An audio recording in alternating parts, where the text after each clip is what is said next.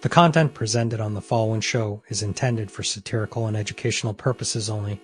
The views, opinions, and statements expressed by panelists and guests are their own and do not necessarily reflect those of the host, production team, or channel. Additionally, any third-party content featured in this program is used in compliance with fair use under United States copyright law, which allows for commentary, criticism, news report, teaching, and research. Viewer discretion is advised, and we encourage independent thought and discussion.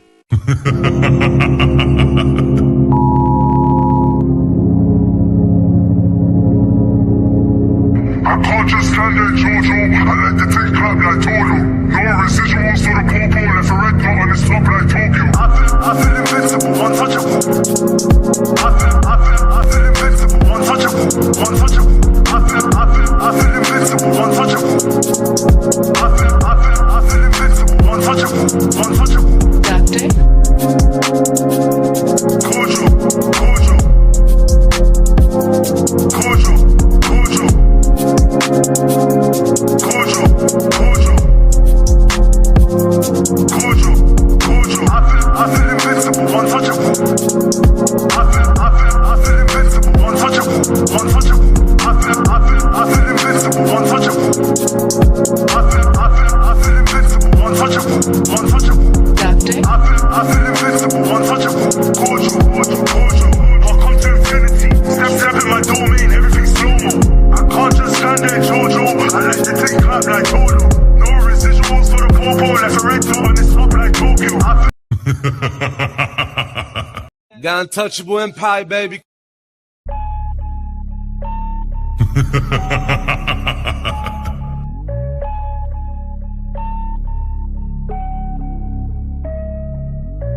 You're having a conversation in bad faith. Did you say women are children? Did you say women are children? No. Do you get every bad bitch the same way, my nigga? No.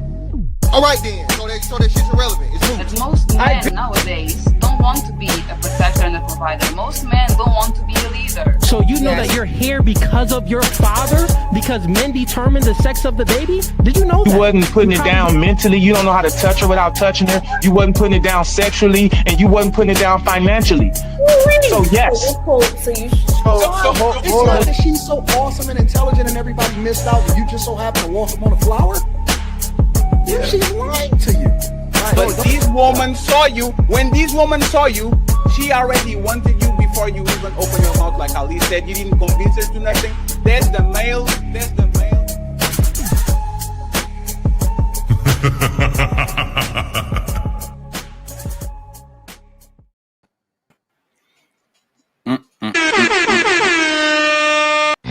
It's time to do.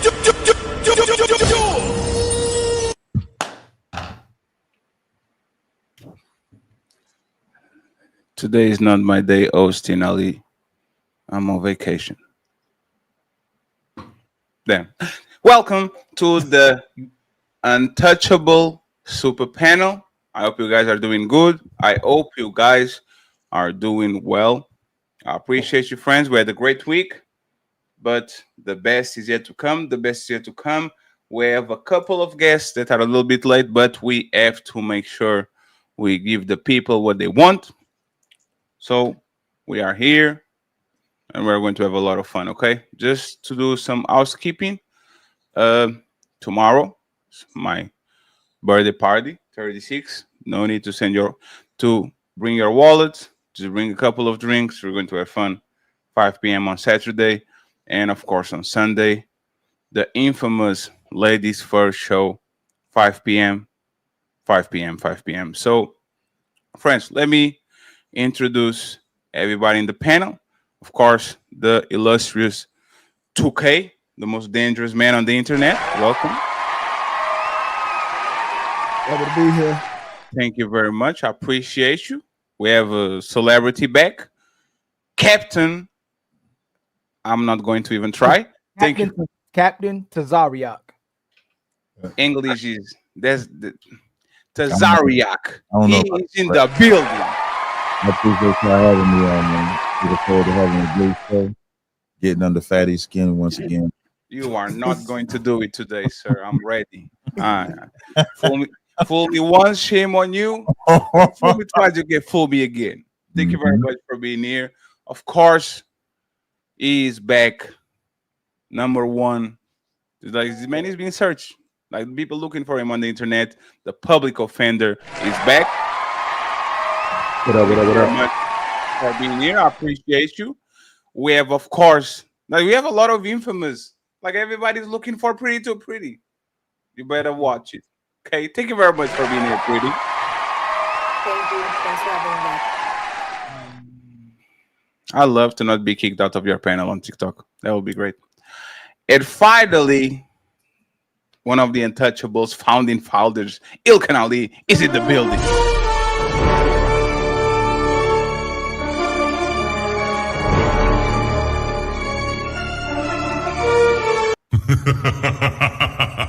Like I said, friends, we will have a couple of people joining the panel. So love the show, support the show. As you know, the Hamburger Fund and Ilkan Ali always welcome your donation. So I truly appreciate it. If you're feeling a fatty, hit that like, smash subscribe, and bless the Cash App at $teamfatty8. Like the video, hit subscribe, and show love to Ali at $Ilkan. And since we are here, thank you very much, Doris, for gifting one membership to me and Ali each from the Untouchable Empire. Thank you very much, Doris. I believe that there's multiple so-called black leaders who believe that they are untouchable. The Untouchable Empire, baby. Thank you very much. That's your friend, Tess? That's crazy. Hell no, she's trash. No, she's not. She's a princess. Leave her alone. Hell no. Shout out to Sun Keys. I appreciate you with the super chat. Say shalom to you. Thank you very much, Sun Keys. I appreciate you. And my boy Player One, the best editor in the game with one Untouchable membership. So, you think you're untouchable? We are going to make sure we celebrate all your super chats. So keep sending them. But it's time to start. It's time to do. We have a little icebreaker. So let's start with this. And then we go from there. I want Pretty public offender to go first, if it's possible. And then we see what we have here. So here we go. In my 20s, I met a guy who made me seriously consider ruining my life for 36 hours while I was on a girls' trip in Punta Cana. At the time, I was in a long-term relationship that I'd wanted to end for months, but kept losing the balls to do so because we lived together. And because there wasn't anything technically wrong with my boyfriend, I just felt dead inside when I was with him. Punta Cana guy was the opposite of what my boyfriend was. Tattooed. Is anybody echoing? Y'all hear echo? I hear the echo. Damn, I didn't change the settings yesterday. Give me a second. Elgato speakers. Okay, I got you. So here we go. Tell me if there's echo now. Irresponsible and untethered. Perfect. Requires you to pay. Yeah, but now I can hear it. It's fine. When it loops, let me know. When I was in my 20s, I met a guy who made me seriously consider ruining my life for 36 hours while I was on a girls' trip in Punta Cana. At the time, I was in a long-term relationship that I'd wanted to end for months, but kept losing the balls to do so because we lived together. And because there wasn't anything technically wrong with my boyfriend, I just felt dead inside when I was with him. Punta Cana guy was the opposite of everything my boyfriend was. Tattooed, irresponsible, and untethered by the demands of a job that requires you to pay taxes. I immediately went back to New York City after the trip and broke up with my boyfriend, panic searched for an apartment, and miraculously found a place willing to approve me and allow me to move in 3 days later. A month later, Punta Cana guy came to visit me in New York. I expected fireworks. Instead, I got a man standing awkwardly in my kitchen asking if I had oat milk. The magic vanished the moment real life stepped in.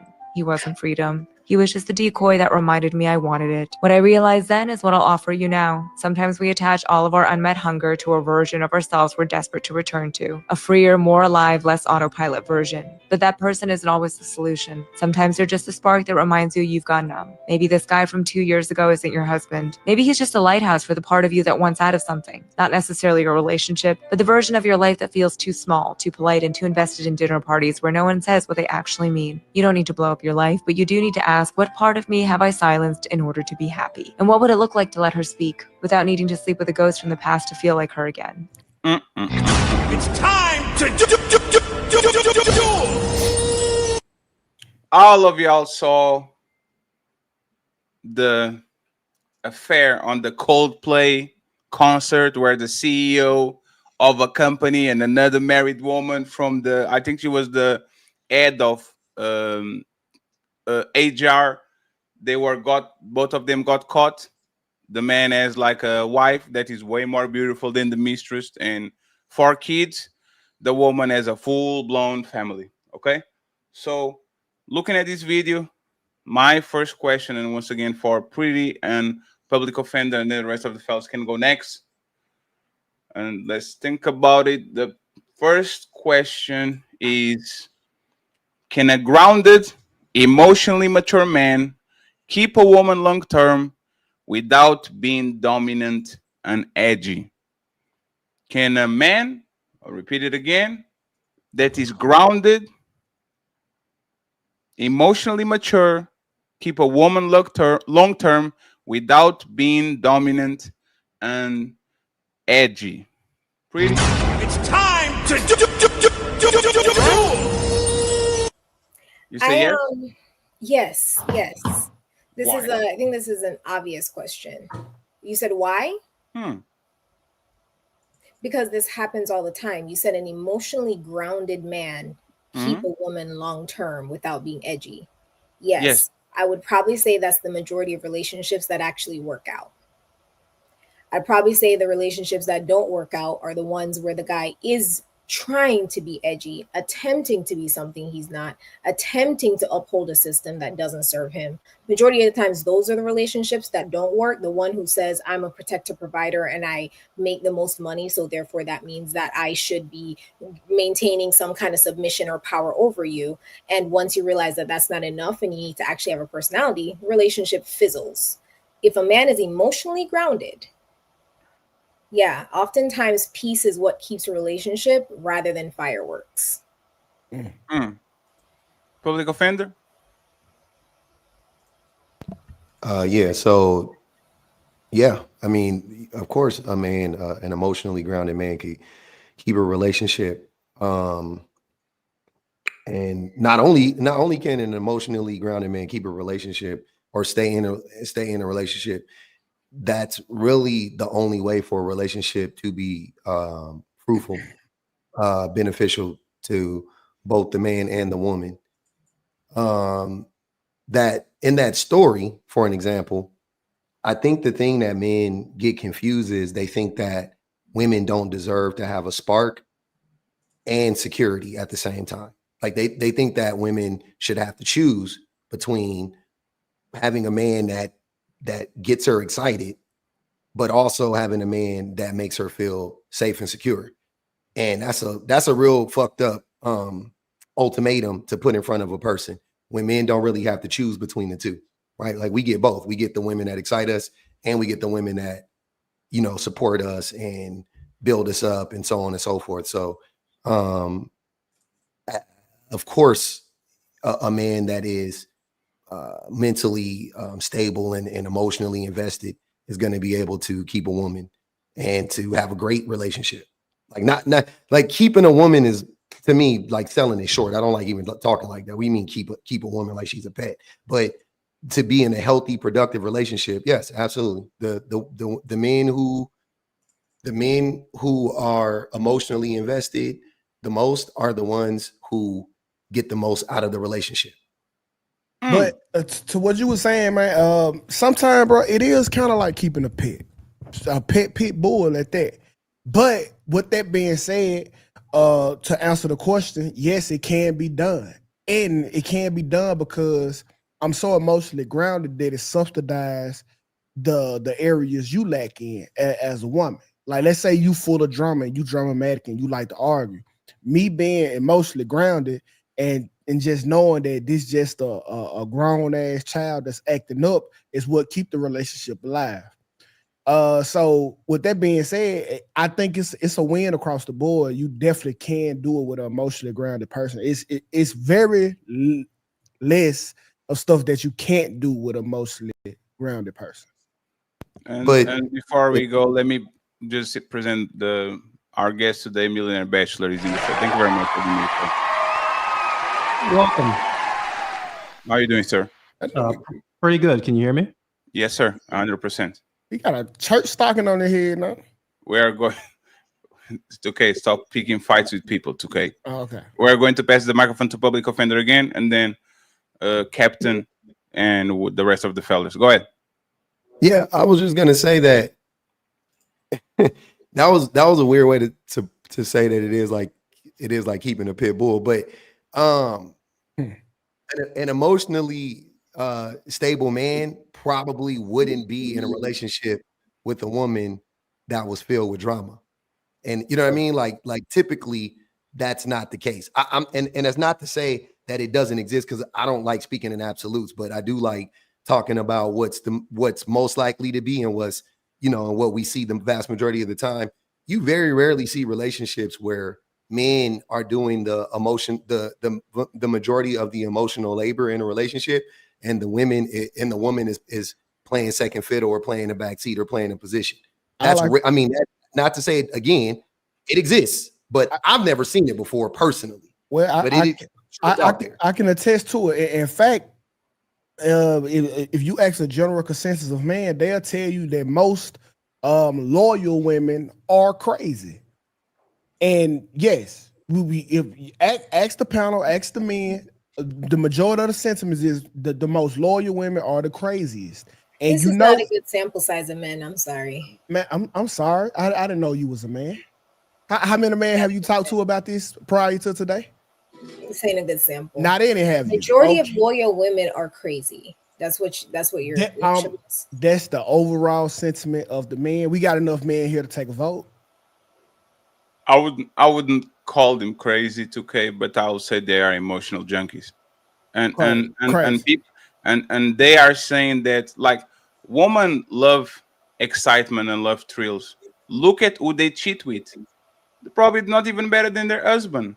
That's why they have the work husband, because they miss excitement in their life. They have a stable. He's not talking about the cheating women. He spoke about the loyal women. No, I'm talking about even the loyal woman. Do you know the most loyal woman in the planet? The woman that is a man that puts her on the roller coaster of emotions. The man that give her extremely security, and he's very predictable, and he's very that's true. Like the love of your life is never the good guy. He's always the guy that you couldn't cuff. And for the most part, if you actually think about it, right? What is marriage? Marriage is security. Security is the absence of risk. Once you actually suppress the absence of risk from a woman that is actually like used to get all these ups and downs for 30 years, you are going to definitely be in danger of losing her if you don't infuse a level of excitement in her life that doesn't come with most marriages. So you are absolutely wrong. Let me break it down to you. Okay, the promiscuous woman that you're talking about, on an extreme level, that they are extremely cool. Like you really don't have a level. I mean, you really don't have a problem of promiscuous women other than they cheat. They be the coolest motherfuckers ever. You could talk to them. You could be yourself around them. Their problem is that you cheat. Loyal women are just the opposite. They are super loyal, but they crazy. Because of the disloyalty of men. Absolutely. Absolutely. No, okay, don't give her that, okay. Okay, you're conceding too much, okay. No, I'm not conceding. I'm no, saying, he walked into the point. No, wait. Crazy because they're being loyal to someone who is disloyal. No. So it be the insecurity. Let me put that word in there. It be the insecurity of the loyal woman who think that she's being loyal to somebody who's not being loyal to her. That's rare, brother. And I would. It's and not the rare. thing is that it is because okay, the way you're describing it is, or what you're saying. I got to say it early. The logic is circular. So if the woman is crazy, what's making her crazy? It don't matter. Listen, no, hold on, 2K. Hold on, brother. It does matter. It like to say it doesn't matter is crazy. That's crazy. It does. Okay. Because it's not like she came crazy. It ain't like she just arrived crazy. She arrived normal, and then she was gaslit, then she was cheated on, then and now she's crazy, right? That's an excuse. We talk about grown up, sir. There's nothing you can do. Okay. No, is the opposite. I'm Offender, literally in the middle of a point. It's okay for people to finish their point before somebody else answers, right? So sorry again, for interrupting you on your show. I apologize. Go you're ahead. good. I appreciate it. So again, trying to frame this as the most, and you switch it to loyal, but good women. First, it was good women are crazy, which I disagree with that wholeheartedly. And I would love to hear, what is your definition of a crazy woman? What does that look like to you? What makes her crazy? You done talking? Yeah, what the fuck? Why you don't know how to have a conversation? And I do know how to have a conversation. Why do I gotta educate you on how to speak to people? Yes, when I'm done, you ain't got to educate me on nothing. You respond, brother. Okay. Jesus Christ. So my opinion of what type of woman you were talking about? You said a crazy woman, so I'm curious. What is your definition of a crazy woman? What's an example? Okay, so an example of a crazy woman, and I don't think that's the word I use. I think I use another word, but let's just go with crazy. You use crazy. Okay, so women it's just crazy shit. Like, she loyal, you be at home by 4:35 every day. You come home at 4:42, and then she blow up the spot because where are these unaccounted 7 minutes at? Like, that's crazy to a person who just coming home from work 7 minutes late. You can take it off of mute, man. Let's have a conversation. And that's what I wanted to say. You want to make a woman crazy? Give her everything. What the men that make women crazy are the boring men, the safe men, the secure men, the docile man. Those men are the men that make the woman crazy because she's itching for excitement. It's not the rowdy man, the edgy man, the men that are charisma. Those men are not making the woman crazy. Those men are the ones that are actually riding the roller coaster with the woman. You want to make a woman crazy? Give us the most safest, lovely, loyal. Give her a man that loves her more than she loves him. And that's when you're going to see a woman going crazy. Give a man that she loves more than the other way around, and you are going to make sure that she's going to be chasing that man like a dog is chasing a butterfly. Crazy is boredom for a woman. Is not cheating and I'm every other woman. That's not crazy for a woman. That's actually what they love. Let me get you said Captain. Crazy is boredom for a woman? Yes, for a woman, what makes woman crazy is boredom. What makes woman crazy is you having a guy that does everything for you. You know why, pretty? Because y'all hate simps. A simp will do everything you want, will love you, will kiss your feet. That man drives you crazy. Why don't you have a spine? Why don't you push back? Why don't you put your foot down? The risky man, the edgy man, that man will put you on a leash. Sorry for the leash. Let me tell you how crazy it is when a woman bored. And by the way, let me just do a mic check real quick because I think it's you, Millionaire. I think you have a little bit of feedback on the back. See if you have like a phone or YouTube. Okay, so then after 2K, we go Captain and Millionaire, Bachelor, and Interrupted. Okay, go ahead. So let me explain to you the boredom. Okay, if I were to take a woman out of everything, I do everything for, hey, I just want you to be a stay-at-home wife. Okay, you just stay at home, just be my wife. You really don't even got to clean. What a woman would do with that boredom time is look for self-destruction in a relationship. You gave her enough time to figure out what you doing with your time. She looking for something in the relationship that's wrong because it's too perfect, and she using the time that you allowed her to have to be bored, to self-destruct the relationship. That's boring in itself. I have seen, like, my best friend, man, set his wife down. Man, I'm talking about she didn't have to do nothing. The time that she had to herself, she looked for shit to break down a relationship. She found out about his mistress. So if she was at work, she wouldn't have had time to find out about it. What? Hold on. Go back to that. He found out about his mistress. Public offender. Do you not know how to have a conversation? I thought we wait till somebody get done talking, then we talk. Oh, damn. I thought that's how we had the conversation. So let's keep that in mind, sir. So what I'm saying, if he took away everything, he'll leave you done from every bill, from every hour of work. Hey, you just stay at home, be a good wife. She used that time to destroy the relationship with.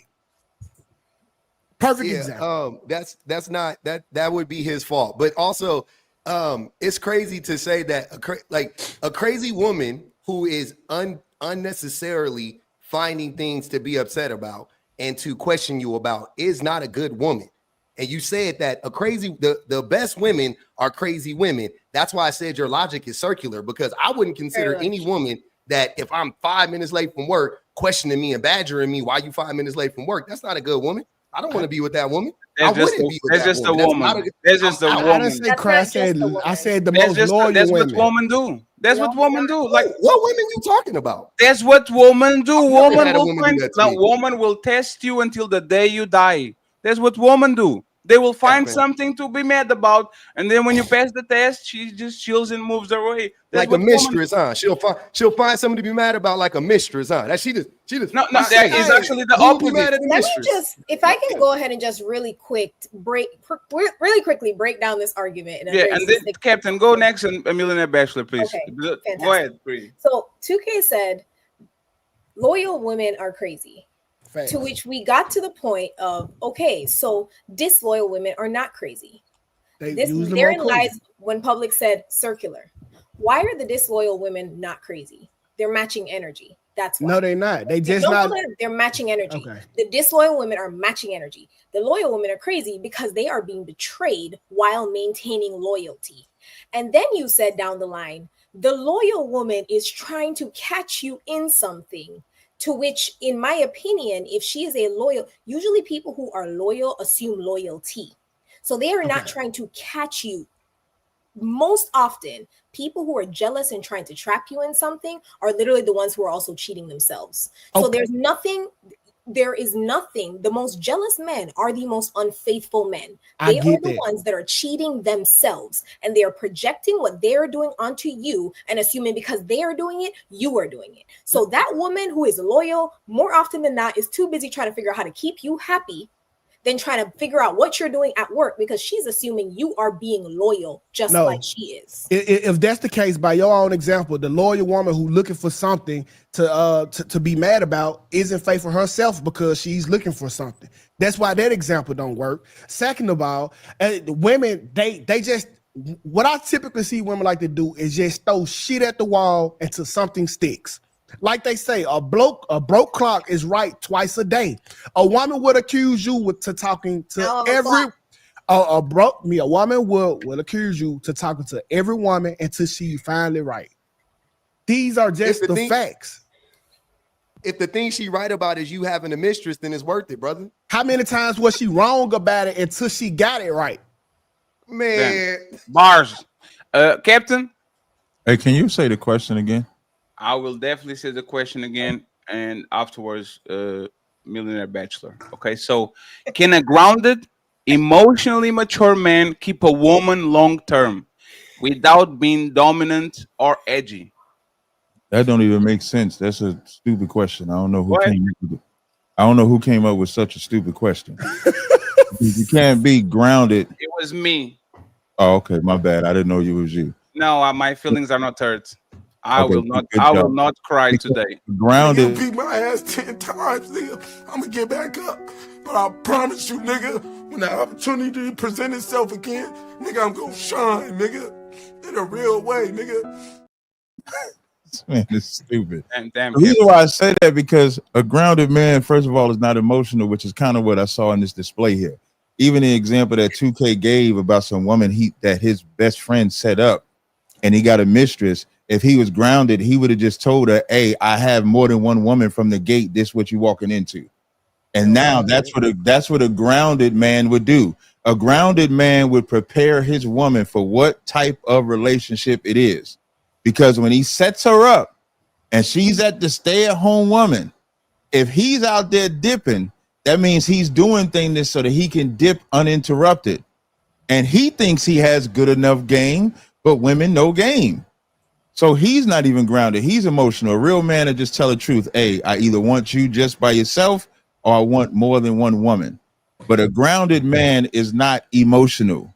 I wouldn't even put those two terms in the same space. On the subject of crazy, I kind of agree with 2K as far as men liking crazy, just not the type of crazy that he's talking about. Crazy is subjective. I'd say I'm crazy. So when you meet somebody, they could be crazy before you get them in this. I'm using this word because that's the word y'all chose to use. They could be crazy in the sense of a woman is definitely bringing baggage from previous relationships. And so is the man if they haven't corrected themselves. So if a man that's supposed to be grounded, then he's not bringing baggage from previous relationships, but he expects that woman to bring baggage from the previous relationships. And so the goal is to correct that before you actually become intimate with that woman, before you build a relationship with that woman. That way you've grounded her. But what do most men do? If they're enticed by her physically, they'll deal with that crazy because they're enticed with her physicality. And they never think about fixing that until after the fact, when you can get a lot of shit done with the woman that you want to get with and the man that you want to get with if you don't give up the cookie and if you don't smash the cookie. If you set boundaries, if you set rules, that's what a grounded man does. And so when you put that woman in her place before you lay that rod down, that grounded man can sustain that relationship. I'm living proof of it. So you need to be edgy. So you need to be edgy, right? Like the question is actually rolling. Okay, so when you say need to be edgy, I wouldn't even disagree with the term edgy, because what you're saying is you got to be able to put your foot down with that woman, because even Fatty said something earlier, which I agree with, when a woman doesn't want a simp. A simp is Klay Thompson right now.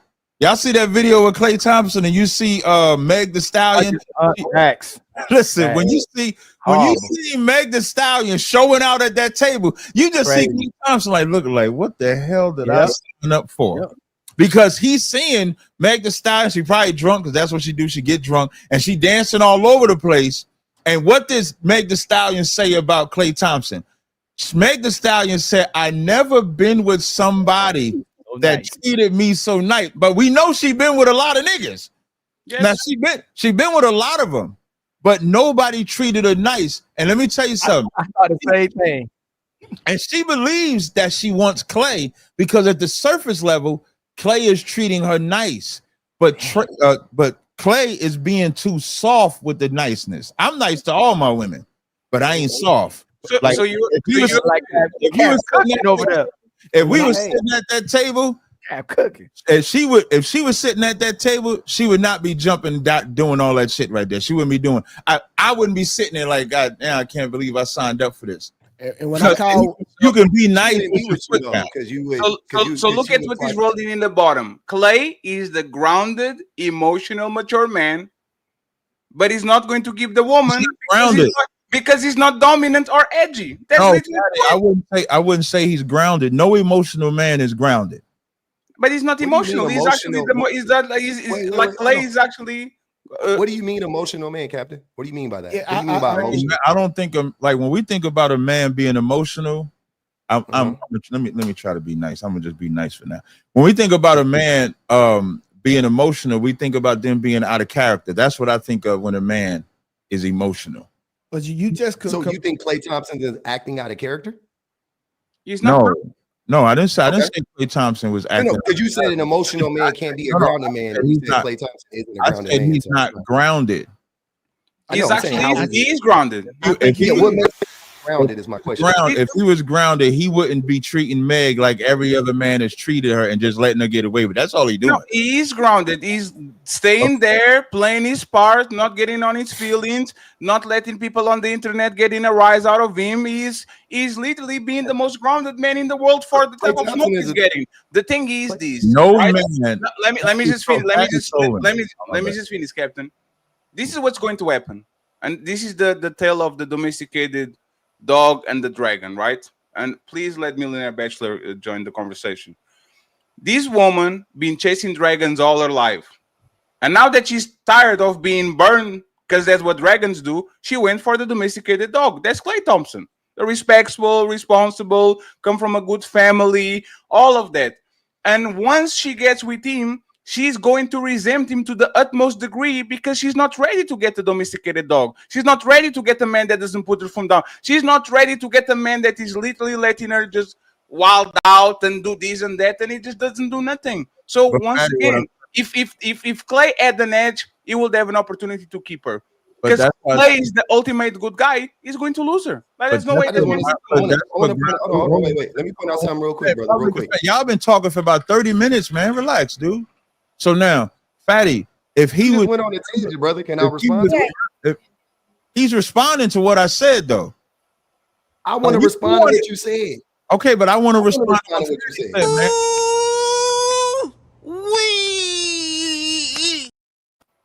Don't be a proud baby.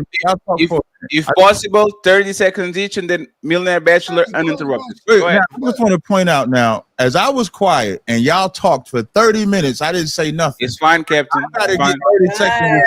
No, Captain, go ahead. You had 1 minute, Captain. No, I'll restrict it to 30. Captain, do 1 minute, Captain. What I want to point out is that if Clay was grounded, he would be putting his foot down. He wouldn't just be accepting what she's doing. Accepting what somebody's doing is why we call him a simp.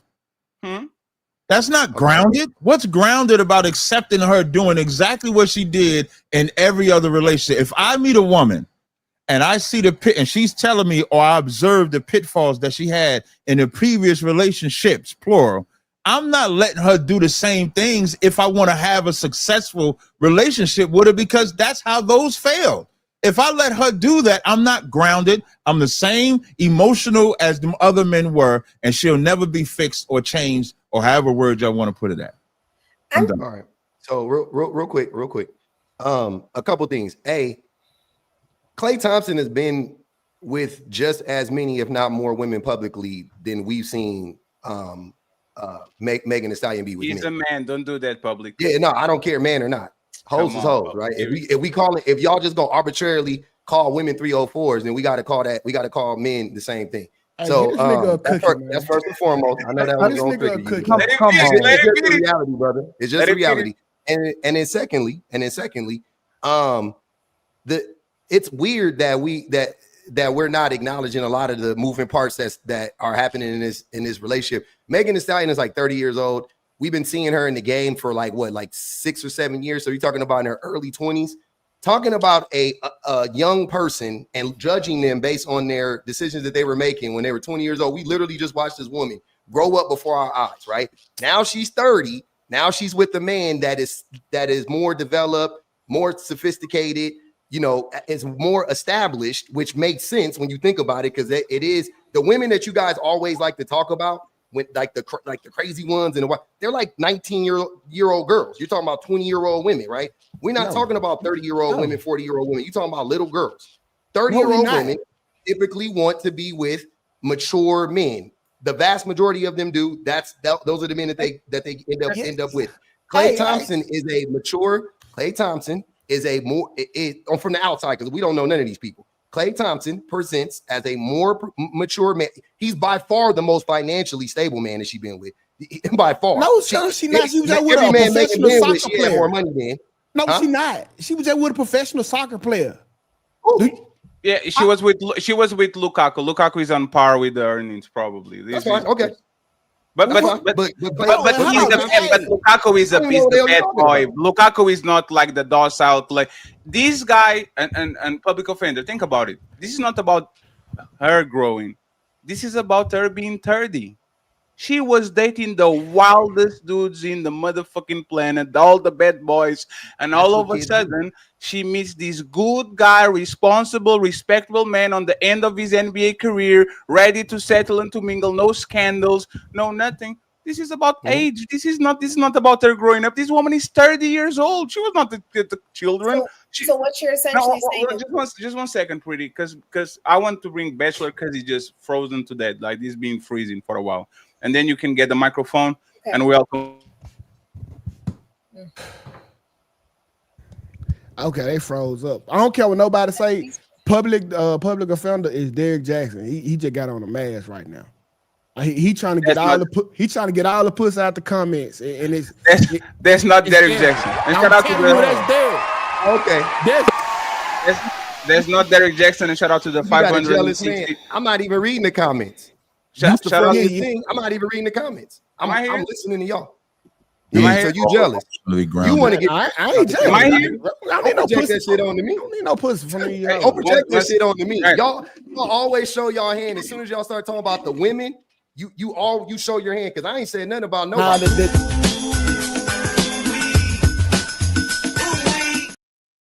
See what I don't like is how niggas like you mislead women and set them astray. You doing more harm lying to them.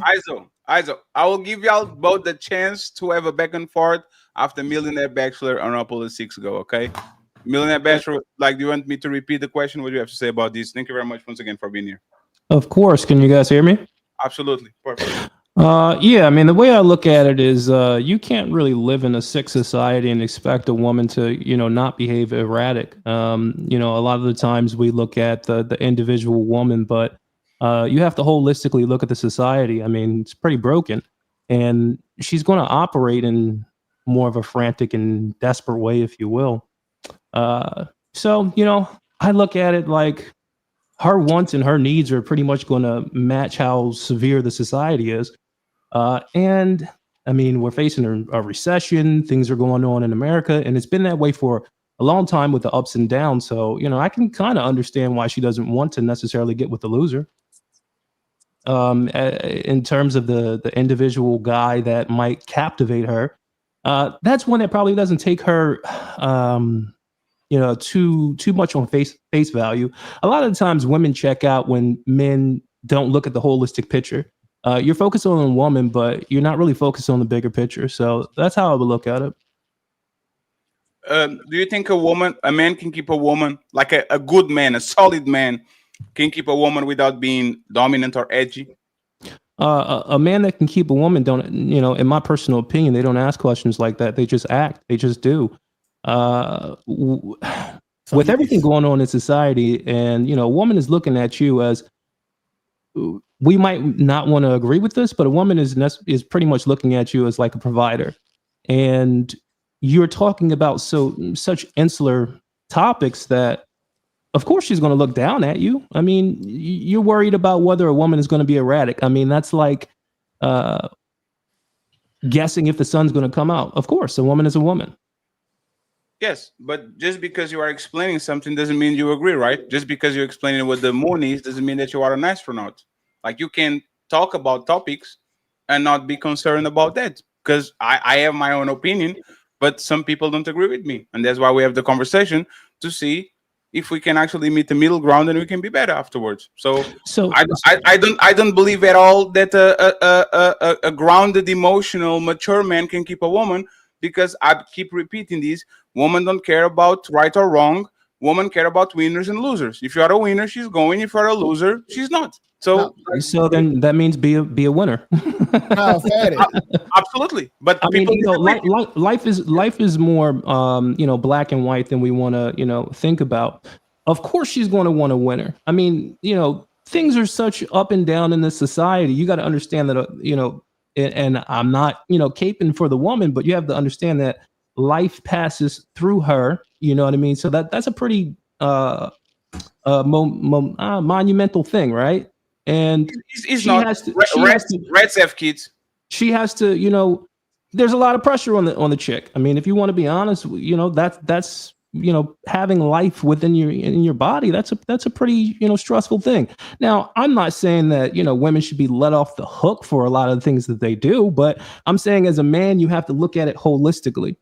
That's it. I just want to say something.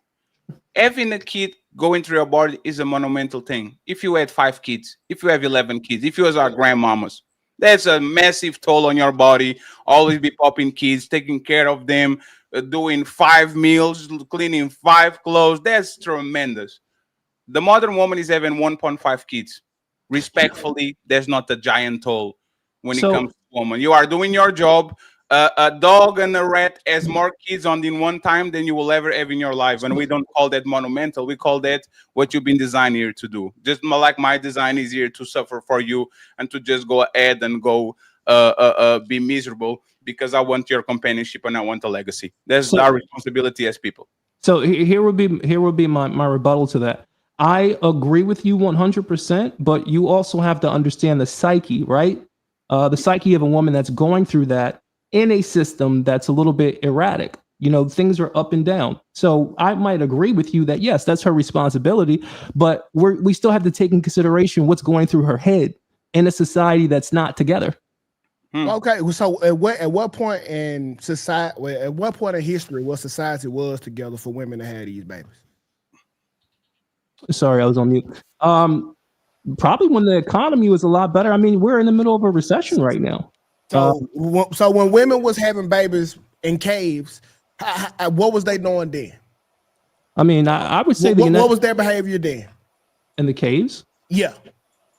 I would assume would you like to say that it'll be a lot more worse if they was living in caves versus what it would be in today's time? Which one would be worse, caves or today's time? White people was in the caves, man. Captain. All right. Understanding this. I can't believe he brought up caves, but if you're gonna bring up caves, I'm saying because by his logic, women are doing what they are doing today because of how society is. Can you read hieroglyphics? Do you know what the women said back then about how it was to be in the caves? Did they report back? Did you read any dissertations on what women wrote in hieroglyphics on their experiences in the caves? But no, and neither did you. But that's the point. If that's the case, how do you know women were abused? They couldn't even write. How do you know it's not a speaking of abusive women from caves? No. Like you talk about how men suppressed women for thousands, if not hundreds of thousands of years and all that. Most women did not read, and the story that were being depicted was by men. How do you know it's not a novel? We kind of take it as face value that certain things were happening that are depicted in history. So we can be picking and choosing because respectably, very respectful, women are erratic, period. Women are boats in the wild motherfucking ocean, and it's your job as an island to grab that motherfucking boat and to put the anchor down so she can have a little bit of peace and stability. There's no time in history. There's no time in history where women were not emotional and very stoic and very grounded and in control of their feelings. Women always been erected. I'm not saying that, but you have to understand social media is literally at its all-time highest. That's why we're here, and you have to understand that what an algorithm does, it watches people and it locks people inside of watch times. I know this is a little bit out there, but what I'm essentially saying is the society is sick right now, and mainly because of social media. If you saying the society is the reason why we getting these crop of women, I'm asking you, do you think that this is the worst society that civilization has ever been in? Sick right now. Let me answer that. Social media. If you saying the society is the reason why we getting these crop of women, I'm asking you, do you think that this is the worst society that civilization has ever been in? Let me answer that. Social media. If you saying the society is the reason why we getting these crop of women, I'm asking you, do you think that this is the worst society that was me, my bad. So the answer to your question is, when I go overseas and maybe I go to bro, that's a yes or no question, bro. No, it's not a yes or no question. You don't get to dictate how I speak. You ask me a question, you're gonna listen to me or you're not. Because you talking in circles. I ain't got no time for this politician shit. I'm talking in circles. Yes or no? Listen, man. This is what an emotionally grounded man looks like. Slocky. Which one? We all know which one. Me. That's me. They're talking about me, friends. Wait. My bad, y'all. 2K and Captain owe me $50, $25 each. I will be receiving them in compensation. I will get that in food stamps. Okay, so I'll be waiting for your food stamps. Hey, so you mean to tell me he left and y'all calling me emotionally not ground? Oh, okay. No, that was not me. That was Captain saying somebody's emotional. No, I didn't say no. I didn't say anybody. I said we know who it is. I didn't say I you. know who y'all referring to. Well, that's you, but I didn't say you. Yeah, but you see who left. So who holding the bridge up? Okay, you're not holding a bridge. You're actively putting a sledgehammer to I'm it, not. crashing it. Like there's nothing that you have said that has made any lick of sense. I'm first of all, listen. That's how what I just did. No, I'm being so serious. Like there has not been one thing you've said I've been able to follow, like in a real fashion where I'm like, man, this logic makes sense. Babe, like, that's why you got 2 ears, okay? Well, no, I've been listening. This what you doing. This what I need you to do. No. We're not doing that. We're not doing that. Don't be disrespectful now because I'm not. Because I'm trying to help you out. I'm reading the panel of the pause. I'm reading the panel of the bullshit. We got one bullshitted dude out of here. We gonna get public defender out of here too. Let's not do that. You sat and had a discussion with the only one triggered. Had a whole dissertation back and forth. I'm passing it. I guess we're going to have to put pretty on the thumbnail this time. So to kind of refocus I the wouldn't question. say triggered though. I would disagree. No, you're good. You guys do what you need to do. This is part of the game. We need to be a little bit more emotional resilient. You need to be more grounded. Remove emotional from a man's vocabulary. That's not manly. Yes. So let me get Topple in 6 real quick, and then I want to hear public offender. Why is he doing the faces that he's doing to the crowd? And once again, there's 587 people watching. Support the content creator where you are watching the show. Okay, I would appreciate that. Like the video. We're going to have all the links in the description. 6, you have something to say about what we're talking about, or you want a question? You sound staticky, brother. You sound staticky.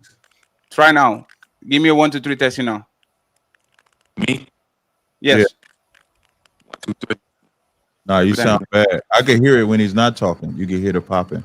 Yes, because this Chrome is going crazy lately. Okay, if y'all are having like difficulties with the streaming, just go to Microsoft Edge or to Safari or to any other device that is not Chrome. It's kind of going to just leave and come back. 6, probably going to get better. Public offender, do you have like, because you were nodding your head, like anything that we said, like you didn't agree? Like I disagreed. Yeah, I mean, go ahead. Yeah, I mean, to be honest with you, I really haven't heard much. The millionaire dude wasn't really saying nothing. He wasn't making no sense. 2K not making no sense. And I'll be specific because I don't use vague terms. So the discussion, first of all, the reason why the whole thing is dumb is because it's already starting off rooted in a lie that women are unstable. Like of the 2 genders, right? Like if you want to say women are unstable, if you want to say humans are unstable, which I wouldn't even give you that, but that would be more of something that we could prove, right? But if of the 2 genders, if men are the stable ones and women are unstable, I would love to see the evidence on this, because I can tell you 10 ways from Sunday how men are actually unstable, how men are actually the ones out here causing the harm, killing people, abusing kids. Like, what are we talking about? Men are on the so public offender. Men are on the extremes. They are the most docile, and they are the most aggressive. Women are in the middle of the spectrum. Yes, absolutely. Yes, that's exactly what it is, because it's a very small percentage of men that is extremely violent, and there's a very small percentage of men that is extremely docile. Like women usually are in the middle.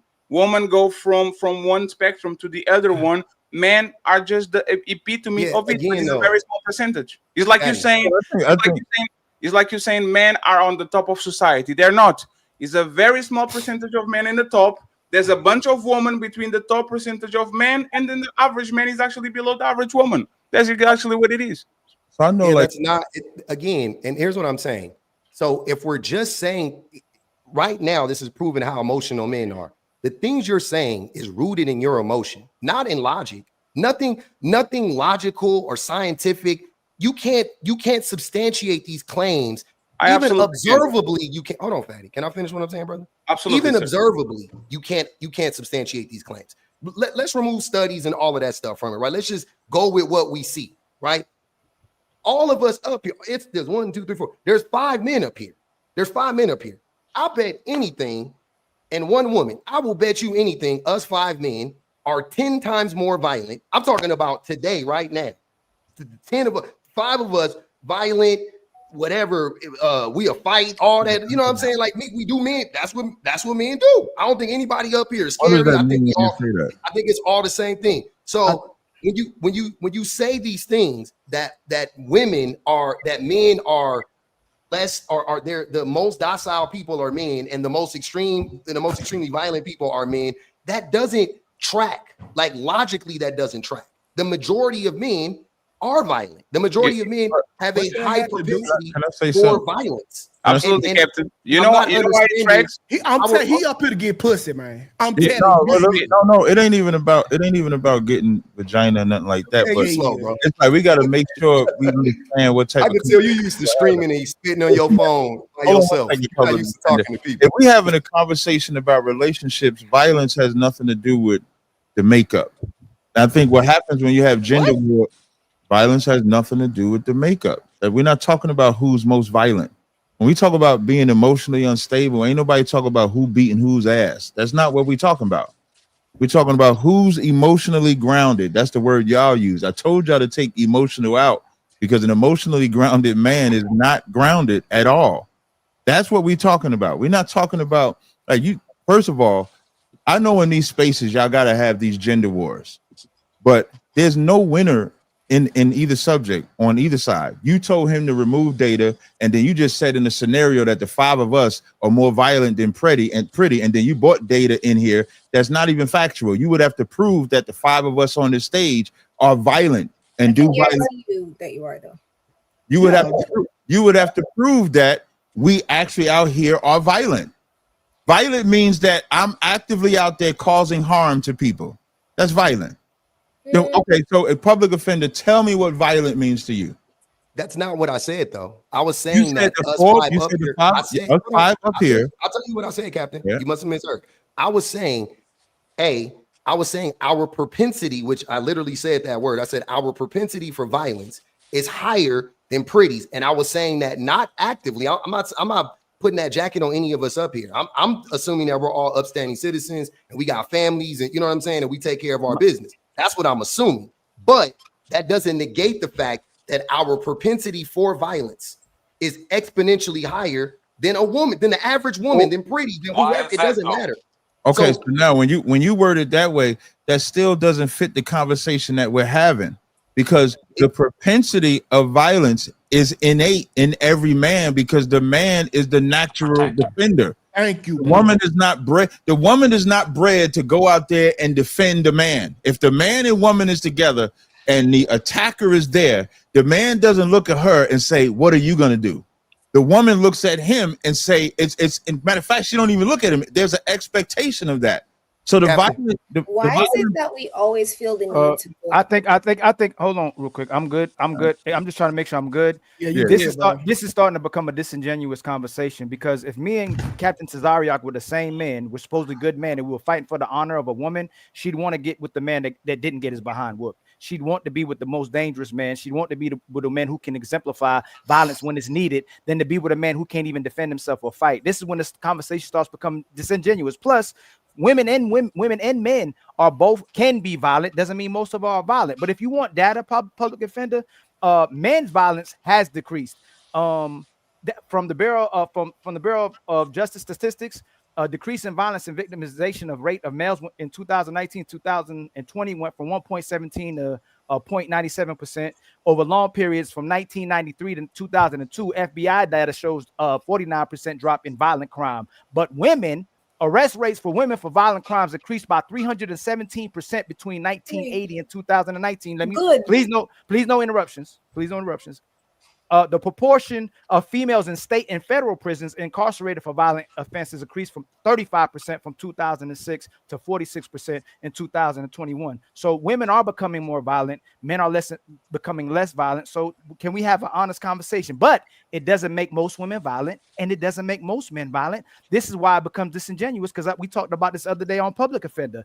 Sisters delete the most babies outside in the womb and outside. Let me finish. And outside the womb, but we don't say that women are dangerous to children and that we should keep women away from children. We just acknowledge who's doing those acts and those women that does it. And this is how I know y'all are red pill and you manipulate, because you can say that doesn't make women dangerous and you don't conflate that to all women. So why don't you show the same grace to men and go, you know what? There are men that are deleters. There are men who are violent and abusive, but most men don't do that. But y'all dangerously do this to make men look bad purposely when most men don't perpetuate that behavior. So I got a question for any man up here, real quick, because my brother mentioned it, right? So I got a question for you.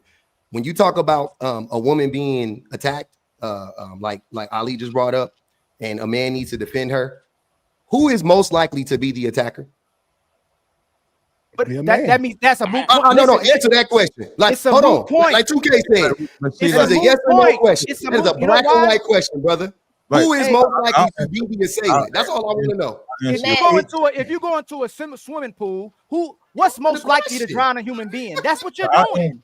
I'll answer I rest my case. A woman won't count us for a woman. Wait, let me answer the question. There are 15% men and women on this planet. So for you to compare there being more water in this ocean, that's not how that works. That's how I know you're not listening. That's not what I said. 50% men. That's not what I said. Women. What you're saying is what? No, Ali, first of all, I've been trying to speak. Pretty, that's not what I. But pretty. This is our show, right? When you run your show, yes, and when you run your show, hold on, pretty. When you run your show and you want people to stop talking, we all stop talking. So Public Defender doing the same thing. If you come over here, show the respect to the host when we're talking to stop when the host starts. No, but I'm talking right now, and you still trying to talk over me, pretty. That's what's happening. You have interrupted me every single time. I didn't. See, I haven't even talked the whole show. That's what I mean by this. Let's 1 second. Let's not have the conversation about the conversation. Ali. Yeah. Say exactly what you said and let Pretty reply. Yes. Pretty. When you're on your show, it don't matter when you want to talk. People got to stop talking. That's what we're saying. When you play that role and you play that hand and on this show, but when you're on your show, nobody makes us out to be victims. You have the right to. Pretty. I literally got blocked off your show, and so is Fatty, and kicked off your show. We don't play victim. We just laugh it off. Like, come on. You got to stop with that. And you're sitting here bringing that up on here. Look, see what I'm saying? You're doing it right. No, it's not. We don't take it as that serious. But when we're speaking, but you're bringing it up, so you do, because you're making a moment right now while I'm speaking instead of saying let me let Ali talk on his show, right? Right? Ali, please clarify what you want to say and Pretty rebut. It's dangerous rhetoric to keep making men look a certain type of way so you can justify your bad behaviors, or a woman don't have to show that she has to have autonomy of her body and control herself and be a woman and not let somebody make her go off her square when she wants to blame somebody. If a man, like Captain Tazariak was talking, if you a man and a woman can get you off your square and you start being soft and you want to be a sucker, you want to be a Klay Thompson, Klay Thompson has to take accountability for his behaviors and who he chooses to be with. We already know who Megan Thee Stallion is. What y'all like doing is going, you know what? She a 304 because of what Michael did. She's she uses men and disrespects men because of what John did. Y'all want autonomy over your bodies. You want to be 50-50, treated equal to men, and then you don't want to take responsibility for when you acting up. Like, hold yourself accountable for what the sisters are doing, just like we hold brothers accountable for what they're doing. That's all we're saying. If most men are not dangerous to women, stop trying to make it seem like that men are out here being violent and dangerous. Most men to women. Those are those men that we need to address that are dangerous, just like there's women beating on women, but we're not saying women are dangerous because women are hitting women when we know y'all hit each other the most. Women have the highest DV, you have the highest divorce rates, but we don't go, that's all women. And by the way, yes, you quite literally do. And by the way, shout out to Lou the Legend for gifting 70 Untouchable memberships. So Thank you very much. Let's say this. I'm sorry. Go ahead. Thank you very much, Lou. Once again, I appreciate you. We'll read the super chats in a few minutes. Go ahead, pretty uninterrupted. Thank you. So what you just said, the majority of men are not doing this. We're not speaking about what the majority of men do. We're speaking about the presence of violence. And over 90% of times when violence occurs, the perpetrator is a man. So it doesn't matter. It doesn't matter how everyone goes home every day and everyone's safe if we're addressing violence. Let's go ahead and be a little bit myopic here. And let's bring it down to when we are addressing violence. And absolutely, overwhelmingly, y'all show up. You guys have an A, over 90%. That is an A, almost an A+ level of violence that y'all have. Anytime that there is violence, the perpetrator is a man over 9 of 10 of those times. So if you're stating that that does not mean the majority of times there is violence, it is at the hands of men. We are not speaking. Listen, we can go ahead and speak about the good men and it's not all men. That is a stupid argument to have if we're speaking about the issue. So let me go back to something really quick because I've been waiting to talk for quite a while. If we're going to sit here and minimize what women's contributions are in the way of childbirth, I agree with you. It's so minimal and it's so unimportant, 2K. So let's stop doing it. If it's minimal and it's unimportant, let's just not. If it's petty, it's unimportant. We don't go through that much. It ain't nothing. It's not a big deal. We have less kids than rats. You know what? W rabbits. They're doing so much of a better job. W to the rabbits. Let's stop doing it. And you wonder why, if it was so minimal, why are we being policed so much? If it was so minimal, why are we being policed so much when we decide not to do it? It's not minimal. So let's not go ahead and minimize it unless you just want us to just pause. Because what you're telling me is that I'm wasting my time. Did you answer? Was that the reply to what I said? Yes. So I replied to both because I've been... Yeah. So you have our jobs. You have your job and I have my job. I am not minimizing the fact that you took care of the kids. I just want to acknowledge you that I spend the whole day hunting and fishing. I don't want you to minimize the fact that you are birthing kids, is that I was outside fighting the next tribe from invading ours. I don't want to minimize your lack of emotional restraint. I'm just saying that I have to be emotionally restrained every day, because if I'm not emotionally restrained, I'm going to be a danger to the people around me. That's my job as a man. Me wanting a pat on the back for being emotionally restrained is not a motherfucking award. This is not a participation award. I should be restrained around the people that I love, and I should unleash that shackles to people that actually are in danger to my people. So when you complain about men being violent, when the next tribe invade, I want the soft man like Public Offender and all the men that you support to go ahead and to motherfucking try to protect them from the Vikings. Violence is not bad. Because you love violence when it's against people that you don't like. You love gossip when it's against the people that you don't like. You love character assassination when it's against people that you don't like. But as soon as it turns to woman, oh my God, I don't want to. Well, if you believe that women are the same as men, we deserve the same sympathy and we deserve the same motherfucking leadway that you get from women just for existing pretty. So yes, do your job. Your job is to have kids, and you want to have kids. We don't live in, one second, please. We don't live in a time where women are getting kids by men pushing them to have kids. These women want to have kids. That's why they only have one, because they only can handle one. Right? So if you are having kids and you want kids, because I thought women wanted kids, right? Why are you putting that shit on a man and pretending it's a burden? You don't want them? Don't have them. If you want them and you have them, there's responsibilities and stress and trauma and whatever that comes with actually having those kids. So you don't deserve a participation award for doing what your grandmama did 10 times. Sorry. They're not even doing what grandma did. They take an epidural. They taking every shortcut they can. Y'all not having births like real women used to have. Y'all ain't going through that same pain. Y'all ain't nothing like these women used to be. But they flip flopping because they'll say we're not just baby makers. That doesn't make us special. Well, being married doesn't make us special. Having a kid doesn't make us special. Y'all downplay it every chance you get until you have an argument with a man or woman, and then you use it as a badge of honor to make us think you important. Y'all lie every single day, and it's damn. I just want to like before y'all. Ali, repeat the last 20 seconds. You froze. Dang. It's not special to them till they want it to be special. It's always at their convenience. They're as soon as they get in an argument with a man or woman, they'll brag about the fact that they married, and they'll brag about the fact that they got a child, and that the woman is childless and single, and the man is childless and single. Thanks. I just want to highlight we got totally away from the question, but y'all got it. Yes, let me go ahead and get SD and Opulent 6, and then I'll read the super chat because there's a couple of questions. Does Fatty hunt and fish or fight ever? Do you have 11 kids? Do you clean your clothes in the river? Do you have to cook every day, or you order out? Do you have Uber Eats? Do you have a Roomba? Do you have Wi-Fi? Do you have Netflix? Do you have nannies? Do you have?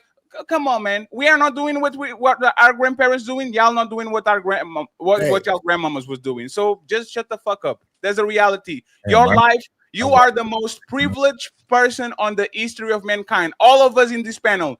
We have food on the fridge. We are not running from tigers. We have shelter. Come on, man. Why are you trying to come around and pretend like you are struggling? You're struggling because you want to struggle. Congratulations. You have first world problems. Solve it. Stop crying. Like a true white supremacist. What? Bro, it's insane. I'm telling you why he here. Y'all don't believe me. Hey, you know what's funny? No, it's okay. Hey, this is Derrick Jackson. No. I'm telling y'all. White supremacy. That was wild. Public offender. This nigga's here for pussy. I'm telling you. No. Correct this statement, right? Because I know you're pandering for your crowd. Correct this statement. In 2000, people that live in the West in 2025 are the most privileged, safe, and powerful people in the history of mankind. They live the longest. They have the better quality of life. They don't die from disease. They don't die giving labor. They don't die in wars. Like, do you disagree with this statement, sir? That technology advances have made us safer and secure. Yeah, I don't disagree with that. So why are you saying white supremacy? Why is it white supremacy? White supremacy. What's that shit? You're conflating. Hold on, Pillsbury Doughboy. You're conflating two different things. You're conflating that we are more technologically advanced versus that we are actually in a position to just level up, like pull yourself up by your bootstraps, and that's what you're saying. Right, so you sound like a white supremacist. So that's just the reality. Talking about your problem, cry, be better. Like, Captain, 1 second. Captain, do you saw how I emotionally I controlled myself and I didn't lash out on him when he called me fat? Let me prove how we are living in the safest, most prolific, abundant in the history of mankind. We are so safe that public offender can paint his nails yellow every week without getting lambasted in the street. This man goes every 2 weeks. I don't know nail polish. This man every 2 weeks paints his nails yellow. Well, we are so safe in this motherfucking planet that if you were born when my parents were born and you were painting your nails yellow, you'll be smacked in the motherfucking face. You are safe as ever, sir. I got you. So I think you got it twisted like a motherfucking bad bitch. I got you. So I think you got it twisted. I think you think that I'm safe. I'm a bad bitch. I'm a bad bitch. Okay.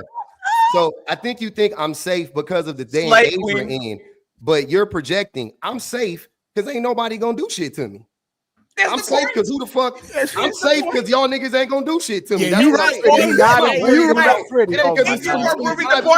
Ain't no nigga gonna run up on me and do shit to me. That's because we don't hit girls, bro. The reality. That's because we don't hit girls. Fingernails painted. Is that violence? Are you perpetuating violence? Let me give me a second. Let me respond. Not even pretty. Hold on, brother. You nodded while he trying to talk about your fingers about this. Your fingers about this long, my nigga. You need to calm down. Look, so here's the thing. I live You see the city. It's the city I grew up in, born and raised. I'm from Long Beach, California. How I grew up and where I live, my nigga, I could do whatever the fuck I want to do. Ain't nobody gonna do shit. That's the reality. As long as you don't disrespect nobody, which I don't, I keep it pushing. I mind my own business. Don't nobody care. We just living, we existing. You thinking like it's 1950, talking about, oh, we're safe now because nobody's gonna run up and slap you because you got your fingernails painted. Yes. Cool. That's not true because queer folk are still victimizing. You're literally making this point. You go, girl. Oh, 1 second. Just let him finish. Okay. He was talking about white supremacy, even though he has a white wife. We're going to let him finish, and then we are going to let Opulent go. Okay. White supremacy. Hold on, I got you. I got to respond to what he said. I got to. No. But let him finish. Y'all can respond after I'm done. I got you. Hey, so, let me say something right before when he's done because it's a lot. Can I finish what I'm saying? I just want to finish what I'm saying. So what I'm saying is that again, the people queer folk are under attack, right? From a lot of strange dudes that are closeted gay men, and and they lash out and they have a problem dealing with their own masculinity because they don't know what masculinity is, right? The men who get upset at things like fingernail polish are often if you're worried about another man's sexuality, that says more about your sexuality than mine. Because I don't give a fuck. I'm married. I'm completely okay in my sexuality. I don't give a fuck. I don't care who you hunching on, as long as it's consensual. I know Fatty like to hunch on 18-year-old girls. He like little girls, but that's, what I'm saying, that's between him and the police.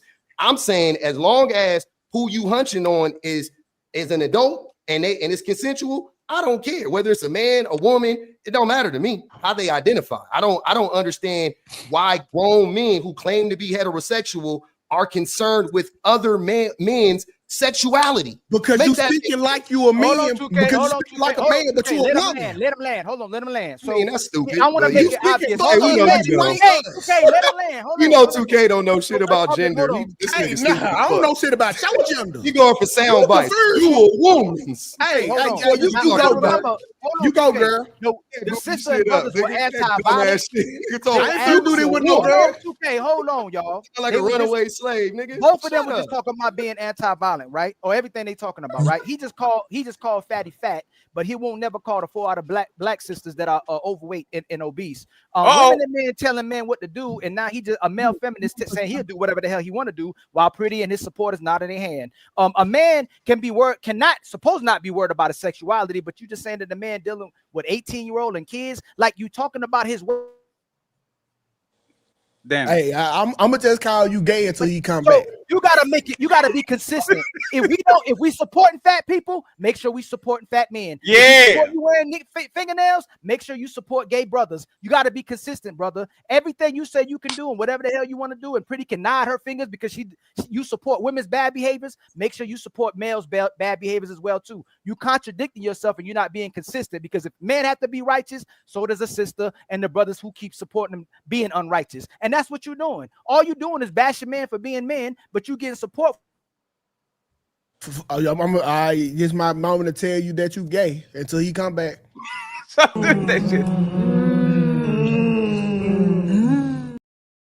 Ali, we got almost everything you wanted to say. Almost everything. We're not in high school. I don't give a fuck about a nigga that can't speak English calling me gay. Go ahead. I'm not calling you gay because you said no. 1 second. I'm not calling you gay.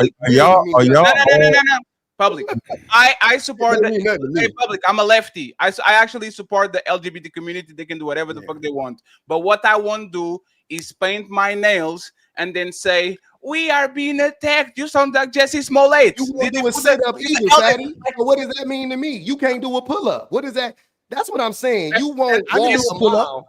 It's fine. I can do Can we get the personal shots out the way and get action? Yeah, let me go get mine out. We are going to be emotionally. We are going to be emotionally mature.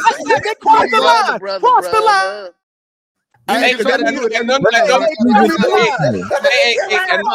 forget.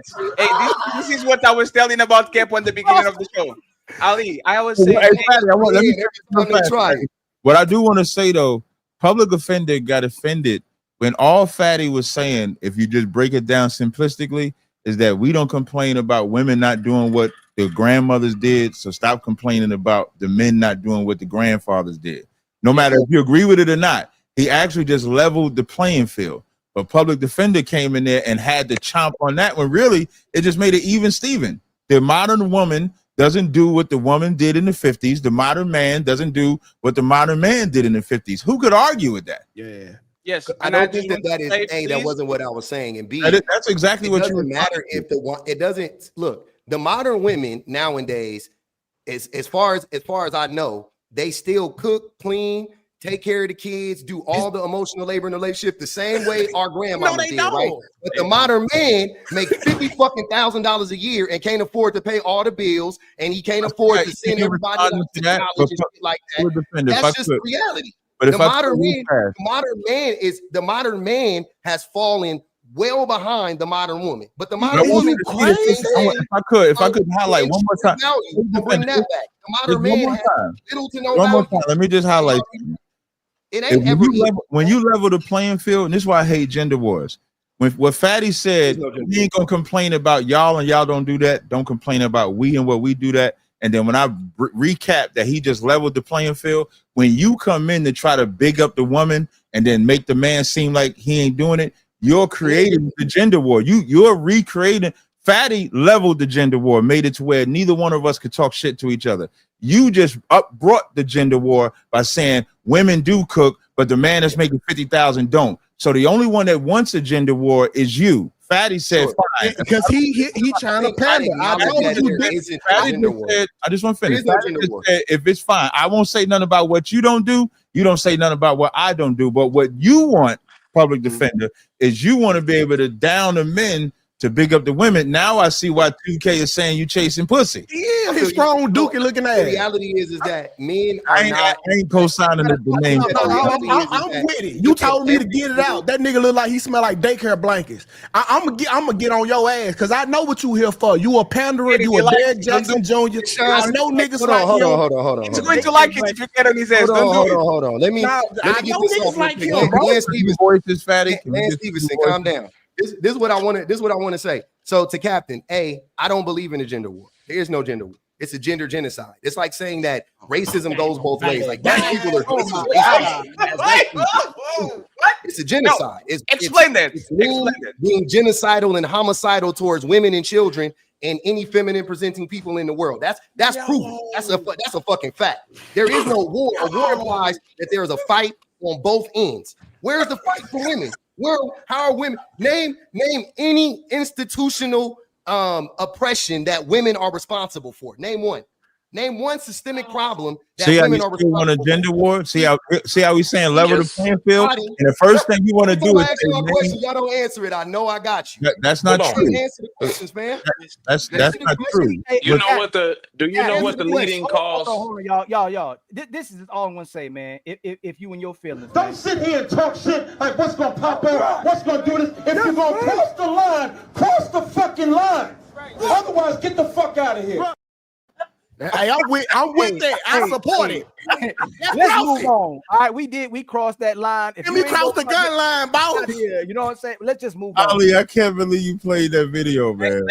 Let's once again, friends. Let's get the people in the. That's me, by the way, in real life. That's me in that video. Let's get the people in the bottom. Hold on, I need to say one more thing. I just want you to know once it came out that you painted nails. That you get your nails painted. I don't wait. No, be quiet. I just want you to know when it came out that you got your nails painted. You goofy. You ain't got nothing to add to the conversation. No. I just want you to remember. They're pretty. Funny, not funny. They're pretty. It's not weird. It was not. She was with it. She was with it. Nobody cares. I remember. Listen, when it came out that you painted your nails, Pretty put her motherfucking mic on mute and she stopped defending your motherfucking ass. Remember that? No. Yeah, you did. You ain't have nothing to say. Triangulate her against me like you a ain't weird have nigga. nothing to say. Weirdo. Just like a weird nigga. We caught you, Pretty. She got your ass. Hey, let's get the. I'll pay for you a pair, nigga. And I did just like that. Let's get the fellas in the corner involved, Six and SD, and then we're going to read the super chat. And by the way, Captain, it's very rich of you to say stop the public insults when you literally ran the guy on the thumbnail by giving him public insult. It's very, very. I did what? You said I did what? So you ran that man away by by personal insulting. You said, you know what it is. You know what it is. So I want to mention. You know what you did? Talk shit like what's gonna pop out? What's gonna do this? If you're gonna cross the line, cross the fucking line. Otherwise, get the fuck out of here. Go ahead, 6 NSD. I see you, Cap. You're not going to do that to us today. 6 NSD. I apologize for taking so long. My bad. No, it's okay. I'm actually kind of enjoying the banter. I'm getting lost. It's meandering all over the place, but just go ahead with the big words. Okay. My bad. Let the man. Hey, why do we ask us guys want to fight each other so bad? No, it just jogged in my memory. Yeah, you said no personal shit. Now saying the brother with the big word, that's not personal. Y'all calling each other fat, pink nails, yellow nails. I'm fat technically. I'm fat. Okay. All right. And by the way, happy birthday to me. I'm 36. Right about. Y'all can keep going now. Opulent. Yeah, let's get back to the show, man. Come on. Opulent and SD, please go ahead, and then we get Lady J in the boot diesel. Go ahead. 6. I really don't have anything to add at this moment right now. It was hard trying to keep up with public offender. He obfuscated a lot, meandered a lot, and it just went on so long. I can't even dive into the minutia of what he was saying. Like I literally, it was hard to keep up. But what is wrong with everybody? What are y'all doing there? God damn. Look at us. Hey, look at us. Look at us. Huh? Who would have thought? Not me. Hey, 6. Don't listen to them. They're just funny because they don't know words. They haven't been to school. They didn't went to college. They're 6th grade dropouts. Go ahead. I believe that men and women both contribute something different to society. And like my brother Ali said, it's disingenuous when you compare apples to oranges. So it kind of makes the whole conversation disingenuous, especially when you conflate what's primal to a man and conflate it with what's not primal to a woman. That whole conversation is already in bad faith, and no one's going to win because you guys are using 2 different metrics and literally using the gender's propensity or intrinsic nature against the opposite gender. It's the conversation becomes moot when we do that. So if we can recenter it or have another launching point, we can go from there. Other than that, if nothing else, has been wonderfully entertained. But I will say this: I don't know where public offender went, but hopefully he's listening. I want to let you know. Did you know if you took your bottom lip and connected it to your top lip and left it that way, that no one would know that you were imbecile? Yeah. And Pretty, you need to police up your zesty bestie because he got y'all looking bad right now. No, you can't be no. 45 minutes to come up with that subpart insult. That was not good. That was not good. Come on, you need to fight for your gay friend in here. All the words and no wit. Pretty, why you ain't fighting for why you ain't fight for Fatty when he called him fat? But you fight for the fat woman. Because I'm not the ally. I'm not a woman. But you know what's funny? When I call her friend fat, she got mad at me. Fatty, him never should have called you fat. Fatty, hold on. Fatty, him never should have called you fat. No. Yeah, Bombaclat. Wagwan. Let's get Ali, you froze again. Goddamn it! Get on your phone, my man. I just stopped. I stopped. Just get on your phone, bro. You're not going to be able to do it. I'm frozen for real. No, you're not frozen. You just frozen. No, I made it look like I was frozen. Public defender over here fighting Doogie Dames. Oh, he didn't go. I told y'all he was going to he has to take his kids to the pool. No. It's time. Shout out to. I told you I was going to get that nigga up out of here. That's 2 down. Rest of y'all real niggas. We good. And I just want to make sure that I actually say this. I didn't start it this time. He called me fat first. I had to call. He did call you fat first. I was actually caught off guard. I didn't think he would do that. No, because nobody had did that. I was actually, and it's kind of fucked up because most of his supporters are fat women, so it's kind of fucked up in my opinion. But let's get SD real. I mean, white women, fat white women, because that's fat black woman. He marries white and he preaches black. The black man's team is a fat white woman. Fatty. I just want to say this. I told you I was gonna get the 2 pandering niggas up out of here. They gone. No, they blame me for the millionaire dude. The millionaire was Captain, absolutely. I thought that was light though. I didn't think that was. It was me. We gonna have to rewind the footage. That's me. That's me. It was nothing. Y'all finished talking, and then I start talking. You thought I was talking about you, and he left. That's me. Yeah, that's me. Okay, listen, we're gonna give a half a set. You get half, I get half. Hey, it's a half a set. Real men don't rage quit. Hey, and SD, please. Real men don't rage. SD, overtalk these men, and please, hey Lou sent 130 memberships today, man. Oh shit! Shout out to my brother Lou, the legend, the Brazilian legend. Good. I appreciate y'all, and please screenshot all the motherfucking haters that are going to get memberships today, friends. I'll count you. There's your SD. The money right. Go ahead. Yeah. So. Yeah, they was just talking about earlier when I first came in, the violence of men and different things like that, right? Which is true to a certain standpoint. 60% of men do the violent crimes and all those things. True. I will give you that. There's 1,200,000 whatever men in jail. It's 116 million men here in the United States. So that's a very small percentage of men in the grand scheme of things.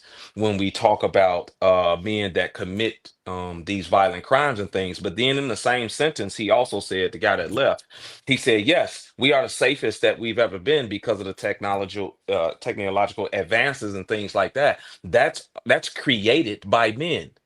That for you to be safe and to be not have a lot of fears and different things when you go outside, even for the women, it's because men govern men, and men keep in line that small subset of men that do commit these here violent crimes. So you got way more men out here that are not violent, that do keep these other men in check and keep you safe through the advances of technology out here than you do. So I think that the more of the focus should be on the men who actually keep more people safe than the small percentage of men that do these here particular things. And but then it's still disingenuous. Men have a higher rate of violence because we have a physical monopoly over the opposite sex. That's like saying, well, the water buffalo don't eat as much deer as a lion. It ain't as quick as a lion. What are you talking about? Hey, the water buffalo don't even eat them. Don't get caught up in the moot analogy. Yeah, just but take it for what it is. Yeah, I get it. But even but the men have a higher propensity for that because we have a physical monopoly. We have a physical monopoly over women. True. And we have a women have the same propensity because we're all animalistic. We're all primal. But we have a physical monopoly, so they can't necessarily act upon that. And not to mention that, but to check this out, a huge percentage of men are in jail because of a woman. Because of a woman who don't have that physical ability to do it. And so what a lot of them do is get the men to go and do it because they do have the physical ability to do it. I had a brother real fast. SD, I had a brother call my live stream last night because he did 15 years in jail defending his mother and his sister. And the crazy part, he was defending them against his mother's what would be his stepfather and then his sister's boyfriend. And they still with the niggas, even though he went to jail for them. Yeah, you got a lot of that. You got a lot of that. Can you explain them why they are wrong? Because they said that men are in jail because of women. They protect women. Can you explain to them why they're wrong? And by the way, they're in jail over sneakers and over sneakers, and men are in jail over stealing things from people. Men are in jail over harming women. Men are in jail for rape. Men are in jail for murder. And yes, there are some men in jail because they protected someone. But if we were to break down what that would actually look like, y'all are in jail because y'all cannot control your emotions. And the only emotion you exercise is anger. That's pretty much the society has told y'all that you are not humans. They have told you guys that you guys are kangs, you guys are lions, you guys are sharks, you guys are all the animals in the world you compare yourselves to. You're Vikings. Human. Yeah, you're Vikings, whatever. Anything in the world you compare yourself to except for human. And that is why you're in jail. Because are women queens? Really big. No, like hey, when you find out, go ahead, Fadi. Are women queens? No, I'm a human. I would no. When woman mention call themselves queens, do you correct them? Do you say you are not a queen? Why you call yourself a queen? Like, do you correct them? I literally would absolutely say that. I think that's why I refer to women. Hold on. Let me finish though. 2K, Lord. I've always said any dude who says "Good morning, Queen" is a red flag. Always. I do not. Grand Rising. It's Grand Rising. Oh yeah, you're right. I wasn't hotepi enough. I need to take more wife school classes. I dropped out. So the fact of the matter is that no, I do not want to be compared to a queen because I am a human, a fallible human, one that makes mistakes, one that needs to learn. And unfortunately, too little men actually consider themselves human, and that's why y'all are in jail. Because when you realize you have really big feelings and nobody taught you to process your really big feelings when you were a little kid, then guess what you do? You resort to the one feeling, the one emotion you were ever allowed to exhibit, which is anger. And that is why men are in jail. It is not because you're protecting women. This nonsense trope you guys do. Oh, I'm protecting women. Now you're back in jail. Yeah, that's your one friend, Captain. What about the ones who are in jail because they harmed and unalived a woman? That's why they in jail, because a man. That's why they pretty. And nobody is against. She said, Captain. No man being in jail. Nobody like says don't go ahead and put these men in jail. We actually are against them, and this is what Ali was saying. About violence, though, if you take them lesbians, there's nobody more violent than them. When you say something like that, I mean, if you want to go there, there's nobody more violent than lesbian on lesbian. So when you mention the term humans are violent. That's both species, male and female. I said that. Violent. You know what and that's the part, and I just want to bring it back because I don't believe nothing that Pretty said, except when she said she don't believe women in queens. I believe she trolling because what she said, based on what she said about her background, I think she just trolling on this stage. Because when she says, except when she said the queen part and the grand rising and stuff like that, because everybody is violent. Every human being has the capability of violence. And what SD said was the smartest thing, maybe in the past 20 minutes or so, when he said, the same men that if you want to call them most violent are the same men that put provisions in place to handle that same violent nature. Women cannot do that. If you want to make a gender war, that's where it stops. Women cannot police the nation of people. They cannot. Only men can. So it's men that come along and see the violent men and the violent women and say, okay, this is the charge that you get for being violent. Show me the society where women did that, in a capable social society where women did that and that law was respected. Women are not a threat. Nobody's intimidated by women, but men can come in and put laws in place and then do it. That's simple. Well, it's because of what I said a while ago. I said men have a physical monopoly over women, and that's why we had a propensity to be a little bit more. Hold on real fast. I want to hold Pretty consistent. See if she's consistent. Hey, Pretty, I think every single brother up here believes in order and righteousness, and being in control of themselves. The brother Public was saying he'll do whatever the hell he want to do while he wore his fingernails, which I'm sure most men wouldn't promote brothers wearing fingernails. Is it because a man raised those men to be uncontrolled? Yeah. Is to jail. Who typically are raising kids to go to jail? A great father who's an orderly man and disciplines his child and makes sure he don't do whatever the hell he want to do? Or is it a woman just to look like a good woman, where a lot of mothers let their kids do whatever the hell they want to do, be non-binary, be whatever gender they want to be, resent their father, resent their mother, not talk to their grandparents? Who's typically raising out of control boys? Is it women or is it men? It's half and half. No, it's not. That's false. That's bogus. That's what I thought it was. Yeah, so can I? Pretty, I like you. That was disingenuous. It was not disingenuous. I know that you are intelligent enough to know that that's not the truth. That's disingenuous. Let her elaborate, please, and then we go. Friends, just 1 second. Let her elaborate. Please, nobody respond. Also, I don't really care if you like me or not. Oh, okay. This wasn't a matter of that. This was a matter of me respecting your character as an equal. It's But you my just showed me that birthday, you're please. far from Can an I equal because you moderate my show? It's my birthday, please. Please. Happy birthday, bro. Thank you. Pretty finish. We're going to read the super chats, and then we go back to the show and open the panel for the fellas and for the two ladies that join in. Open panel for everybody. Okay. Just go ahead and finish your point, Pretty. We don't no interruptions. Ralph, thank you very much for the cash app. I truly appreciate you, brother. Go ahead, Pretty. Yeah. There's a study going around in a red pill universe that says that the majority, I think it's around 70%, they state, of people in jail came from single mother households. That statistic is completely misrepresented, and it's also wrong. What people are comparing, and if you also cross correlate it with the fact that people also say 70% of Black children are raised by single mothers, one would think, oh, 70%, this would make sense. That's not true. If you look at the entire population of people in prison, which is actually 1% of the entire population, so the majority of those single moms are doing pretty good, right? 1%.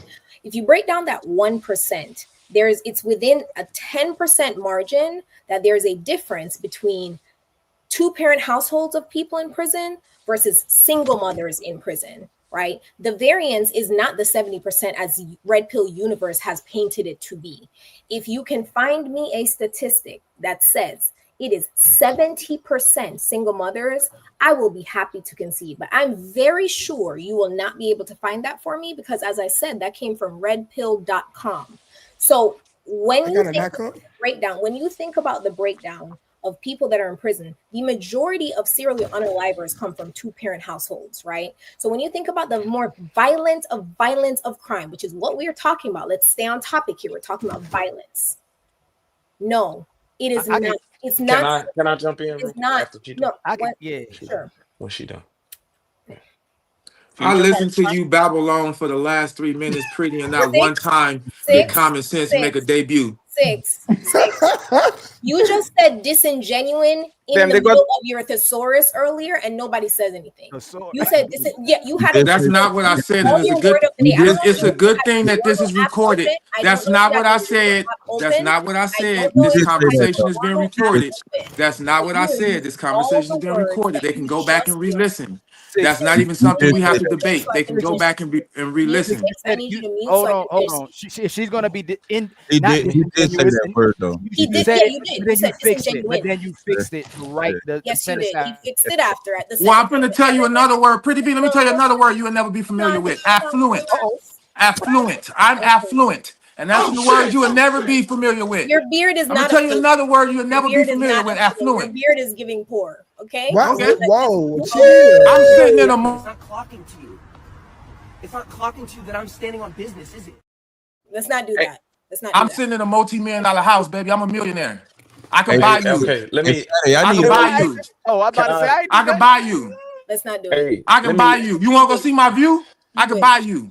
Hey, don't shit on all of us now. Hey, let me read some statistics. And I'm married. Y'all don't. And I'm married. Excuse 1 second. Give me just 1 second. Let's see. I got you. To a bum. You married to a bum. No, don't do that, bro. Don't do it, bro. It's done. He came on angry. I don't know if y'all realize, but this man came on saying, we still got to remain men, bro. Don't sit here and talk shit like what's gonna pop out, what's gonna do this. If you're gonna cross the line, cross the fucking line. Otherwise, get the fuck out of here. So I just want to make it clear. There's one thing that you are losing, and it's exactly what was exhibited over here. This man came on pissed off, and as soon as I said, I don't care if you like me or not, he started going off. I don't know if y'all noticed. This man said, I like you, and you were wrong. And I said, I don't care if you like me. This is what happens when a woman removes validation from a man. When I remove validation, when I let him know I do not care about his opinion, what he thinks about me, he resorts to degradation. He resorts to try to put me down. Let me tell you something, sir. I called you disingenuous before you said, no. I'm not going to let you go on and on with your word salad. 5 minutes, I'm not going to let you. You've been going on and on, spewing false narratives. I don't care. You became bellicose. I think you should. You aligned yourself with things that I don't agree with. So when you align yourself with things I don't agree with, you become opposition. The reason why you became opposition is because I saw that your moral scruples no longer align with the conversation. So you can try to spin the narrative any way that you want to spin the narrative, but it still won't go. Go ahead and do that. Do that. Because you are patchy. You're giving I patchy. see you, SD. Give me a second. Patchy in argument. You're giving patchy. Okay, it doesn't matter. My beautiful ass wife loves the way my beard looks. But do your husband love the way your aunt Jimmy Neutron face looking ass look? I don't do that, man. You still a man, man. That's no. From 2 to here's my motto: from 2 to 92, blind, crippled, and crazy, men, women, and children. Anybody can get it. I have a right to defend myself. I can't argue with that. Use a hair. It comes out every time you try to go at a woman. Come on, pretty. You holding the panel hostage. I don't care. He's not gonna get the last word. But come on, y'all supposed to be a. This is not about the. You're trying. You're trying to get the last word. You're trying to get the last word, and I'm trying to disseminate some great information so that we can all grow together and coalesce in harmony. And you're worried about the last word. Your focus and my focus is not the same. Friends, I gave you 5 minutes. There is harmony. There can be harmony. There's no harmony because of women like you. And women like you are the reason why men have to have laws in place against men that are violent. Because the way you just came at me, a violent. Don't do it, Six. Don't do it, Six. Don't do it. You want to fight him? Chill. I had to save you on that one, Six. Don't do it. No. I don't need saving. What I'm saying is she's proving the point. See, 1 second, Six. This is a business, Six. You can't be saying this. This is a business. He wants to fight me. He wants to fight me. I never said nothing of the sort. And this is why I don't like. This is why I told you 20 minutes ago you're disingenuous. You showed your entire. You're putting negative connotations on everything I say to try to contort and spin it towards something. It is what it is. It is what it is. Y'all are not going to get me demonetized on my show on my birthday. Can't be doing that. Nope. Multiple people are streaming. We have to be very responsible because this is my kind of fuck them up that shit. So let's be responsible. Let SD give his stats. Shout out to my brother Will. First time I'm on a panel with him. Thank you very much for being here, sir. And then once again, we go super chats and we go back to the topics. Okay, go ahead. You got the new sister too. Don't forget the new sister. Yeah, absolutely. I'm going to pass the microphone as soon as I read the super chats. Go ahead, SD. Yeah, so I want to read these. U.S. Department of Health.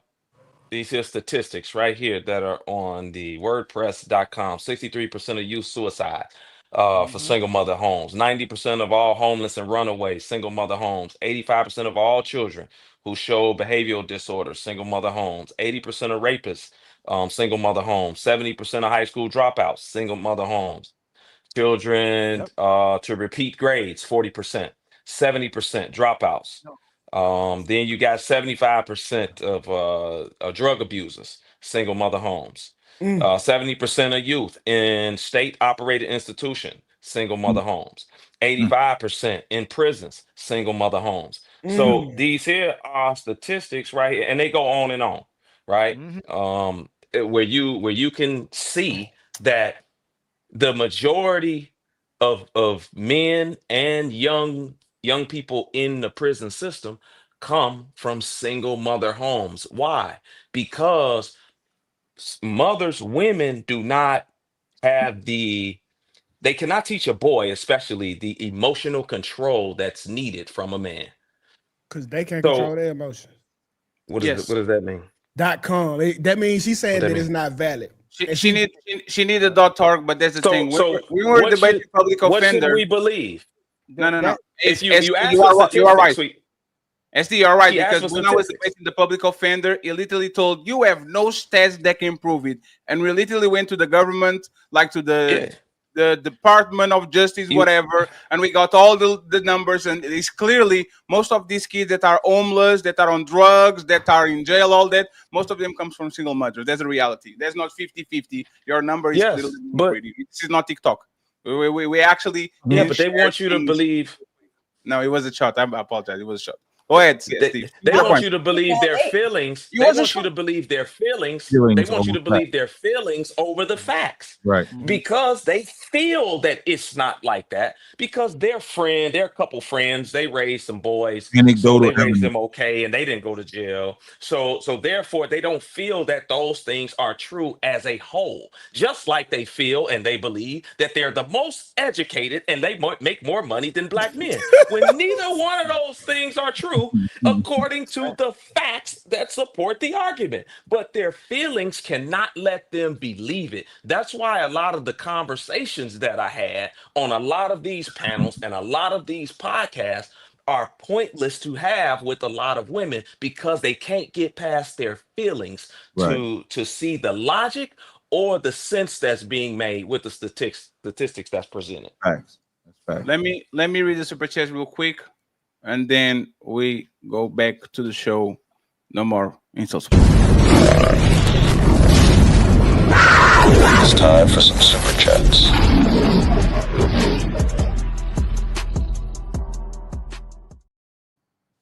Thank you very much, Mr. Ralph Neal, for the $20. I truly appreciate you. Thank you very much, sir. Salute to Here you. you go, sir. $20.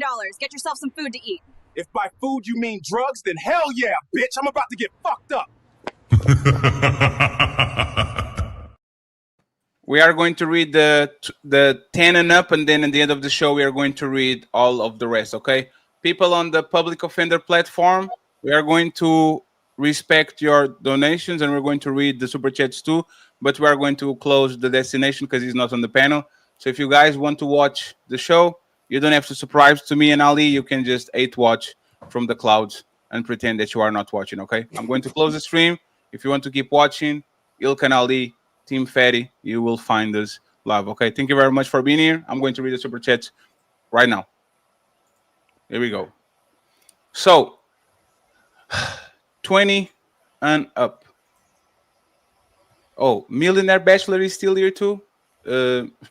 I appreciate y'all, friends. Thank you very much for being here. Let me close it out too. So, Facts with the $10. I appreciate you. Let's go. We got $10. Sir, do you have any change? Nah, motherfucker, I'm broke.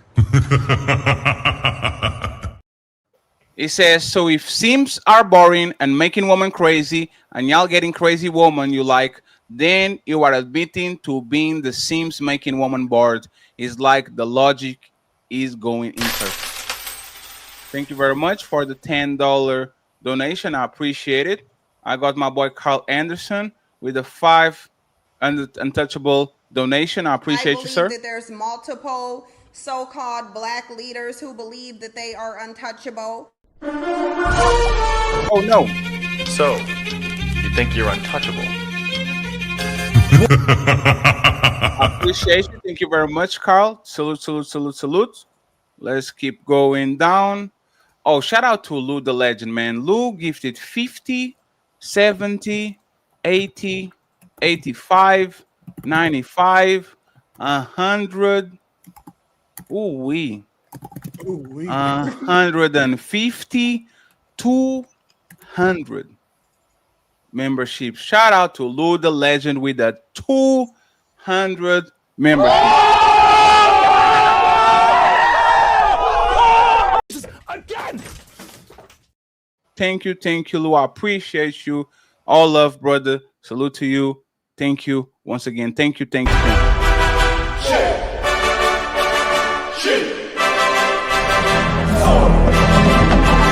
Evacuate the city. Engage all defenses. Get this man a shield. Keep on back! Keep on back! Keep on back! Keep on back! Keep on back! Keep on back!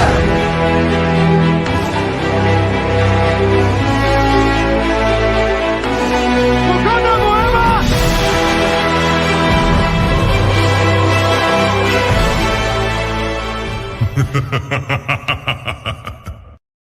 Thank you very much, Lou. I appreciate you. Thank you once again. Thank you for our hard-earned money. Let me see more 10 and up. We have player one in the building with the $10. He says, get nails like public offender. Use code offended20 for 20% of all gel sets, colors, and tips. Real man debates with polished ends.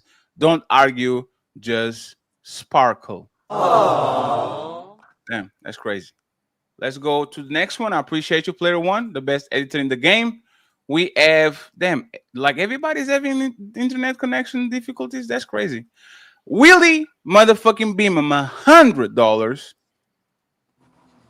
Shout out to you. I appreciate you, sir. Thank you very much for the $100. Sir, for $100, what's the craziest thing you do? The craziest thing I do is listen to your bitch ass all day. Ma'am, for $100, what's the craziest thing you do? For $100, I'll let his baby mama braid my hair and then fight her. Damn, only $100? Fuck, I look like some cheap hoe. Could have fooled me. Sir, for $100, what's the craziest thing you do? Man, for $100, I'll let a bitch impregnate me. Bruh.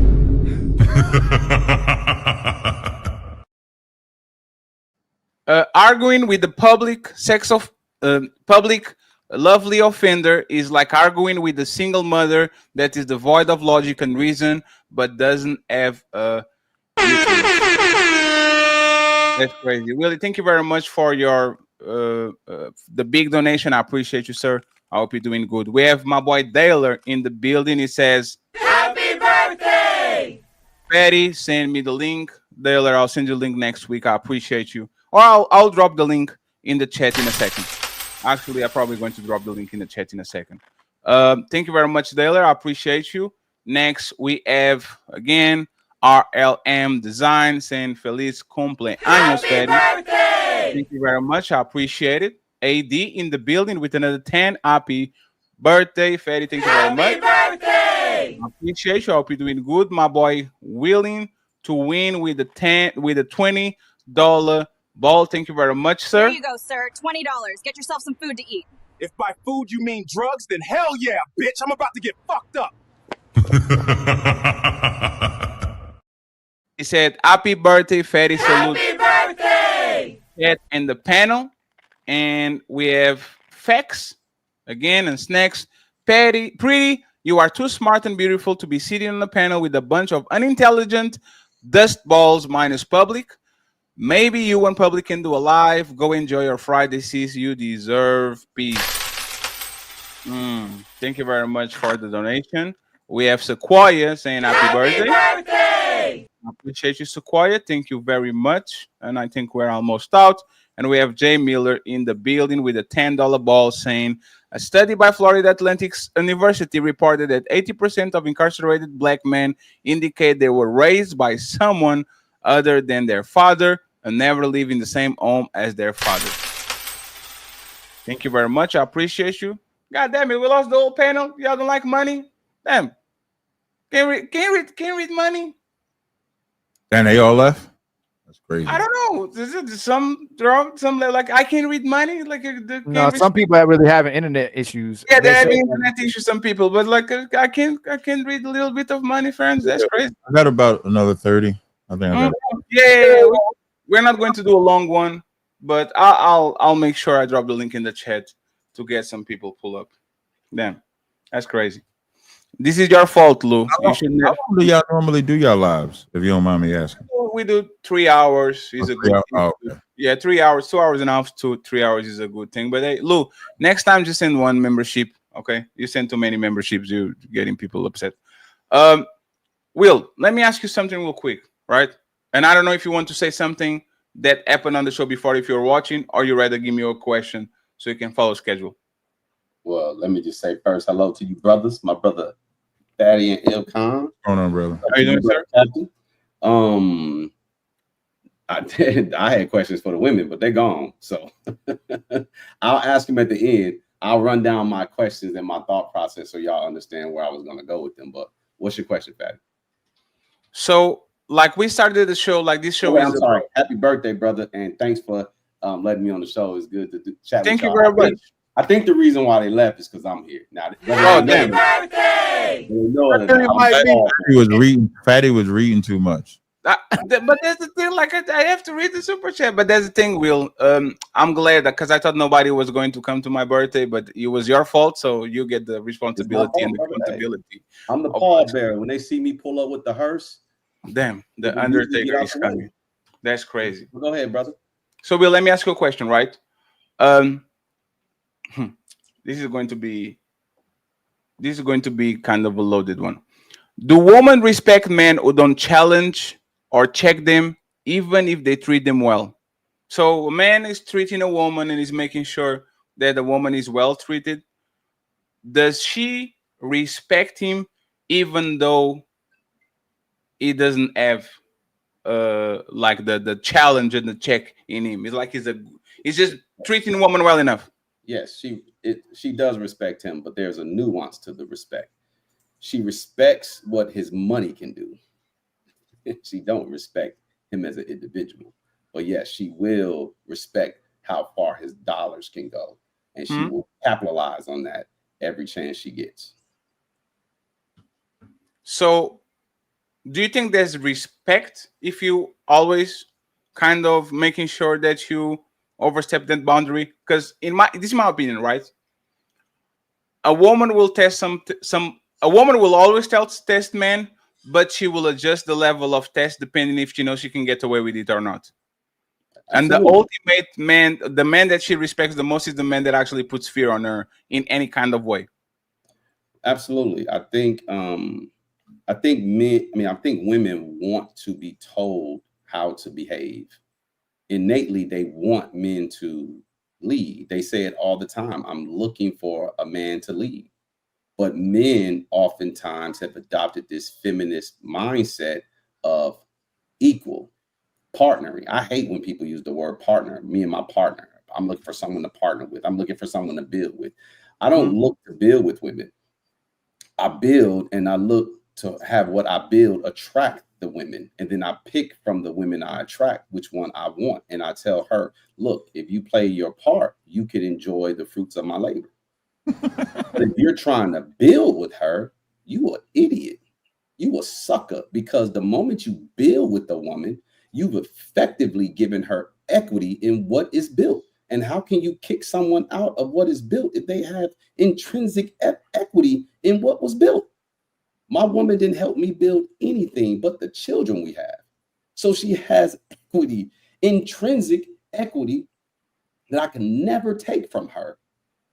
But if she's going to have equity in the cars we drive, the house we live in, the lifestyle that we have, I effectively have to come to her and consult with her before a decision is made. I cannot be rogue and make a decision that I believe makes sense. I have to make sure she agrees with that decision. Otherwise, I can't do it because we are partners.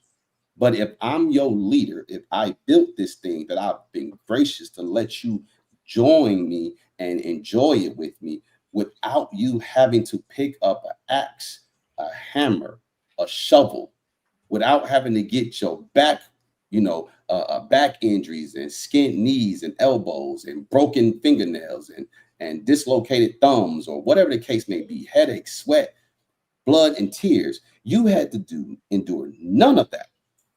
So therefore, when I say this, whatever X is coming to an end, that X has come to an end. Now, the best way for you to keep me at bay from not executing my veto power in every way, shape, form, or fashion is for you to appeal to me in a way that will keep me from executing that button. How do you do that? You remain feminine, you remain supportive, you remain encouraging, you remain steadfast on the things that I need. You make me your career. Me and my woman have problems sometimes, like every couple. And I tell her, part of the biggest problem me and my woman has is I've given her something that intrinsically gave her equity into how she interacts with me, which is children. The moment I gave my woman a child, she was able to talk to me differently. She was able to move differently with me because I have a vested interest in keeping that unit intact. Even if she misbehaves, even if she gets out of line, I'm going to yield and bend more than I would have if we were just dating. If we was just dating, I'd kick it to the curb. Bye. Throw an exclamation mark on that, bitch. But because she has intrinsic equity in my life now, I'm going to not go to my first plan of action, and I'm going to go to the second plan of action. Like, hey, Will, don't do what logically makes sense. Compromise. Well, not compromise per se. Compromise is a close word, but it's like, do what's in the best interest of this family unit first. Don't do what's in the best interest of Will. But if me and her don't have those ties, I do what's in the best interest of me. When we have those ties, I do what's in the best interest of the family. That's not the compromise, right? That's priority. So it's a new plan. The plan has changed because the dynamic of the family structure has changed. So that's the breakdown. When you say equity, you mean leverage, right? Yeah, anybody who has equity has leverage. You can't sell a team. If I have 51% of a basketball franchise, how you gonna sell it? Yes. So this are you talking about business relationships, or you just talk about the relationship period? I'm talking about anything that you interact, anything you go into some type of agreement with another person. The agreement that me and her went into is having the children. So we have 2 kids, and so therefore I can't be like, these are my kids, not yours, and she can't do that with me either. We both. If y'all have a business together, you saying if it's not completely, that's what I'm getting at. So you wouldn't have a business because she would have a say so. Am I getting that right? No, I would never have a business with my woman. My woman can help me in my business. She can create a business, and I can help her in her business. But I will never partner with my woman in the business, and I would never let her partner with me in a business. Why? Because I don't want her having jurisdiction over my decision making. I want her to, if it's her business, I don't care what she do with her business. Her business can succeed, it can fail. I don't give a damn, because her business has nothing to do with our livelihood. Her business is just extra money. Right now, my woman doesn't work.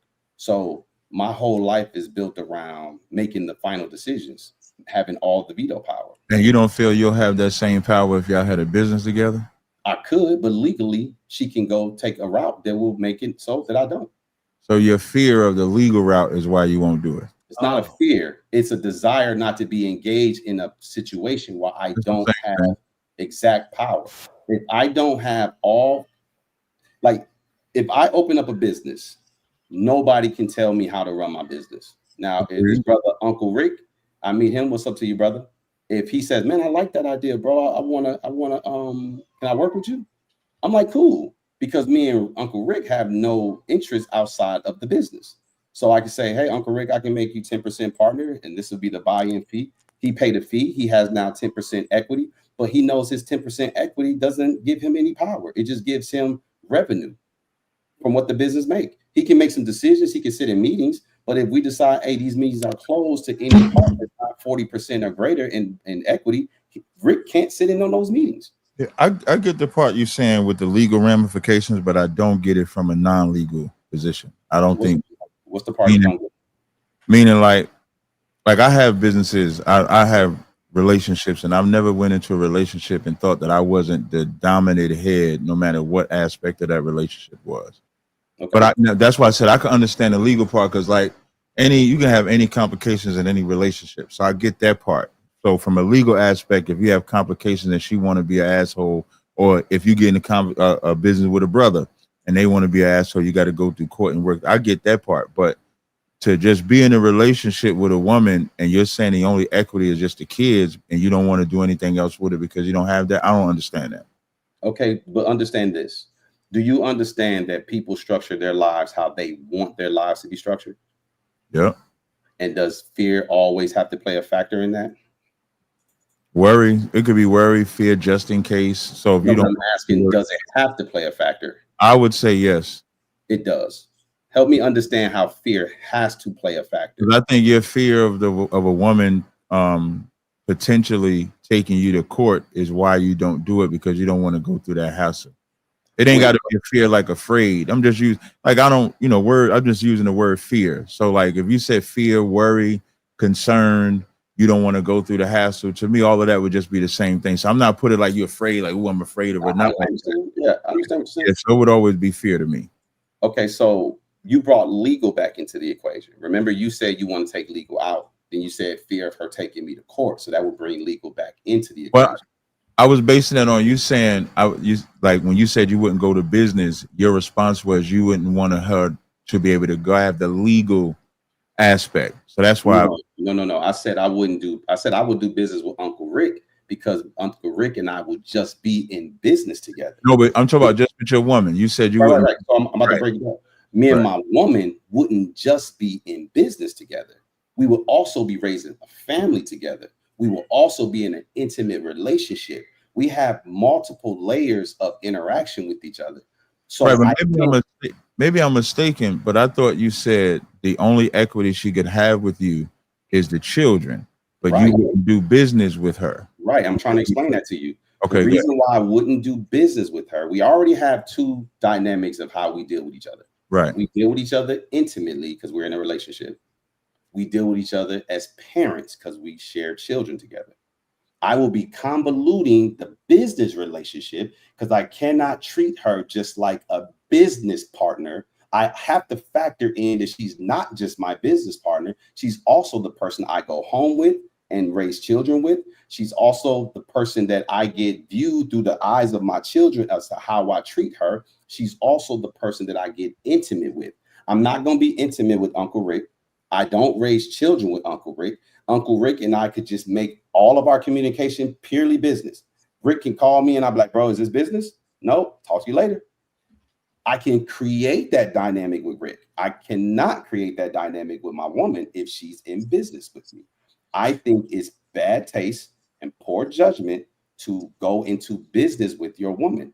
I think your woman can support you and be the benefactor of everything you do in business. She can be a part of the business as a supporter. She cannot be a part of the business as an equity shareholder. It makes sense, Captain. He'll be back. Cesario not valuable as a man. He's not valuable as a man. Ali, you cut out. Ali, you cut out. We didn't hear nothing. Yeah, you got to kind of start over. Can y'all hear me now? Yeah. No, you just you had frozen. So you can first, start over. It wasn't that long. What would we have to have the leverage as a person, right? She loves him for who he is. But if his purpose is who is part of him as well, too, he's already given himself the willingness to compromise as an individual. So just like you, Captain Cesariak, if a woman expects that she's going to get half of you when she gets with you as an individual, and then you take it as far as getting your business, it makes perfect sense because she's with you because of who you are. But if you give her half of who you are, that's a lot of leverage for somebody to have half of who you are and your purpose to leverage against you as well, too. Because if she's truly with you for you, it shouldn't matter whether she's involved in the business or isn't involved in the business if she's with you for you. But I do believe I'm not saying you can't have business with your woman, but I think that would be more understandable with the fact that she's with Will because he built himself up. And in order to be with Will, in order to get what Will has, I have to reciprocate what my part of the bargain to be with this man. But if she gives him half, that's too much to leverage. He's leveraging his entirety as an individual.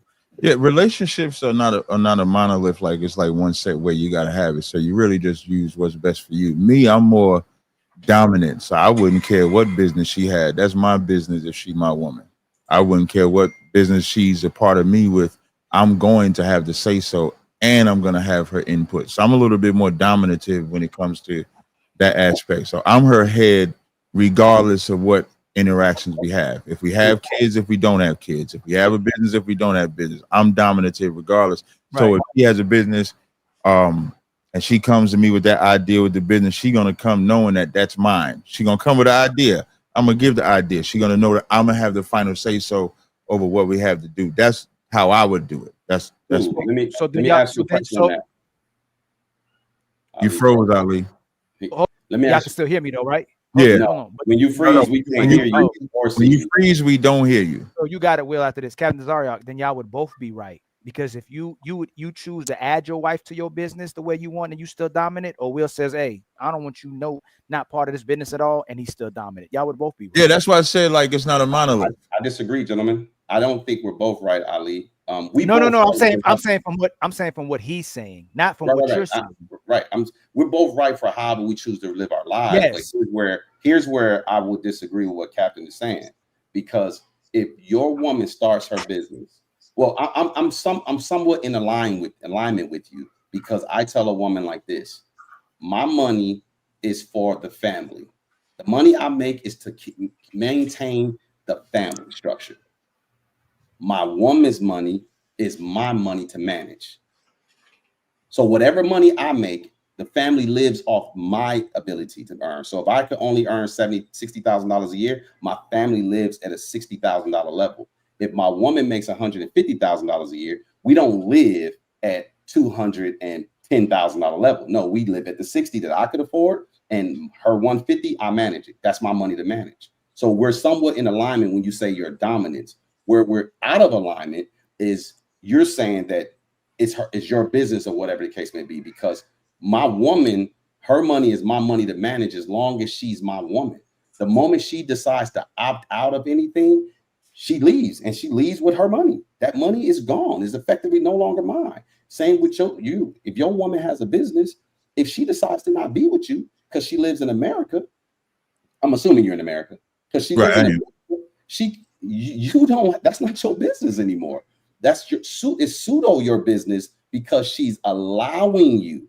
Women allow us to lead them. We don't effectively choose to lead them. No leader sets themselves as a leader.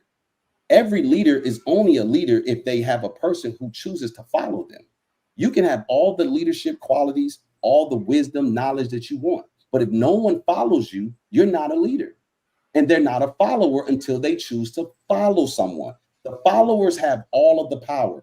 They don't know they have all the power. That's why I tell women, although they're in this docile, submissive position where they think, oh, you look at women as they're weak. How are you weak when you're the one to make all of this go? You effectively take one of my titles as leader away from me if you choose not to follow me. Who has the real power? You do. Imagine us telling our kid to do something, and there's a law in effect that gives the kid power to disobey us with no consequences. If the kid was made aware of that and they chose to execute that, they will not be getting in trouble. However, we will still have to care for them, because there's no laws that give us the option to really opt out of taking care of them unless we give them up. If we have them, CPS and everything come in and make sure the child welfare is intact and make sure we're doing the things that we have to do. And if not, there's consequences to that. So we have obligations to someone who does not have any obligations to us. So what I'll say is, like, you more so speaking, that's why I said like fear in the beginning, because your responses are like, if she leaves, like you say, yeah, it's her business, but if she leaves, she takes it with her. That's a given. But I'm not talking about that. I would also disagree with, I don't divide money in a household, because we're not in competition. It's not my money, your money. I'm the boss. So but now with that said, I'm smart enough to where if she manages the money better, like let's say if, and this is what a leader does. A leader says, okay, you can pay these, you better at doing this than me, so you do this. I'm better at doing this than you, so I do that. But it's all mine. It's all ours. It's not a divisive of, I forget the numbers you use, so I'll just say one making 60 and 150. Yeah, so one making 60, one making 150. No, we make 210 is what we make. We make 210, and then what we do with this 210 benefits us. That would be a little naive, right? That's not naive at all. Well, let me explain what I'm saying when I say it's a little naive. Wait, hold on 1 second. Go ahead. That's not naive at all, because that's how a family or a marriage or a union works. When we live in a capitalist society, that's kind of how you speaking. Like, that's a capitalist society. This is my money, this is your money, and it creates an unnecessary competition, which is kind of sounds like how the position that you're taking. But I just take the position, we're together. I don't think about an exit. So that's how I look at it. Right, but that's why I say it's a little naive. See how when you use the word fear, don't take me saying naive as a diss or dig or shot. Naive is assuming that all things will go as you see. All things will go according to plan. But wisdom will tell you, you can be hopeful, you can be wishful, you can have faith, but a wise man understands that all things do not go according to plan. A fool or a naive person would think, because I say this is how my life's going to be. It's like how women talk. Women talk like, oh, so I wrote some questions down that will talk about the naivete that I'm going to talk about with women. And I'm not comparing you to a woman.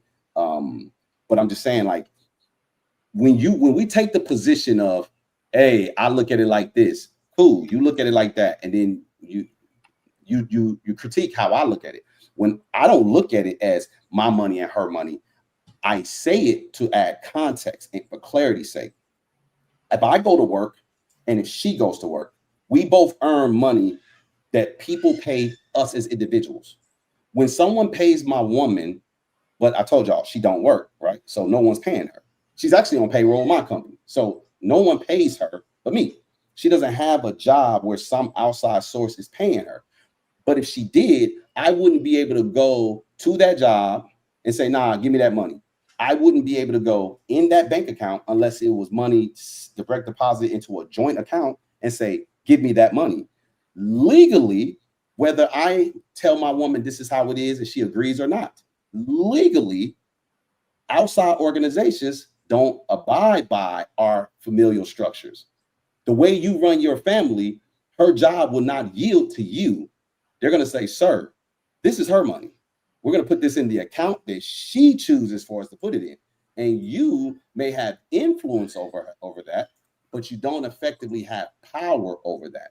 You can persuade, but you can't definitively say, no, this is how it's going to be, because she does not have to acquiesce to that. Your influence may get her to acquiesce to that, and shout out to you. But we live in a capitalist society. We live in a society of laws, and the way our structure is, sir, if a woman has a job, that is technically her money. And that's how the country see it. That's how everybody will see it. That's why you're afraid. That's why I said you're in fear of your woman, because that's what the capitalist society breeds. It breeds this level of fear that you have. So you are in a relationship with a woman that you really don't trust. In the back of your head. Wait, don't put it on me. I told you, my woman doesn't work, and I pay her. Naive, you call me everything. I didn't interrupt you. No, I'm just saying, you made it personal about me. You said the scenario you presented was a woman working, so I'm responding to the scenario that you presented. Okay, that's cool. But you said, okay, but I don't know why you interrupted me again. If you would have just left it, if you wouldn't have brought in the scenario of a woman going to a job that's her money, you can't go to a job. So I'm responding to what you're saying. And you didn't give her. Okay, so let me finish. But I'm just making you aware that it sounds like you was making it personal to me. That's all I was saying. I'm not making nothing personal other than saying you're in fear of a woman based on what you're saying. Okay. In the scenario that you're presented, I'm responding to that. Okay. Let's not be touchy. I didn't get when you said naive and you said I wrote these questions down for the women. I'm not calling you naive. I didn't say nothing. I'll let you say what you needed to say. Okay. So again, this is fear talk. You did it. Let's just reset the room. I prefaced it by saying I'm not calling you naive. Right, and I didn't have a problem with what you said, and I'm responding to what you said. You utilized a woman working, so I'm responding to a woman working. And I'm agreeing with you. I'm saying right, but I said let's reset for 1 second. I'm just explaining to you. You told me I was in a relationship with a woman that I don't trust. It didn't sound like you was talking to the scenario. Yeah, I'll explain why I say that. Because even with the woman that you're with, you would never do business with her because you're in fear that she could legally take something from you. That is fear. That is what you said. That's not what I said. In the beginning of this conversation, when I asked you, I was clear. Would you get the business with your woman? No, because then that gives her equity. The only equity she has is the children. I don't want to be able to have a business with her where she has this say so. I want to keep her in this capacity. That's what you said. I would just like to finish. So now in that is fear, your fear of what she's capable of. And so you don't trust that woman. It's not naive to go in there and say, this is how it's going to go in this relationship. It would be naive to think that there's not the possibility that it could not go. Now that's naive. A wise man would not walk into a relationship and not think the pros and cons, but a wise man makes his decision after he's weighed out the pros and cons. A feared man would say, well, just in case, I'm not doing this or I'm not doing that. That's what capitalist society creates.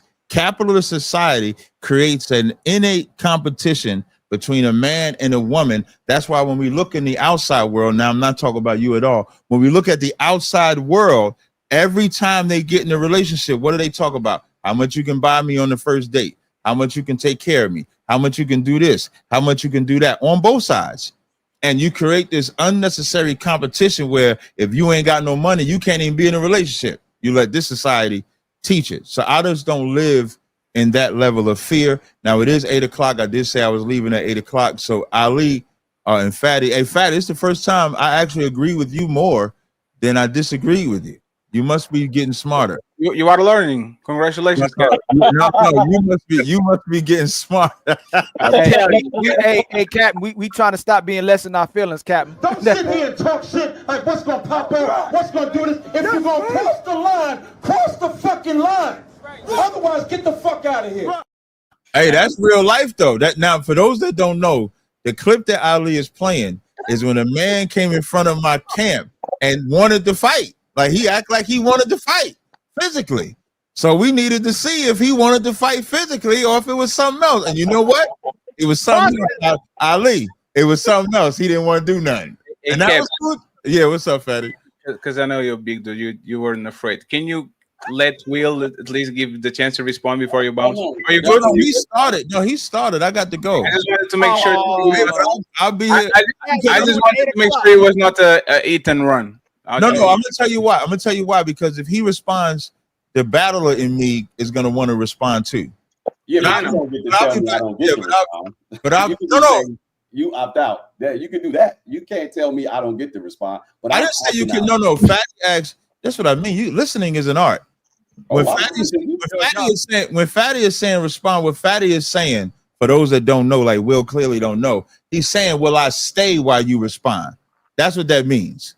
Yeah. You just didn't know. I'm not staying. I told Fatty I'm not going to respond, but I'm telling you, I get. So you didn't. Brother, please don't do that. Thank you. I appreciate that. Thank you. Thank you very much. I see y'all Sunday, though. I see y'all Sunday. Thank you very much for being here. I see y'all Sunday, sir. Thank you very much. All right. Fatty, if you don't mind, I would like to speak to Will. If that's cool. Absolutely. And I just want to say this to Will. You should absolutely be afraid of your wife if you get married or if you have kids by her. You should be afraid of losing your kids.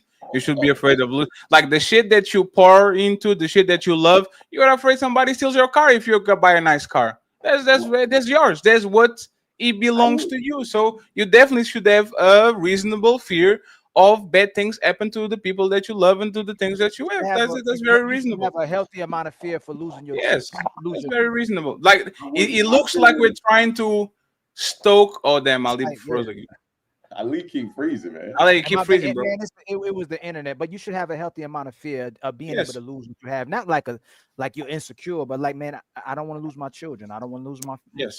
Well, I don't want to be able to not provide them. The biggest fear that men probably never talk about is the ability to provide for your kid, your family, and yourself.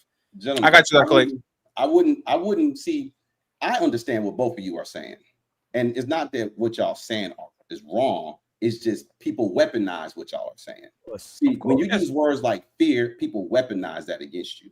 I would say that's why I use the word wisdom. So wise people weigh probability. There's a high probability that when you give someone control or equity, you have effectively lost control. So I want to have control of my life. I don't want to be a passenger in my life. This life I live, I want to be in the driver's seat. And if I give someone equity, they can tell me, hey, I want to drive. That's not fear. That's called, no, I don't want that dynamic. I always want to be in the driver's seat. So people can say what they want. That brother can say what he wants. And I think he don't realize how he misspoke. And he did talk about me. He didn't say he was talking to the scenario. So I was just trying to clarify, hey, brother, it sounds like you're making this personal. Let's just keep it on the scenarios. But anyways, went left. But That's all I got to say to it. But the driving force has to be from us as little kids, as we grew up in our experiences of life. We feared of losing an intellectual battle, a physical battle, not even financial battle. I agree with you. Or being a loser. Like it's a fear. Like it's a fear that I drives agree with you. And then we'll. Dang, man, he keeps freezing. Go ahead. It's my I move my internet, man. You get what I'm so. I agree with you. We'll mask it like Fatty said. A lot of people will come on here being too arrogant. Like, man, I'm not saying that's you either. And you know, I'm not saying it's like you try to tell him you weren't trying to say he's naive, but I think we forget it comes from a place of fear. It comes from losing, the ability to lose, or being in a vulnerable position where someone can take advantage of you, and you're the last. You know, I'm racing home with my friends. Last one home. Last one is a rotten egg. You didn't want to be the rotten egg. You know, you were fear being the rotten egg. Let me give this one example, and then we can move on, right? Because I agree with both of you brothers, and I think fear is an okay word to use. I just don't like it because people weaponize it. Yes. So if a little kid touches a stove, you know, we got the electric stove where the burner is red and then it stopped being red. So you touch it to see if it's still hot and you burn your hand. You learn not to do that anymore. People will say, oh, you scared, you afraid. No, I just know better now. I'm more wise now. So you look at my wisdom to not make certain decisions that have negative outcomes or a high probability of negative outcome. My job is to minimize and or eliminate those outcomes. But see, it's naive to walk around just boastfully making a claim that that's not how it's going to be when you live in a society that has laws that can force that outcome on you. So I think it's naive, and I think I don't like the word fear only because people weaponize it. But fear is an appropriate word. I don't have a problem with people using it outside of the weaponization of it. Dark Lake can interrupt. Go ahead, Dark Lake. Oh, thank you so much for having me on the show, Ali and Fatty. Happy birthday, Fatty. For being here. And yeah, definitely. Hey, before you start, man. Don't sit here and talk shit like what's gonna pop out, what's gonna do this. If you're gonna cross the line, cross the fucking line. Otherwise, get the fuck out of here. Hey, Will, Ali have to play that because I have a reputation. Just to let you know. Go ahead, Ali. Yeah. So, Will, you said that you don't want to build with a woman. You would rather build yourself up first, and then essentially attach a woman to that system in which you build. Is that correct? That's preferable. But a woman can watch me build. She can be here and support me build, but she won't build with me. I can have nothing and she can attach herself to me. We can be together when I have nothing, and I can build something while she's with me, but she will not build it with me. She can. Okay, so would that be advice that you give most men? Absolutely, 100% with no wavering. Okay, so I'm not here to agree or disagree with that. I think it's an interesting point. I just think that there's a couple things that need to be taken into consideration, I think, right? And that's essentially that, before two people meet, a man and a woman, time happens before the moment before those two people meet, right? And within that time that happens, that man, he's working in his life, gaining resources, building himself up. So is the woman. They haven't met each other yet, but that's what they're both individually doing in their individual lives, right? The only little issue I see with that advice that you're giving is that it promotes this message that while we are experiencing that time of gaining resources as men and working, right, we're doing that for everyone. And when I say everyone, I'm talking about us, the woman, family, children, right? Why can't that be the same for women though? Because they're doing the same thing that a man is doing in that time before those two people meet. She's working, she's making money, she's gaining resources. Why does that have to just be for her? Why can't she also, since she adopted the mindset of working like a man, why can't she also adopt the mindset of sharing what she worked for with the family, just like a man? That's my question. Well, you must not have heard me. I've already covered that. I said my money, the money I earn, so we can put it in proper context. When I say my money, I'm talking about the money I go and earn. That money is for the family's well-being, the family structure, right? If I make $60,000 a year, the family has a $60,000 or less lifestyle. The lifestyle of the family cannot exceed what I make. If my woman makes $150,000 a year, that money she makes is my money to manage. I am the leader of the family. When do we have someone other than the leader effectively making these leadership decisions? Now, if she is to steward the money, that will be the job of the leader to delegate the stewarding of the resource of the funds back to his wife. Now, I don't know if that makes sense to you, but yes, she works. Oh, no, it makes sense. It makes sense. It's just the only, and I'm sorry to cut you off. Well, I'm not trying to be rude or anything, right? I'm sorry to cut you off. It's just the part that I'm struggling with is if your money is allocated to the 100% utilization of the income of the family, right? Then what is the purpose of there being a distinction of you building yourself up first and that being the resources that you use for the whole family, right? Why? What I'm asking you is why can't that same mindset be allocated to women? That's what I'm saying. Like, why can't? I'm sorry. Go ahead. You gotta preface your question a little better because I don't know what you mean when you say why can't that same mindset? Are you asking me why can't women build themselves up for the betterment of the family? Is that what you're asking me? Well, yeah, because it kind of sounds like because we live in an era. Wait, one second. We live in an era today where both genders are working. So why is there a distinction between, well, if I make this much money, that's what's going to go to the family? Why is there a distinction at all whatsoever? There's a distinction between that because do I have a monopoly over if a woman attaches herself to me via boyfriend, girlfriend, or a husband, wife? Do I have a monopoly over her for the entirety of her life? Do I get to dictate how she moves, what she does if she stays with me? Do I have authority over those decisions? No, you don't. Okay, so would it be wise for me to build my life in accordance with money that legally is not mine? I'll repeat that one more time.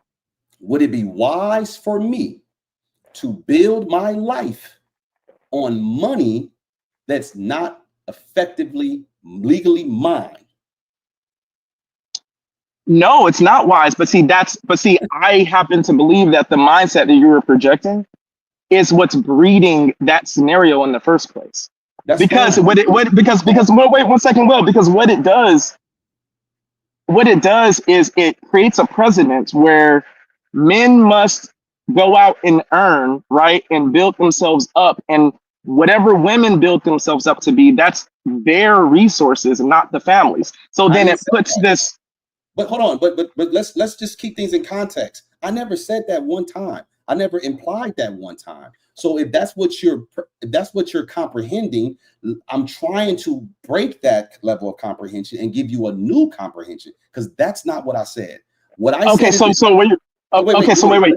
Go ahead. Go the framework again, and you tell me when you're lost. Okay. Okay. Interject with me while I'm talking. Stop me when you're lost. Okay. No, I already figured it out. No, I can stop you now because I already figured it out. I'm not trying to be rude. I already figured it out. It was the example that you used when you said if she earns 150,000, you're gonna be allocating that to like that's your resources. If you make 60 and she makes 150,000, you're still the one who's utilizing that. That's correct, right? That's what you said, right? No. I never said nothing about utilization. I said manage. Okay, manage. Okay, manage utilizing. It's kind of the same description, right? No. Okay. So let's just change the word manage, right? No. Because you told me to interject. This is where. No, wait. I'm sorry. Well, and then I'll just be quiet. And then I'll just be quiet. This is where I was having the issue. Is it realistic, right? Is it realistic for? Go ahead. Please, 1 second. When I told you to interject is when I build my story, but you didn't allow me to build my story. Go ahead. Yeah. Okay, so listen. I said manage. Manage and utilization is two different things because I may allocate 100% of that money back to her. So what did I effectively utilize if all of the money went back to her? You can't just interchange words because they may have a similar meaning or it's what it means to you. You have to effectively use the words that I said. Hold me accountable to what I actually said, not how you interpret it. I think it's best if I say something, you may assume something. You may think you understand what I'm saying, because that's how we do at least as functional adults. We hear something. But you did make that example though, right? You said if she wait. Can you please repeat the example? Just repeat the example, please. Bro, if she makes 150,000, what? No, you said if she makes 150,000, can you repeat that example one more time? No, bro, I'm not gonna let you keep interrupting. Okay, so basically you said if she makes 150,000, right? That's still gonna be managed by you essentially. That's what you're saying, right? So how realistic do you think it is that a woman who makes more than an average man's salary going to allow him to manage, right, her resources essentially? Now, if she should or should not, that's debatable for another topic. But how realistic do you think that is to be giving men that type of advice, right? When we know that most women would rather or prefer a man to make as much as them or more, right? That's where I was having a little issue with your example. Do you think that makes sense? Do you understand where like my issue is with your example?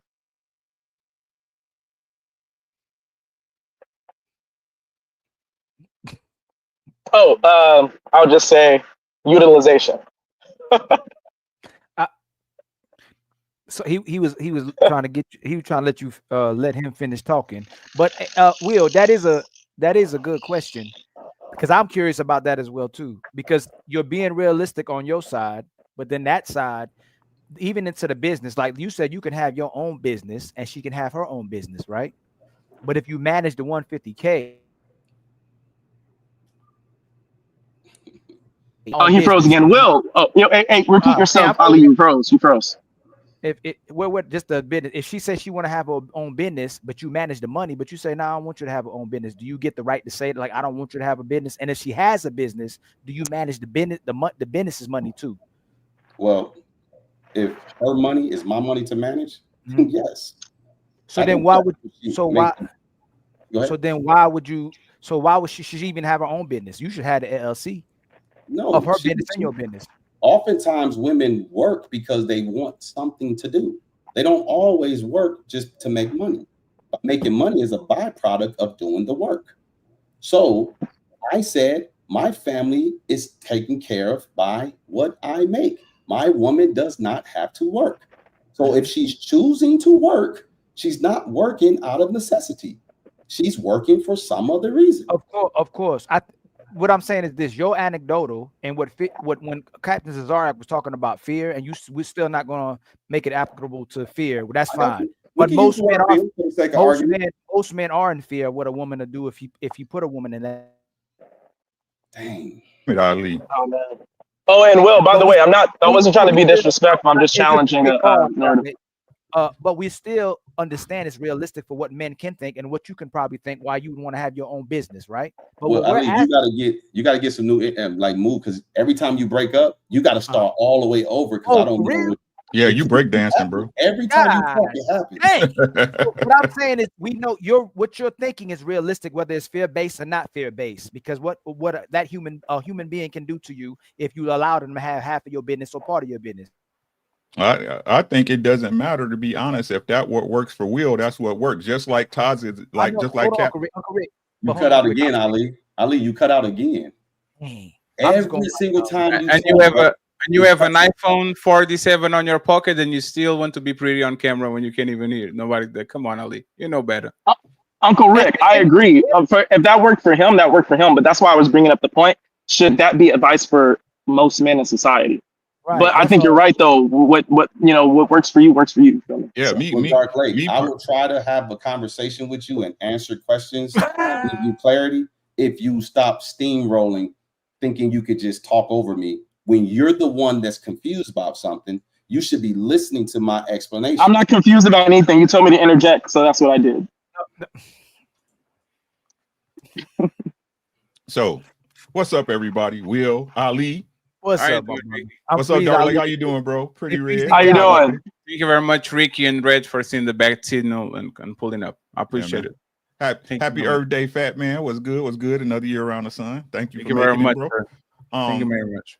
Like in this case, in this conversation, I don't even know how we got on it, but we're here, right? I think what works for you works for you. I kind of agree with him, right? I don't. Me and my wife don't live past the means that I can provide, right? Because at that point, it'll set an expectation, right?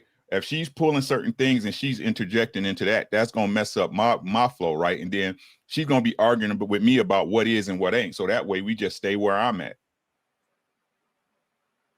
right? But what I came up here to address, was in the official show, Fatty. How is it that they can use the violence? Men can create violence, right? They said, okay, 95% of men create violence, but in a prison population, men are only there's only 1% of men in the 1% of the population of men in prison. Doesn't that make the violent criminals nominal then? You can push it a little further. Everybody in prison ain't in prison for violent offenses. For violent crimes, right? Yes, so it's on purpose. They're doing it on purpose. It's like 100% of the women commit abortions. So I will conflate and say that 100%, most women do abortions. Makes no sense. No, don't say abortion, sir. Use the M word. MURD.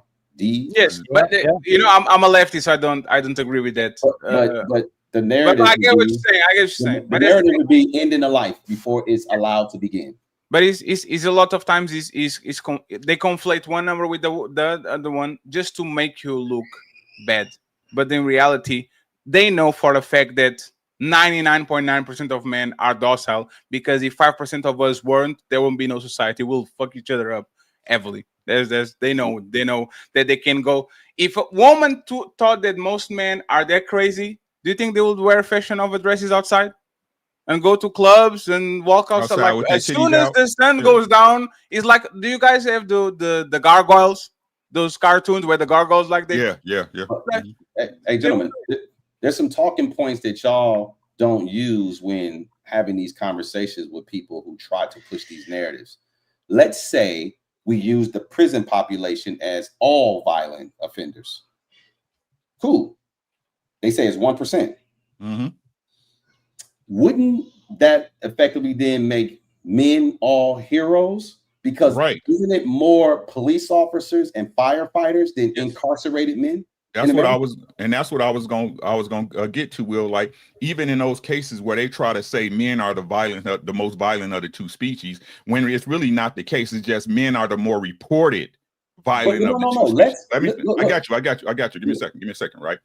But even in that case, to prove the point you were making, right? That 1% of men have been put in jail and persecuted and wrangled by men. Right. So they had to be captured by men. Women are not out here capturing fugitives. Men are. So women don't go to combat. Men do. So think about all of our military personnel. Think about all the police officers. And I'm talking about male military personnel, because it's not like there's 50-50 in the military. It's not 50% of women in the military. So all the military personnel, all the law enforcement personnel, and all the firefighters who risk their lives running into burning buildings. Are we going to say that the dangerous people outweigh the heroes? No. So shouldn't we look at men as like men are heroes? No, we don't want to take that positive look. And I'm okay with the narrative, the negative narrative that's being painted. I say, well, let's deal with the negative narrative. So what I like to do is use people's statements. I like to question their statements more so than try to counteract their statements with, no, here's my facts. No, let's talk about yours. Let's see if your belief system holds up to scrutiny. If your belief system doesn't hold up to scrutiny, I shouldn't have to prove a different narrative. You're making the claim, so you should have to prove that your claim is accurate. So these are the questions I was going to ask the ladies. And how you doing, Miss Pretty Red? Nice to meet you. I don't know if you are in line with what the women were saying earlier. I don't even know if you were here to hear it. But for the women who tend to push narratives and be a feminist movement and things like that, my questions was this, gentlemen. I got 1, 2, 3, 4, 5 questions, if I may. Can I run them down? But see, I would have wanted some women on the panel to bounce, the women who think like that, to bounce these questions off of those women. So Pretty Red, can I bounce them off of you? Well, I don't know what your views are, but can I just bounce them off of you and you talk in terms of how you think women in general would respond, not how you personally will respond? Yeah. Did you definitely? Yeah, All right, thank you. All right, so here's the first question. Do women want the violent men in society, or do they want the non-violent men in society to be in a relationship with as their husband? In general, Yes. violent. Okay. Well, you pretty much killed all of my other questions, right? Because the narrative is these women are trying to talk about how violent men are, but those are the men you want. So if all men stop being violent, you don't want the men who are not violent. But for the sake of argument, I'm going to run through the other questions really quick, just so y'all can see where I was going with this, because we know the women who don't think like you, and I think you're wrong. I mean, I know you're right, but they wouldn't say violent. They would say non-violent. Oh, yeah. So even though you answered the question right, you didn't answer the question the way majority of women would answer it, because majority of women would lie. Yeah. So Well, I said they would choose violent because they always say they want a protector, right? And so I was about to say that they want a protector and a provider. How can you protect without being violent? Yeah. And there's a narrative. That's the way other women can. Well, I can. I have other ways to gauge it, but majority of women only gauge it by a man being violent, being thuggish. That's the only way they can gauge it. So yeah, there's a common thing out there that women want the bad boy. Right. So it's understood that they want the violent guy over the non-violent. But majority of women would have said, the majority of feminists would have said they want the non-violent man. Right. Yeah. The majority of lefties, shout out to Fatty, they would say non-violent. Well, then the second question would be, how do you want your man to respond when he's met with violence? What do you think they would say to that? Hey, is he cutting up or is that me? They would say with violence. They don't want them to get beat up. So okay, but if they want a non-violent man, then he would have to refrain from violence. Right. He can't use violence against violence. Right. Not a non-violent man can't. Right. Talk it out. Y'all should be talking it out. So here's the third question. Do women profess that they are single by choice? They do. Yes. Okay. They do. Do women profess that they can get the kind of man that they want? Yes. They do. Okay. If all this is true, you all are trying to get the men you don't want and will never date to change. For what reason? Because they like the violent dude. Right. No. If they yes, you're right. You was about to jump. Because see, when they lie and say they want the non-violent man, yeah, and if they can get the man they want, which is the non-violent man, well, first they're single because they want to be single right now, but when they're ready to get a man, they can get the man they want, which is the non-violent man. Why are they trying to get the violent men to stop being the violent men? They could just avoid them. Yep. And my observation is this, right? Especially with that little weird ass dude. So this is me. I'm 52. I'm 52, y'all. Right? I'm an OG. Right? I'm grandpa to some people. Right? When I was younger, y'all know who was the dudes that painted their nails and shit. Those were the little weird ass white boys. The emos and the punks. Right. The emo dudes, the dudes who went crazy. They'll shoot up a school, right? But they wouldn't fight. Right? And the crazy thing is this. They'll agree with that dude right? But they won't entertain them. They won't date them and choose that man to be with them. They'll ostracize him, right? Oh, they'll agree. Oh, yeah, he's so sweet and cuddly, and he's so in touch with his emotions. Until he walk up to them like, "Hey, can we go to prom?"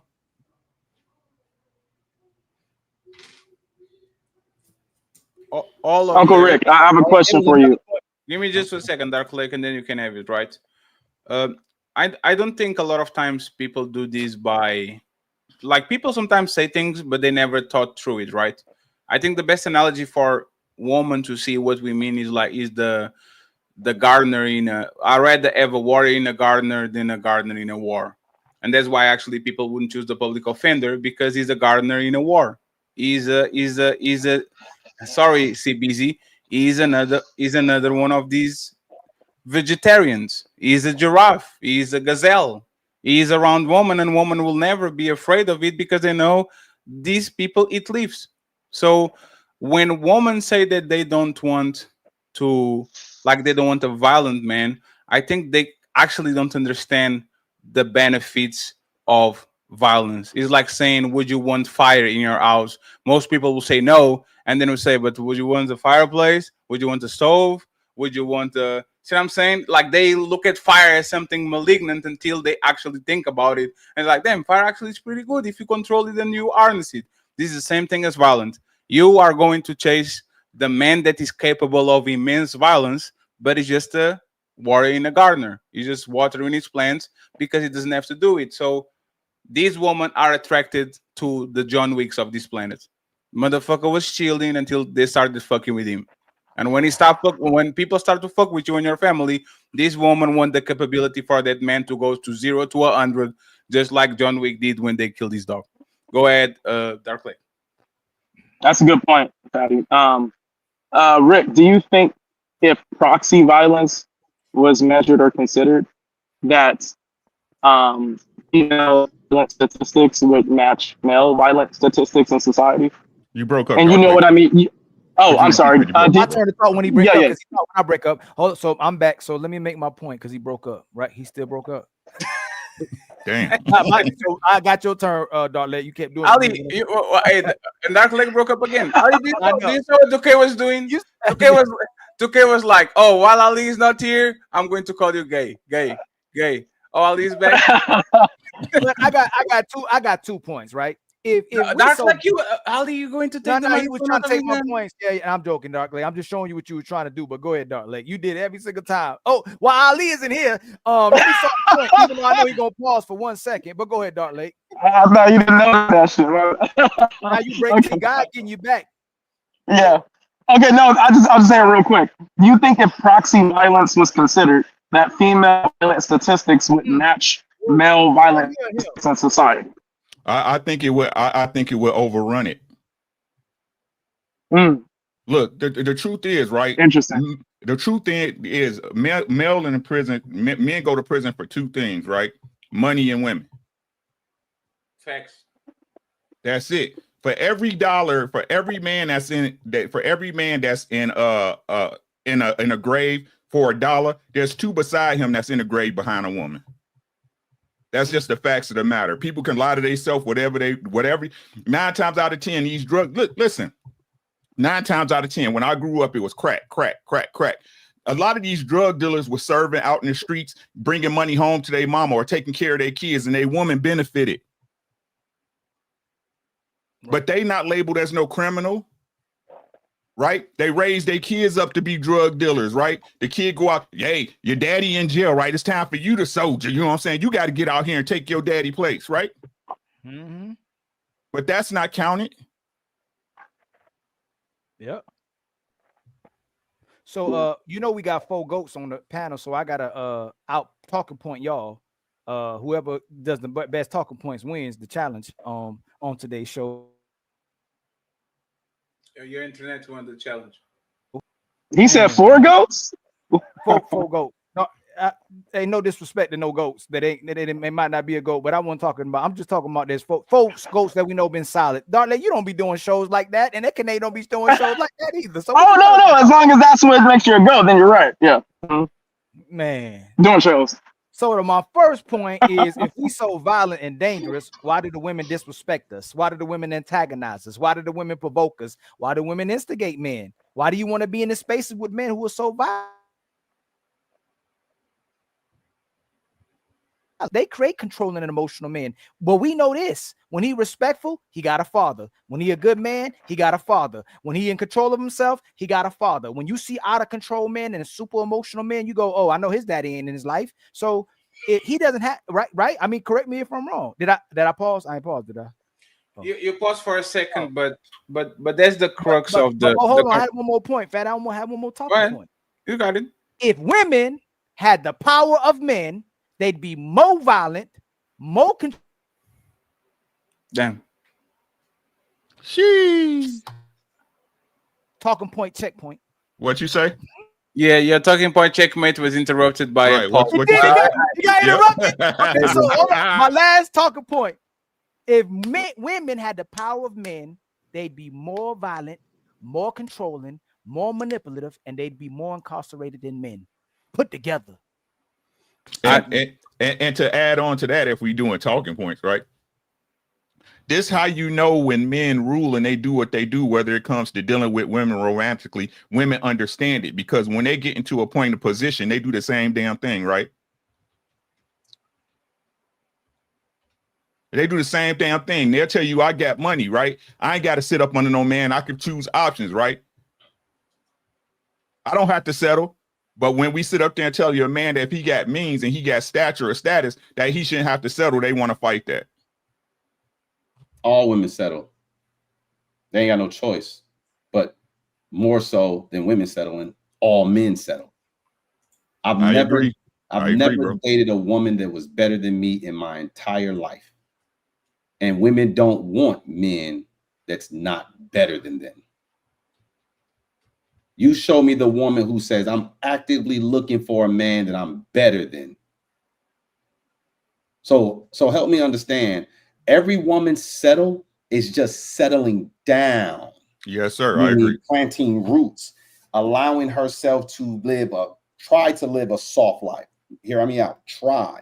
Because every woman is not living a soft life, but that's most women's desire, is to live a soft life, because they want a man who's better than she is so that he can provide the soft life.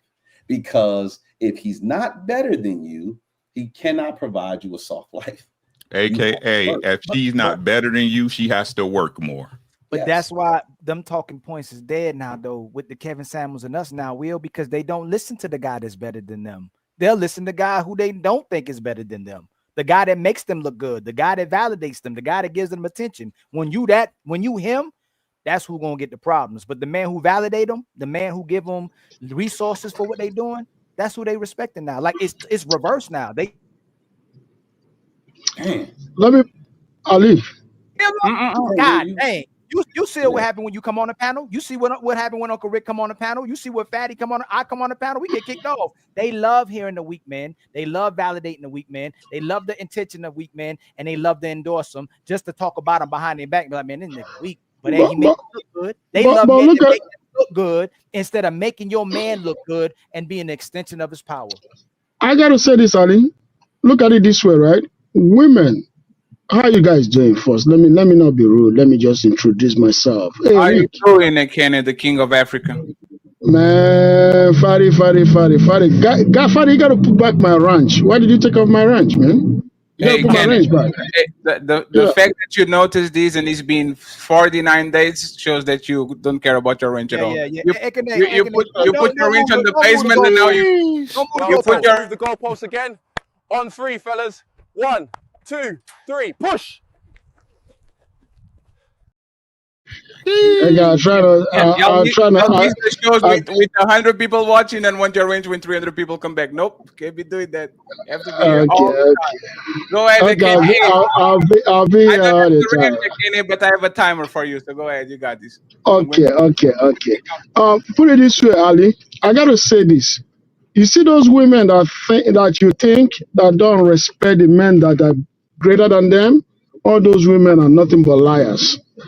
I got to tell you, they respect you, they fear you as a man that stands by his words. They fear you, they respect. When you talk, they listen. But the thing is that they don't want to look like they're weak. They're weak. They're very weak. Because if they stay in the same room with you, these girls won't say shit. They don't talk. They're quiet. They know where you've been. They know what you're capable of. They're scared of you. They make us think like they're not scared. I got to tell you, I've dealt with so many women, and they're all scared when I holler. Damn. Get him, McKinney. They respect when I holler. Because guess what? I'm better than every single man that they've had before me. And I will be better than every single man that they've dealt after me. You see what I'm saying? Stop, bro. Bro, stop. Hey, Will, stop hating, Will. Hey, Will, don't be. Hey, yeah, man, hold on. Because the reason why I'm telling you this is this, right?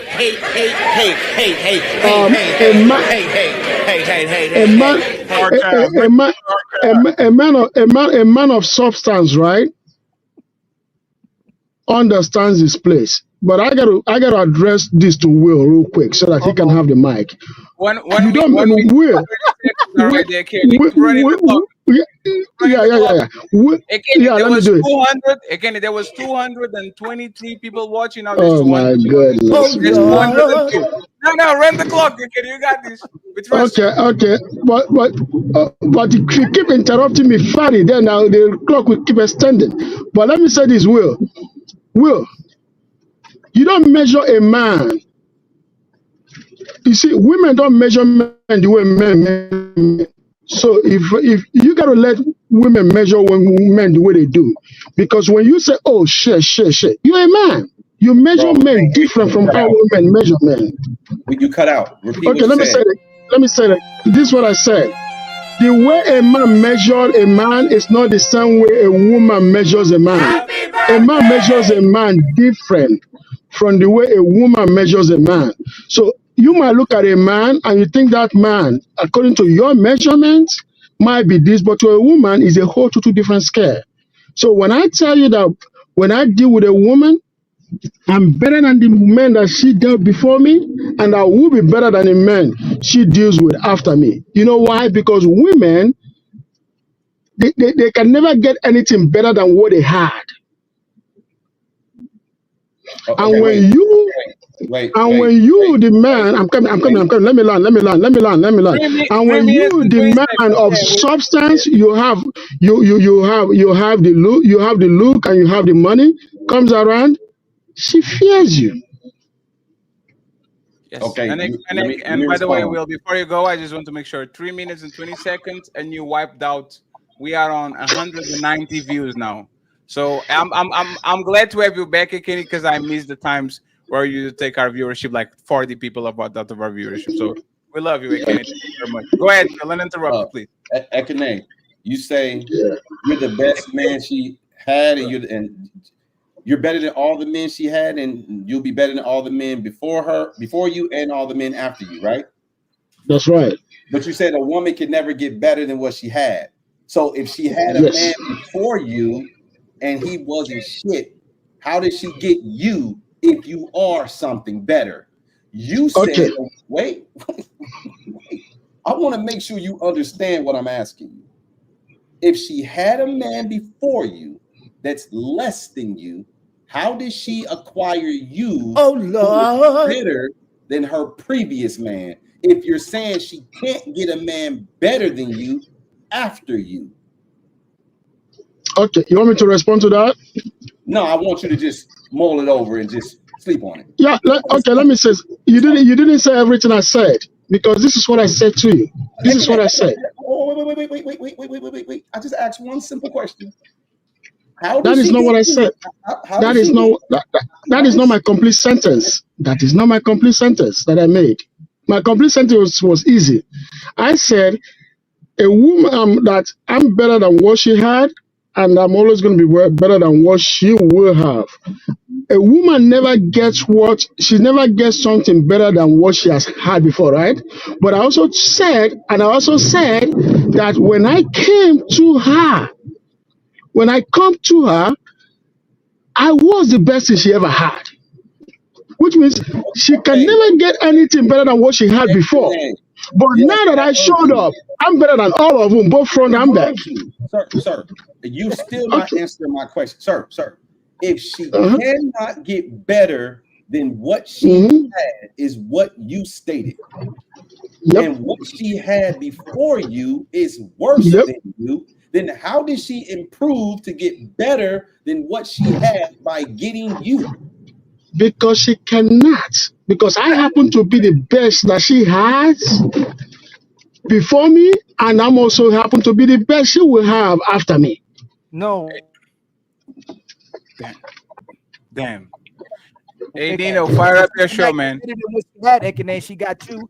She can't get better than what she had. You can't be better than what she had. You're saying two things at the same time. You're saying a woman can't get better than what she had when she got you and what she'll get after you. But you said a woman can't get better than what she had, but she got you. Which means if I've never come to her life, the chance of her ever having something better will never happen. Okay. So I gotta tell you. hold on, Ekene, hold on. So go ahead. You only mean when in comparison to you, but in general, a woman can get. Ali, I hate you, bro. That's so crazy, bro. Yeah, Ali, you gotta say it again because hey, now 1 second. Ekene has a 20-second timer, and Ali needs to be on his phone. I don't know. Sorry. Ali, please switch to your Ali phone. can't be doing that, Ali, man. Please switch to your phone, man. Respectfully. Hey, Ali, you wilding today, bro. That's crazy, man. Like, he just powers through. I'm saying, hey, man, change the device, man. My internet pause. People keep doing it. Yeah, your internet bad, real bad. I might need to leave because I don't want to become better than the Untouchables pallbearer. You should. Man, I was the King Talk pallbearer for a long time, and I had to stop showing up over there because I kept dropping people off in the elephant graveyard. Now, from my estimation, there was 3 candidates getting into the hearse today. I don't know how other people viewed these interactions. But, they dipped out. But there was 3 bodies that got loaded into the back of the hearse, and I was driving. Well, 2 bodies, I'm sorry. And I was driving. I had to make a U-turn because Ekene showed up, and I had to put his body in the back of the hearse too. And so I'm gonna go drop. I'm gonna pause for a second. I'm gonna go drop them off because it's a little bit of a ways to go because I got to go all the way to that dark, shadowy place that I'm warning y'all how Mufasa told Simba not to go over there. So I'm gonna warn y'all, don't go over there. It ain't nothing nice over there.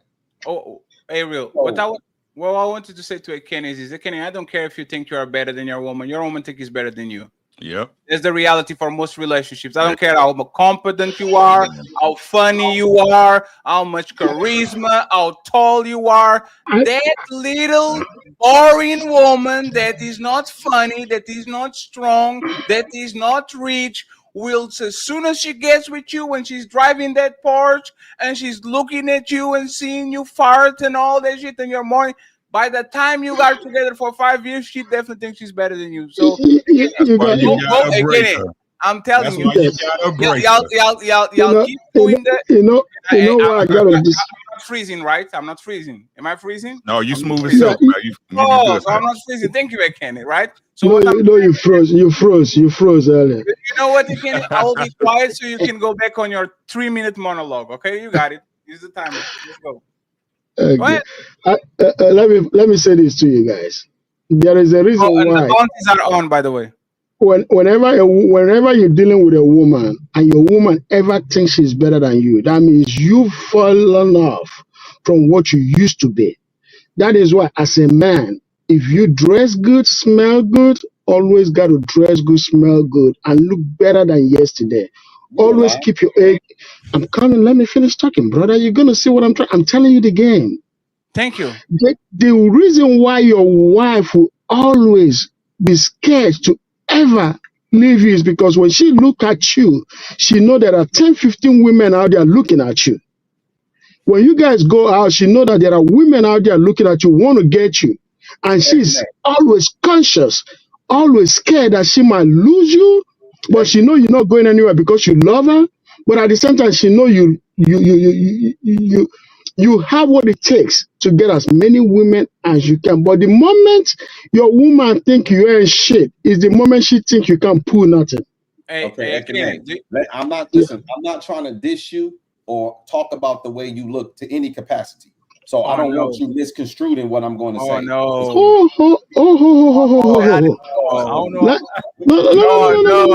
We are I got no. you guys. No. Let me say this before we'll go. Will, I gotta be honest with you. Shoot your shot, but if you and I meet in person, face to face, then you're gonna keep quiet. But go ahead, shoot your shot. This is bad. This is very, very bad. Wait, I'm confused. What was that last statement you made? No. You want to? You don't even know how I look in person. But shoot your shot, brother. No. Because I'm an African too. He said tread lightly. That's what he said. Go ahead. Okay, well that's cool. Here's the problem. Look, here's a problem in our society. Yeah. When you want to make sure people don't misconstrue what you're talking about. I got you. I understand you very well. I know where you're going to, brother. I'm talking to you right now. Ekene, hold on a second. When you don't want people to misconstrue what you say, you preference it. But see, when you preference what you're going to say, people assume you're just taking shots. So now if you just say it without giving context beforehand, like, hey, man, I don't want you taking this way because I don't mean nothing by this.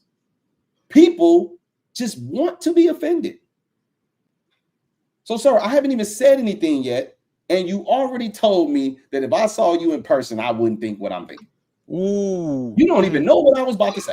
I'm not reacting to you. Will.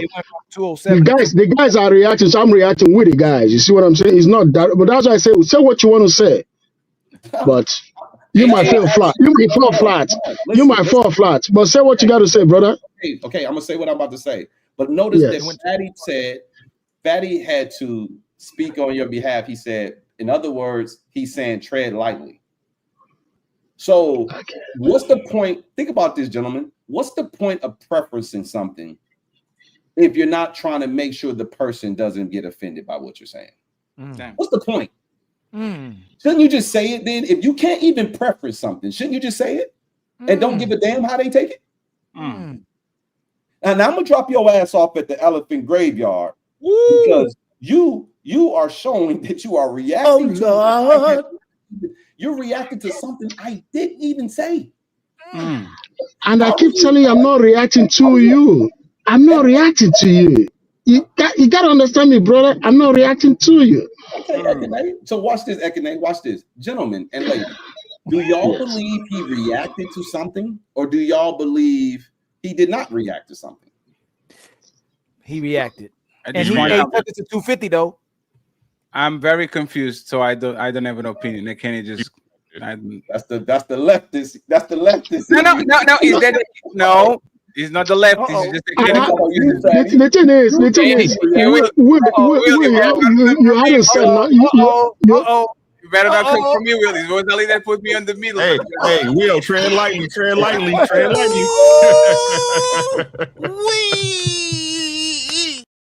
Hey, Patty, hold on. Patty, are you telling me you can't determine if he reacted or not? No, I was just paying attention. But how would you not paying attention when you rephrase what he said? No. He said tread lightly. He was saying like he talks broken English like I talk broken English, right? So when he said shoot your shot, meaning like when you aim at the king, you better aim for the head type of shit, right? He said shoot your shot. That's right. That's what right. So now watch this. That's Patty. right. Patty, that's right. Patty, did I say anything? You haven't said anything. I'm waiting for you to say something, brother. Exactly. I'm not. Hey, Kenny, I'm on the middle now. They put me on the middle. So this is what you do, what you did, right?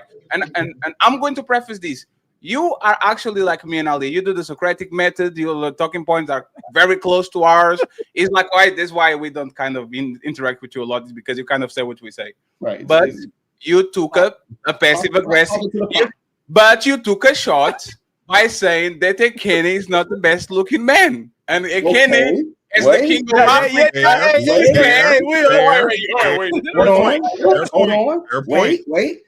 But Fatty said he wasn't paying attention. So how could he say I took a shot? And how could he then preference that Ekene was saying tread lightly if Fatty wasn't paying attention? Because I'm a professional, and even though I didn't remember what started it, I didn't remember why he said you better tread lightly. It was because you said that he is not the best looking man. Yes. Cool. So wait. Did I say he wasn't the best looking man? Yeah, you implied. No. Yes, you implied. You didn't say it verbatim. You implied that I don't want to go to talk about his looks. Okay, I don't want to do it. But you implied you're not the best looking man. Listen. If I say I'm not trying to talk about your looks, for you to think it's bad. See, like if I told Ali, hey, I'm not trying to talk about your looks, do you think Ali would assume I'm going negative? Everything you say before a but is discounted after But you Fatty, either say the but or imply the but. Fatty, you're not answering my question. If you imply a but, nothing that you said before actually matters. You have to Fatty, listen. but you're not answering my question. If I preference to Ali, hey, I'm not talking about your looks, and then I say but, would you believe that I'm taking a shot at Ali? I think you're trying to actually talk about his looks. You just want to offend him. Will, don't be obtuse now. No. I'm answering the question straight. What you say? No, you put me on the middle. No, you put me on the middle. You're not going to run away now, sir. You go freeze on the side of the town. Freeze on that side of the town. Why you put me on the middle? I didn't do that, Mike. I didn't do that. You didn't do it, so here we go. Now my hands are here. So, Will, and this is what we are professionals, Will. A lot of words don't need to be said for you to imply certain things. You were when Kenny was talking about being better and all that, and talk about you need to take care of yourself and smell good and all that shit. What Fatty would say is, Kenny, respectfully, you look like a motherfucking piece of shit African that takes showers. You have a nice car, you are clean cut and all that, but even on your best day, you are not going to look like a desirable man because that man doesn't look like Kenny looks. That's all. But you kind of said it without saying it, and now you're pulling it back because you don't want to say it. So you got it. Fair enough. That's interpretation, right? That's belief, that's perception. That's how you perceive what I was going to do. But I didn't get a chance to make my claim. So therefore, I'm being crucified for something I didn't say, but that you believe I was implying. Now, if you come to the conclusion that someone is implying something, are you 100% right? Absolutely not. It's an interpretation. So would it be better to still believe that this person is implying what you believe they're implying, but give them the floor to make their claim to confirm if you were right? And I actually did. I translated and I be quiet. You didn't close the statement. Right. We got sidetracked, right? Because Ekene said something, I didn't know what he was saying. And then you then said he's saying tread lightly. And then I asked you guys a question. I said, did he react? And you said, I don't know. I wasn't paying attention. Absolutely. But then you recited everything that happened. I'm like, because I'm a professional. Because I'm a professional and I have an extremely good memory. I wasn't paying attention because when Ekene talks for 3 minutes, I just zoom out, just like everybody else. Do I have the right to zoom out? Can I zoom out? Right. So look, Daddy. Now that you recall, did he react? It just made as the king of Africa, he react with the warning. He said, "You better." That's all I'm saying. All I'm saying. The only claim I made was he reacted to something that I did not say yet. That's all I said. No. 1 second. No. He reacted to something. 1 second. He reacted to something that you implied. There's a perfect statement. No. Wait, gentlemen. Daddy, we cannot just say someone. Hold on. I gotta cut in. Hold on. I gotta cut in. If that's the case, I ain't positive. If that's the case, Will, then he didn't make no implication as well, too. He just said something that sounded like an implication. We'd have to let him finish what he's talking about too. Because hold on. Let me finish. Get on your phone, goddamn it! You getting off? Am I back? Am I back? Am I back? Oh my God. I Go think ahead. he on his phone. You on your phone, right? You No, he's not. Oh, look at this shit. Look at this shit.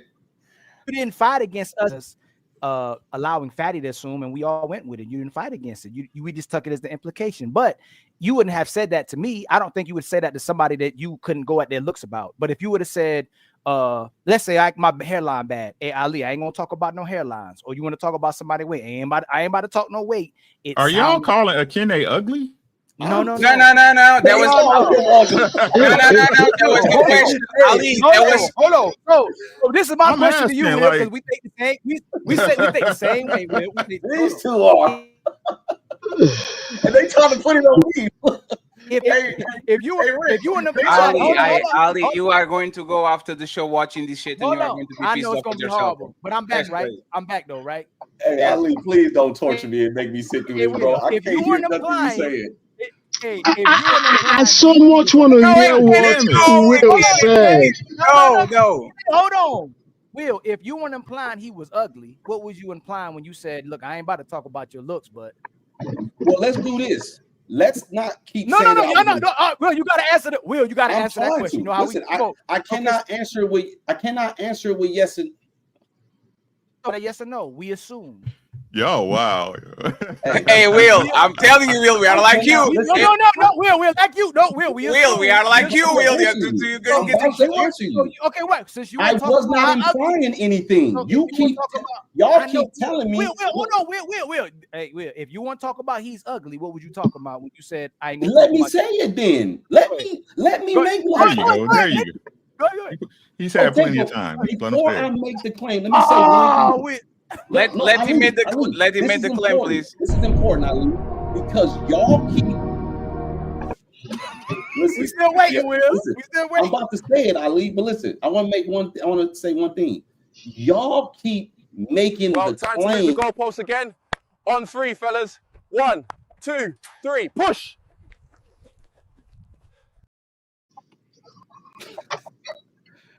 There's all Ali, okay? There's all Okay, look, Ali, check this out. You two, you and Fatty, keep implying that I'm implying something. So I'm gonna just say it so we can get to the nitty gritty. Okay. Yes. Ekene, I was gonna ask you: are you telling us that your woman believes that every time you leave the house, there's 15 women trying to get with you? Shut up! Oh, damn!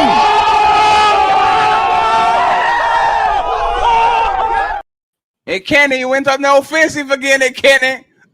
You're right about that. Quickly, he said, "You know what? I got something for you." Go ahead. You're right about that, because guess what? If she doesn't think like that, she would have seen me as a less than. And if I speak, she can come all up in my face. But when I speak, she doesn't come up all of you in my face, because she knows what? That if I step out of her life, somebody else will grab me in a heartbeat. I don't know what you So she knows 20 women. I have to protect my uncle. Now I'm actually interfering, right? Will, are you saying that you don't see a Kenny like the type of man that pull bitches every time he gets outside of the house? No, I'm not saying that at all, because I don't care how a dude look. I think if a guy got swag, he can pull women no matter what. Do you think he has swag? I don't know if he got swag. I don't think he does. Listen, I don't think he does, but I don't know. I haven't seen Ekene with women, but how I see him on these panels, hell no, I don't believe he has swag. Damn, Why would I have a swag on this panel if I'm talking to fellow men? Hey, Ekene, hold on a second. We're talking about women. I'm not trying to appeal to. Ekene, hold on one second. I want to make sure these brothers don't misunderstand and misconstrue what I'm saying. The type of man that I am, I look at men and I don't care what they look like. I tell I got a homeboy who's 6'1", 475 pounds. And I be telling him all the time he can pull chicks. He be like, no, I got to get this weight off me. I'm like, bro, what are you talking about? Go talk to these women, and you talk to them the right way. Not every woman is going to go, but some of these women will go. But if you don't talk to any of them, because you're assuming they're going to react to your weight, sir, you're going to strike out 100% of the time because you're not even going up the bat. So I will never say Ekene couldn't pull women. That's why I was telling y'all I wasn't implying anything. It may sound like that. That may be how y'all interpreted it. But I said, if you let me ask my question is to Ekene's wife.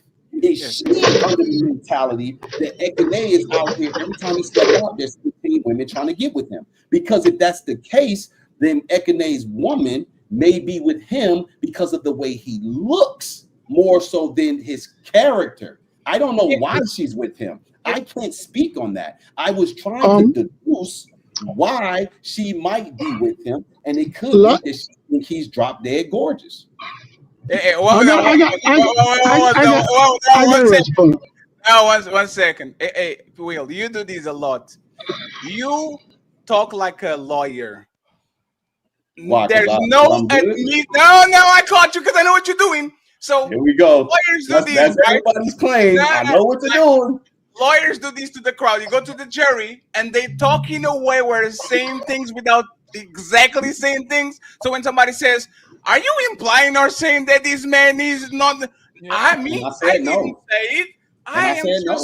I am just asking to the jury if that was the Will. Listen, hold on, but they implying is so I'm like gonna ask, you can't. I gotta ask because I'm about to prove it. With your shitty internet connection, watch him freeze in 3 seconds. Right now. Bro, Jesus, Ali, get Ali. You are Ali. You are going to be so mad when you see the replay of this show. Ali. You know why? No. Let me just say this, Ali. We need to clip shit. We need Ali. That shit is terrible, man. You know, I messed up today. Ali, don't come on, please, man. Don't do that, bro. I'm begging you, don't do this. Ali, you keep coming down. You open your mouth and then you freeze. Yes. Yeah, and instead of fixing your headset, you need to get on your phone. I'll be back. Thank you. Get on the phone. Thank you. Thank you. He froze on the way out. And he froze up and he will be back. That's crazy. That's crazy, man. Hey, what's up, Black TV? How you doing, brother? Hey, what's going on, dog? What's going on? Thank you very much for the birthday wishes, man. Will, it's fine to say that Ekene definitely is not the type of man that pulls woman by the way he looks. It's fair. He might have game, he might have money, he might have like the golden tongue and the 17 inches and $1 million mansion. He's not going to be the person that gets inside of a room and women are falling by him like he's the 6'8" king dude that he's on Instagram doing shit. It's fair to say that. You might ask about it, but even Ekene probably is going to lie about that and say that no, he pulls bitches just because of how he looks, which is not true, but we kind of going to give him the benefit of the doubt because motherfucker has the confidence of the African kid. So it is what it is. I'm not even mad about that. Let me say this real quick. Okay. Give me 1 second, please, because I have somebody on the back. OJ, are you the OJ from the chat? OJ? Unmute yourself, OJ. Because yeah. Can you type on the chat real quick, brother, just to make sure that is you? Because I don't think did we ever met before? I didn't think we ever met before. But thank you very much for being here. Give me just 1 second.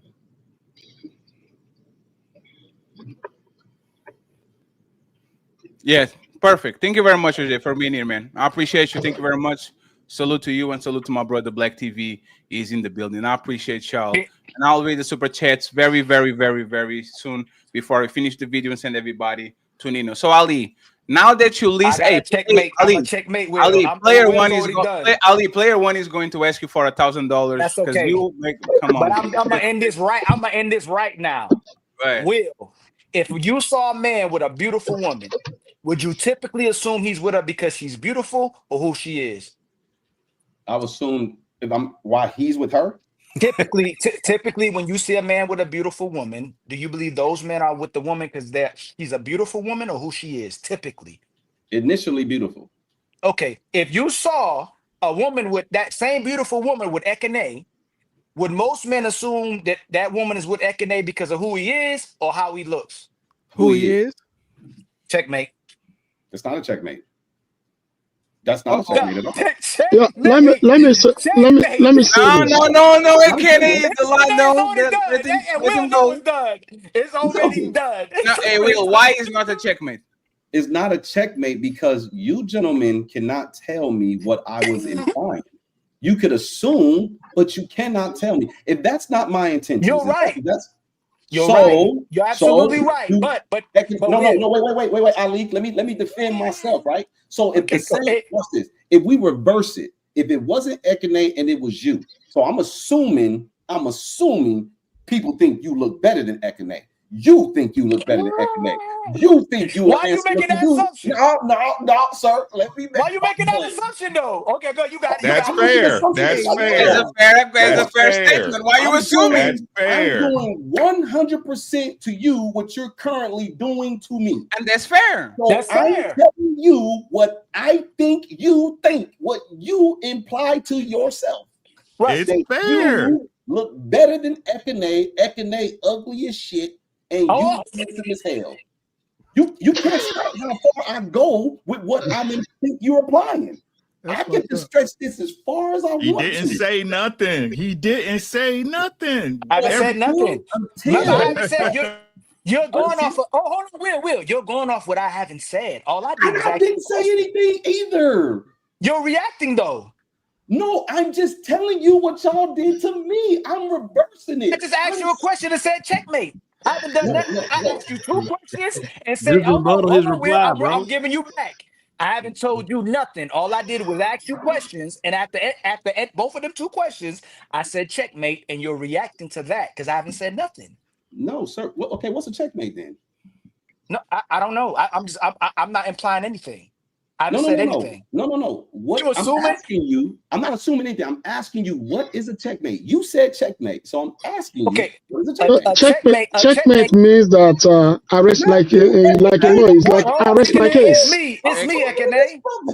Often shortened to mate is any game position in chess and other chess like games in which a player can arrest my case. Oh God, damn it! Position. I can't, gentlemen. I will. I got you, Will. You know what, Ali? I don't think that's what you meant. I thought what checkmate means was fuck you. That's what I thought. No. Listen to the argument. Stop. This is the argument y'all are having, right? He just asked you to define what it was. I was about to. Right? So again, no matter what nobody say, y'all assumed. Exactly. Right? Y'all assume. Is it a fair assumption? Yeah.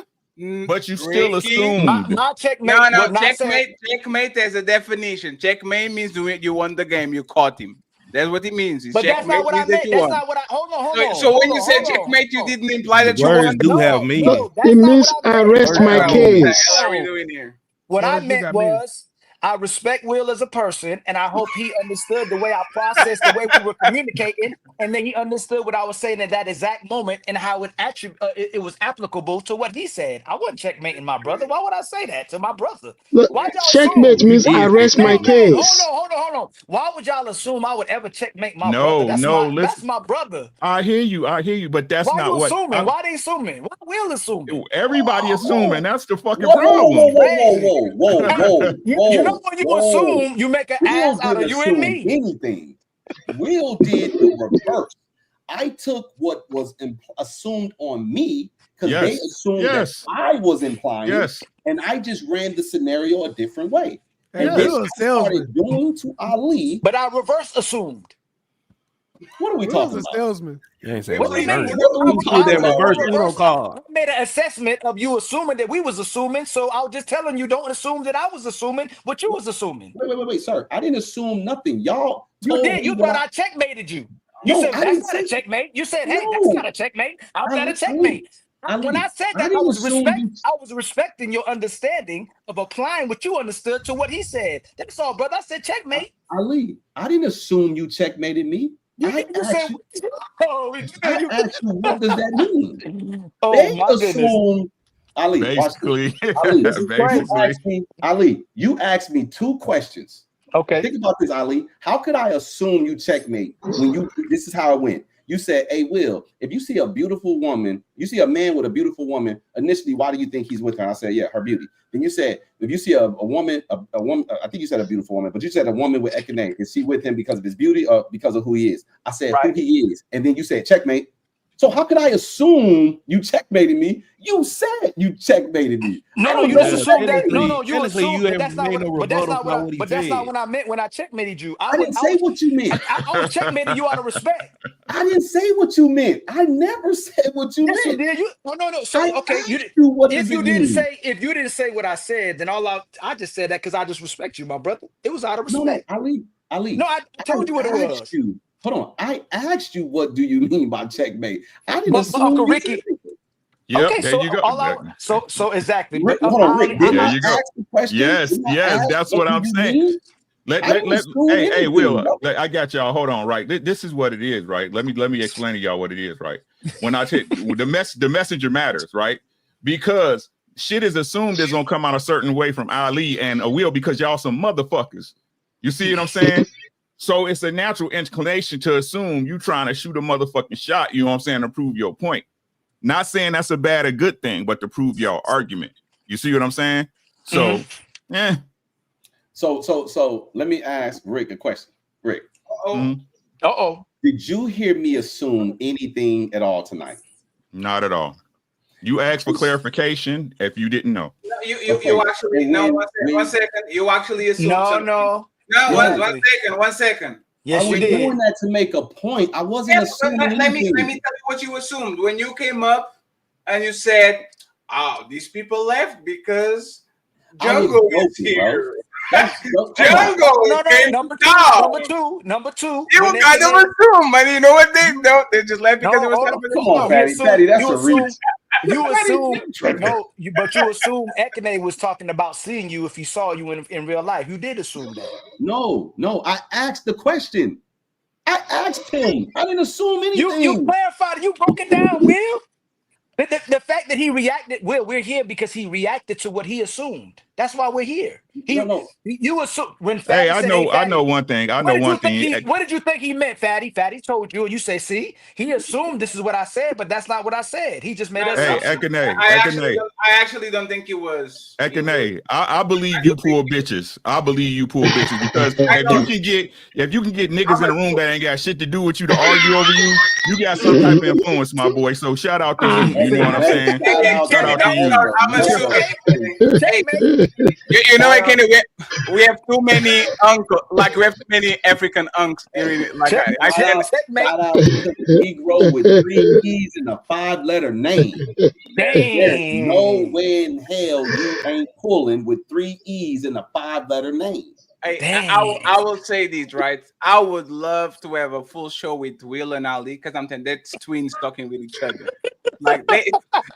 Like hearing Will talk is like as scary as every. Like I'm like, you know, it is what it is. That shit crazy. Yo. Yeah. By the way, my brother Rick was here.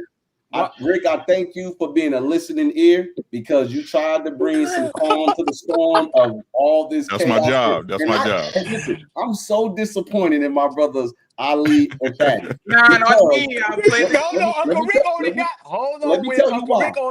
Uncle Rick already timed in earlier. He went in. He just assumed. He said he wasn't assuming. He wasn't implying either, but he was just assessing what was going on, but he didn't make no assumptions. Uncle Rick was doing the same thing. He was doing what you was doing. But no, I'm okay with people assuming, right? We all do that to some degree. If Rick say something, I'm going to assume I think I know what he means because we're adults and we know how to communicate. Once I make my assumption in my head, before I share my assumption, I need to ask some questions to make sure that my assumption is correct. That's like a true salesman. Like a true salesman. Yes, but I am a like salesman. a conversationalist, like a real conversationalist. I know how to effectively communicate with people because here's the one thing I'll say, and I'll shut up because there's people that ain't talk. And Miss Pretty Red has been sitting here patiently. She ain't saying nothing. You want to assume me? Her name is Petty, not Pretty. Oh, Petty. I can't see. I ain't got my glasses on. I'm sorry. I can't see. Petty. Go ahead. I'm too far away from my computer monitor. So it's fine. 2 things I want to say. I'm disappointed in my brothers Ali and Fatty For the reason being, this is my first time on their show. It's Patty's birthday. They trying to jump me. They trying to jump me. Nah, not me. No. Happy birthday! Happy birthday! Hold on. And Rick, I had to make a little bit more space in that hearse and slide Fatty in there and slide Ali in there. But I'm not gonna drop them off. You know why? I'm just giving them a ride to the bus station. I'm like, hey man, I'm just giving y'all a ride to the bus station. I just listen. That's all. I just listen. My weakness is I let him and Kenny go. He asked me a question. I didn't remember what it was, and then he said, "Come to the middle to talk with me." I will give you your flowers, Will. Okay. Of everyone that I saw on the beef, of everyone that I saw on the beef, you are by far easily the best one on this space. I give you bronze medal because Fatty's first and only second. So I appreciate you. Anyway, like I think being on the podium is actually great, but I just want motherfucking other people to talk like E-Black. No, not E-Black, because E-Black tried to drop. Hey, Fatty, I'm gone. Hey, yeah. it was good Rick, talking to thank y'all. you very much. Thank you very much for the Batman Mad Signal Red came up to. Appreciate Goodbye, Rick. Ricky, see you later, okay? I'll see you tomorrow, friends. Black, just give me final thoughts before I drop you because the Black is on some bullshit. Man, DPMO for life. This is Sparta!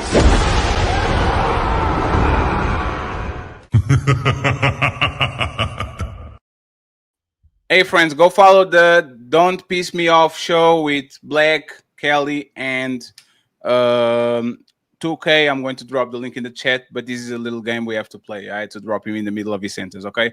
So if you can, friends, we're going to read the super chats, but please give me your final thoughts before we go, especially Papi Blanco Reese and OJ, because I didn't hear from them before. Well, show's over. Hope y'all enjoyed it. But nah, don't dip yet. We still got them final thoughts coming in. Y'all really tore it up tonight, huh? But don't dip just yet. Let's hear them final words. Hey, that's it. Show's done. Now shut the fuck up and let the panelists speak. It's time for final thoughts.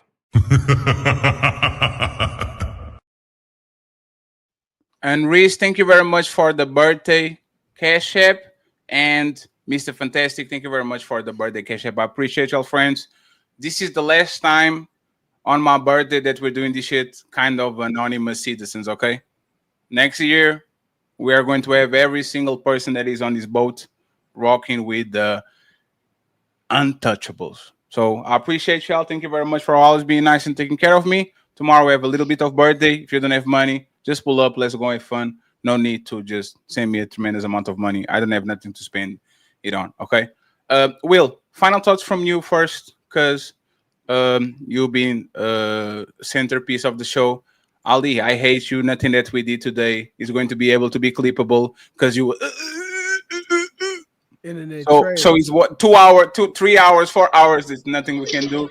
But Will, nice to meet you, sir. I have a lot of respect for you.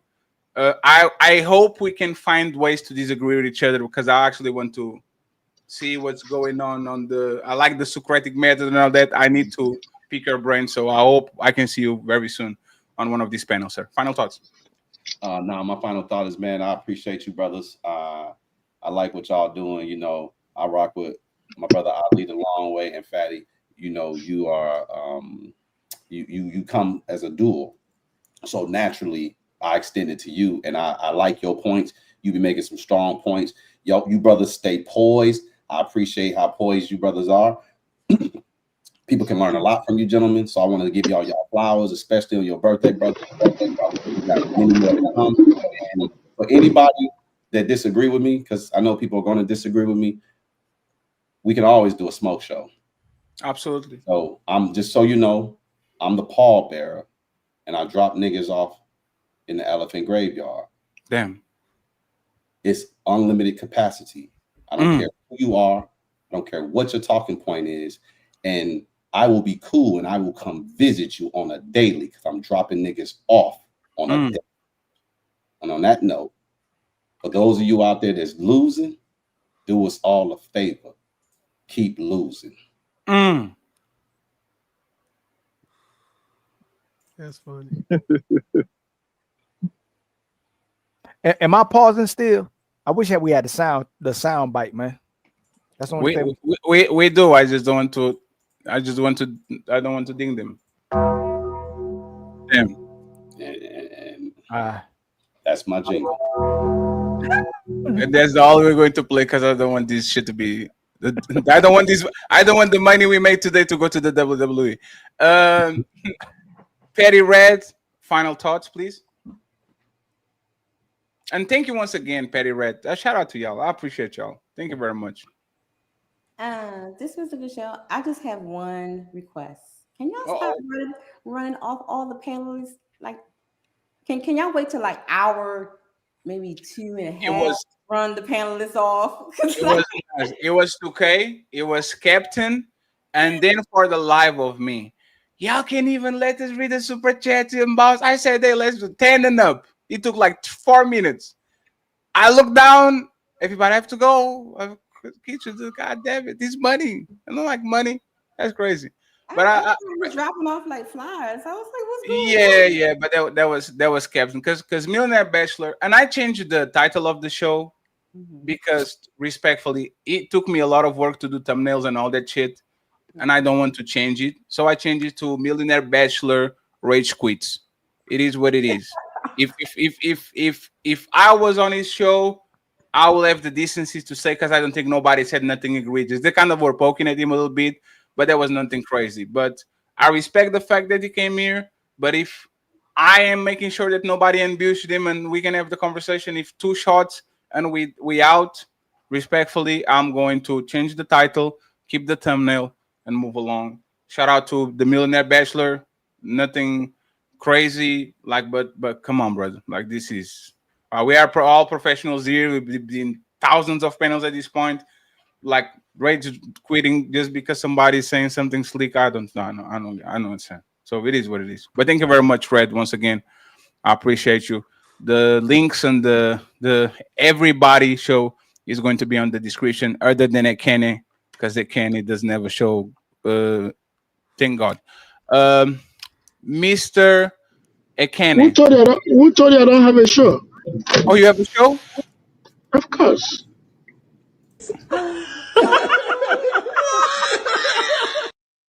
Sorry to hear that. Yeah, but when I talk about is business, I only talk about business. That's why. Like investment and business. You guys, Ekene, you think I forgot? This is my first interaction with Ekene. Ekene was always on the Trigger Mike show on Lapif every motherfucking day. He will never come to my show. And then Big TT Fantasy Island Girl came to my panel, and this motherfucker came up. Hey, how you guys doing, Fatty? Big fan. Oh, like what you doing here? He just came here because he saw big titties. So respectfully, Kenny, I will never forget that, Kenny. I know what you do, sir. Hey, Fatty, you invited me to your show. That's why I showed up. You invited me to your show like 3 years ago. That's why I showed up, brother. You're lucky that I like you. It wasn't Island Girl. Island Girl came after me. Oh, you are. Hey, Kenny, come on. Somebody lies. Now, somebody, I don't know who, but I'm telling you, somebody's lying. Let me get the African king of all the hoes, boy. Absolutely. Let me get OJ. OJ, nice to meet you, man. Thank you very much for being here. I hope we can actually have a conversation. Almost definitely. I appreciate you letting me on. Hey, I've been a long time listener to Ali and you, Fatty, and Will. I've been seeing you on Lapif cooking them, so respect. I see a salesman. I know a salesman when I hear him because I used to sell cars, so I already understand when you talk. And are you saying or are you implying? Damn. Huh? We don't want to assume. Are you saying? It was a joke. It was a joke with the flying shit. It's fine. And Kenny, you definitely need to stop bragging about looking good, bro. You need to chill with that shit. Hey, my man, Kenny, man. He be having some good points too. Nah, did I brag about looking good? I didn't do that. You're talking about smelling good and you gotta smell good. You gotta look good. You gotta feel good. This man farts in his car and he's talking about smelling good. God damn it! My car smells different. My Don't car let this nigga smells punk you like high that, Kenny. quality Stefani wood. So Yeah. Look at you. Look at you. Hey, Fatty, it I smells good. appreciate you letting me on, man. Happy My birthday car as well. smells good, I brother. appreciate you. And OJ, if you can leave your link, I tend to give you. Are you a content creator? No, but I'm looking into doing it. So I'm Yeah, just an man. average dude. Absolutely. When you guys want us to show us the rope, just go ahead and let us know. Okay. I appreciate you, brother. I Let appreciate me you. get Reese and Papi Blanco so we can close it out to everybody and send everybody to Need Donation. Reese, once again, thank you very much for the cash app. I appreciate you. Any final thoughts, brother? I know I'm late, but the show conflicts with my work schedule, but I'll still drop in and give you a shout out, even though I'm late. It's something I've been wondering, right, for my whole life, for the past half century. It's these 3 songs that niggas keep singing that got these African bars. So while we got a Kenny up here, I want him to know if he can translate. Oh shit! For me. Because don't no niggas in America know what these 3 bars are. All right, you ready, Kenny? Kumateo, Kumateo, the Jambe you file. What the fuck does that mean? We all been singing that for the past half century. Wait, Can you what? please tell us what we're saying? Wow. Whoa, no. That's That's too much for you. Another one. No, Reese, Hey, Jumbo. What the fuck does that mean? Reese, that shit is eat them up. No. That's eat them up from Tupac. Why you think it's African? That's made. Hey, niggas been Reese, that's singing made these up. songs Michael for the Jackson past said he half made century, that. and we He don't made want- that up in that song. Yeah, that He sound like made that up. reggae. Oh, all right. So that's not African. No, that's not African. Michael Jackson sound made that like. up. Yes. So what about the like reggae, Lionel bro. Richie bar from all night long? Is that African? You should pull up with the Waka Waka. Waka Waka, I think is African. Hey, man, you got some good taste in music, Reese. No, I he know all the doesn't. songs you're talking about. There's some 5 I songs. want you to know what bringing up. that shit means. I've been singing it. The fact that you know the All my words, life. the African words and the songs is fine. Hey, That's Reese, good. sing that shit to ChatGPT. Is going to give you a. It's going to give All you a right, match. I'm gonna try that. Sorry about Bet that. you they And don't my even know brother, what it is. and my brother Papi Blanco, Adrian. Thank you very much, brother. I appreciate you with the $10. Adrian DeVos. So a little something for the beat. Thank you very much. I'll read the super chats before I finish the show. Okay, I'm going to kick out everybody, including Ilkan Ali. Bad internet connection. This motherfucker had the bad internet connection for 3 hours, and by the end of the show, now he's good. Ali, that you It's are. good now. It's good now. That is working now. Dang. Then you have the family. You have the family playing Roblox and on YouTube and on the rooms and all this shit. I moved the router. I moved the router to another room and I moved it back and it's all messed up. I had to reset everything. When did you move the router back? Yesterday. Today. I moved it to another room, then I moved it back. I already. So for people that have fucked up connections, you need to buy something like this. This is just like a regular extra device. Doesn't need that shit. Like, but you guys are crazy, so it is what it is. Papi Blanco, take us on, brother. Yeah, man. I didn't know that you. I saw that. I didn't watch the entire show though. But first of all, how's everybody doing, man? How's everybody doing? Everybody, I'm doing great. Thank you very much, sir. I appreciate you being here. I didn't know that you had like was that like an interview with like a Rey Mysterio Jr., the wrestler? Oh my God! Wow. Come on, man. This man is a. You try to be funny. No, is that the wrestler Rey Mysterio Jr.? No, that's not Rey Mysterio, bro. Just chill. Just chill. He's a millionaire and he's a bachelor. Who that? So he works a match. Then so he got a channel, right? Yeah. It's a. So nobody know his looks, right? People kind of know who he is. I kind of see who he is because they. Oh, like when somebody okay. pulls up with a mask, everybody try to see who is behind the mask, and they already kind of. I think he was a rapper before, something like that. Oh, Jesus Christ! What's the problem with Yeah, I'm rappers? about to give you. Ali was a rapper. No. I was Yeah. never a rapper. I was an artist. No, you were a rapper. Look at this You said thing. to be or not to be. That's the question. Ali is too light skin, my nigga. Nah, was a he rapper better off being a You producer, like my Drake? nigga. How about Drake, your favorite rapper? Yes. And that you nigga said Nick white, my Cannon, nigga. and you said Nick Cannon actually your actual goat. That's what you told him. But I ain't gonna tell nobody else. Okay, you're got super bars, chocolate. I'm all right, man. I'm all Yeah. right. So Blanco, your final thoughts is shots at Millionaire Bachelor. That's crazy. That's crazy. Nah, man, no.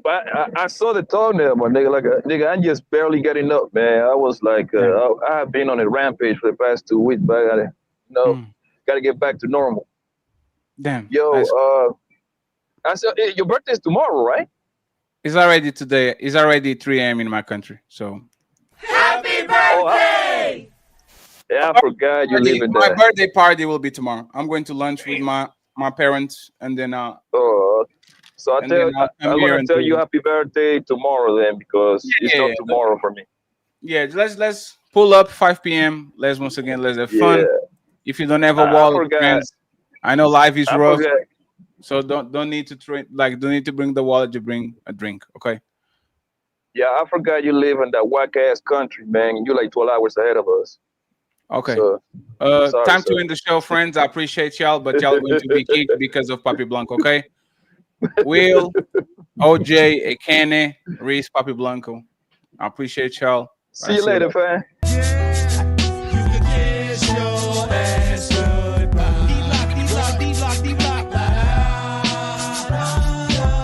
Sing the song, yeah. You can kiss your ass goodbye.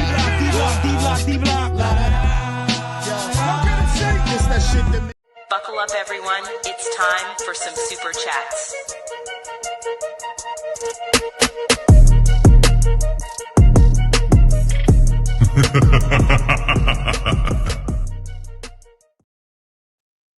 Ali, want any final words before you leave too? Because I'm going to go take care of your family, brother. Yeah. So just at the end, man, if all these people that profess they great men, they great leaders, they're a great person, they so productive, and they've done all this in the world, you lose all your credibility if you can't take no pushback on the panel and you bounce off the panel. Yes. And for my brother Reese, I'll give you a little bar. You know, I don't rap for free, my brother, but I'll rap for a fee. But Damn. if it's for bricks and a chick, I'll rap for a key. That was inspirational.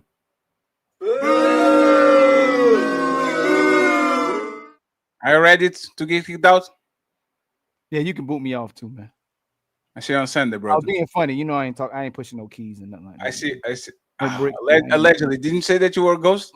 Yeah, I am ghost. Though, yeah. Oh shit! Man, you know what I'm saying? Exposed. Got them. This is Sparta!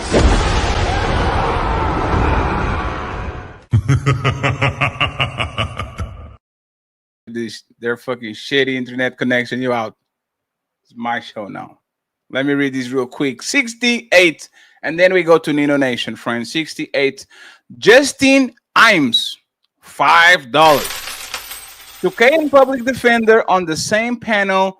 This is about to be a good show. Let me get my popcorn. Man, that was a good show. That was actually a good show. He knows better. He became a part of the Untouchable Empire, baby. So, you think you're untouchable? On the public offender side, I don't know if you are a shadow ban, but I don't be seeing your lives anymore. This is the first one I caught in a week. Thank you very much for supporting one of our panelists. Aquati Nuts saying Fatty looks like Majin Buu. Okay, that's it. Trying to get open, fires away. Thank you very much. I appreciate you on public offender platform. So long story short, they believe boys shouldn't cry. I don't think anybody said that. Aquati Nuts come back and says, okay, last one, Fatty. It's the 5th Teletubby out touch. There's actually a better one. I have to give this one is actually a better one. Nobody called me Teletubby before, but that fits.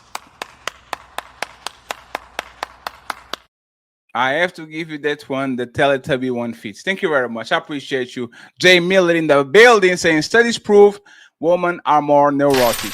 Yep. Thank you very much. I appreciate you. Be streaming, aka Red Pill Ranger, saying women are just as violent as men, if not more. Show me a study or any science that proves otherwise. We're not more violent, just be better at it. 100%. Thank you very much. I appreciate it on public offender platform. Antoine PA, $2, saying, how come y'all didn't let Pretty get the floor yet? You actually got it late because she got the floor a lot of times today. Unk be streaming $2, public offender, Coochie stink. Damn, that's crazy. Jay Miller, $2 says, iron eroticism is associated with aggression. Thank you very much. Unk be streaming back again saying, violence is a gender specific. That shit is goofy. He said it, not me. Thank you very much. We have Anastasia wearing on the public offender platform saying, please let Pretty Intellectual talk. There's intellectual in her name. She knows what she's saying. Sound very passive aggressive, Anastasia. We have Ungby streaming. If men more violent, explain lesbian relationship. Oh man, hey.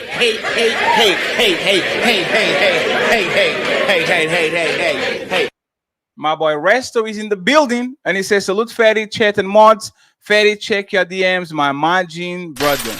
I didn't know where you sent me my DMs. Then I saw that he was on Discord. I apologize, brother. I hope you're doing good, man.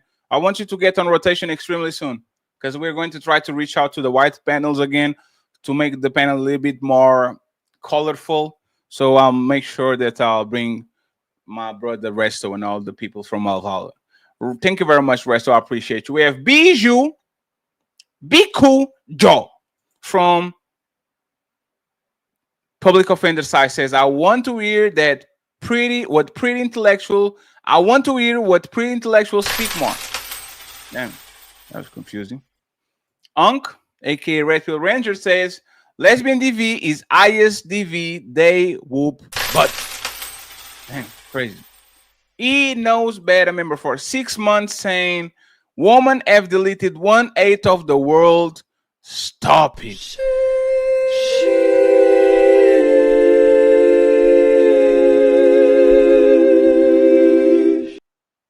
Unk be streaming $2 says most female violence not reported by men. On public offender side, hunting and fishing, y'all be working at T-Mobile, please. Damn. Jamie X, does Fatty hunt, fish, or fight ever? No, I Uber Eats. Happy birthday! Order out. Thank you very much. The lovely Hunting Wisdom. Tomorrow she's going to have a gaming show. Go ahead and support her. Peace, love, panel, and the chat. I hope you're doing good. Appreciate you. We have on the public offender side, BW, $5 California dollars, saying they'll take credit for anything good done by any man ever and fight against taking credit for any bad loser behavior. Absolutely nothing. Man did the atrocious things in this planet. But for every time a man started a war, there were 10 men willing to stop it. That's my only point. Be cool, Joe, $5. I'm literally the only person on the panel of invited to have recently hunted and gathered to feed a family of 5. Congratulations, sir. You are doing our job. Until Wisdom, indoor plumbing is amazing. Thank you, man. Oh, look at her be so cute. Bungie Baby, 21, $5. Does he know we can see is a pot calling the kettle black? Damn. Speaking of the devils, Fantasy Island Girl, $5. You work as a content creator, Fatty. You are not hunting or fishing. Your job isn't harder than giving birth. Absolutely. And you are showing your pussy on OnlyFans. So both of us have an easy life. That's exactly the point. If you are going to to penalize me for not being my grandfather, I'm not going to penalize for you to being your grandmother. That's all that is. We all have comfortable lives. We can live on a society where we can be showing our coochie and our titties on OnlyFans by $9.99 and then still get married twice and have kids and have a wonderful life. So I totally agree. We are both on the same motherfucking, like we're on the same time. Thank you. Appreciate it. Thank you for the donation. Easy the Beastie. Not you, Fatty. We're American. USA. USA. Thank you very much. We have Antoine saying, I can tell Fatty was the wear my UGG dude in I was the one that gave lower rubs, like rubs on the lower back. If you see what I'm saying. Thank you very much, Antoine. I appreciate you. Great Dane is in the building saying when they tap they 2 fingers, you know they dumb as fuck.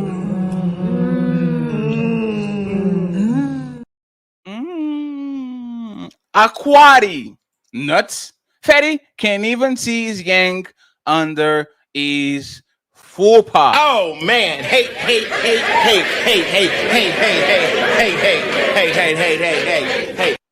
And your sister couldn't see it too when I put it on her mouth. So thank you very much. I appreciate it. My boy, what now 23G member for 21 months of the Untouchable Empire, baby! So, you think you're untouchable?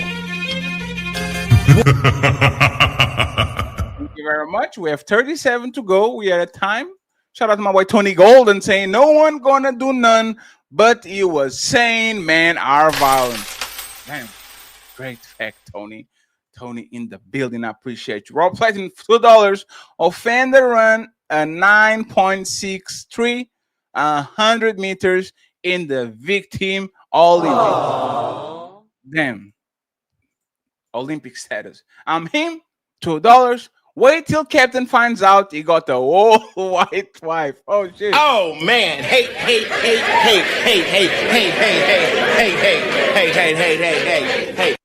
Isn't that crazy that that man was talking about white supremacy and he literally married the white woman? He was implying that I was talking like a white supremacist. That's crazy. Oh, shit. Thank you very much, brother. I appreciate you. Salute to you. The blueprint on public offender side says, Hush, fatty, your ends are very dainty. What's wrong with my ends? What's the problem with my ends? I don't know what you guys are talking about. Thank you very much, the blueprint. Aquari nuts. Come back again. Says, fatty nails look like Ali sprayed on beard. Damn, crazy.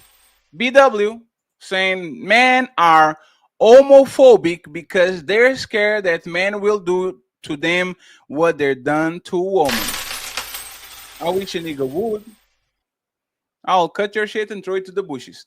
Facts and Snacks official with $5 California dollars. He says, how come men don't know that anger is an emotion and they angrily bicker and nag each other? They verbally fight like children on the playground. Thank you very much. I would appreciate that. Great Dane comes back and says, pink shirt is gay. Homosexual. Some point. Huh? Are you homosexual? A what? A homosexual. What's that? She's in the building and says, again, we're focused on the panelists instead of the topic. It happens a lot of time, a lot of heavy eaters today, so it is what it is.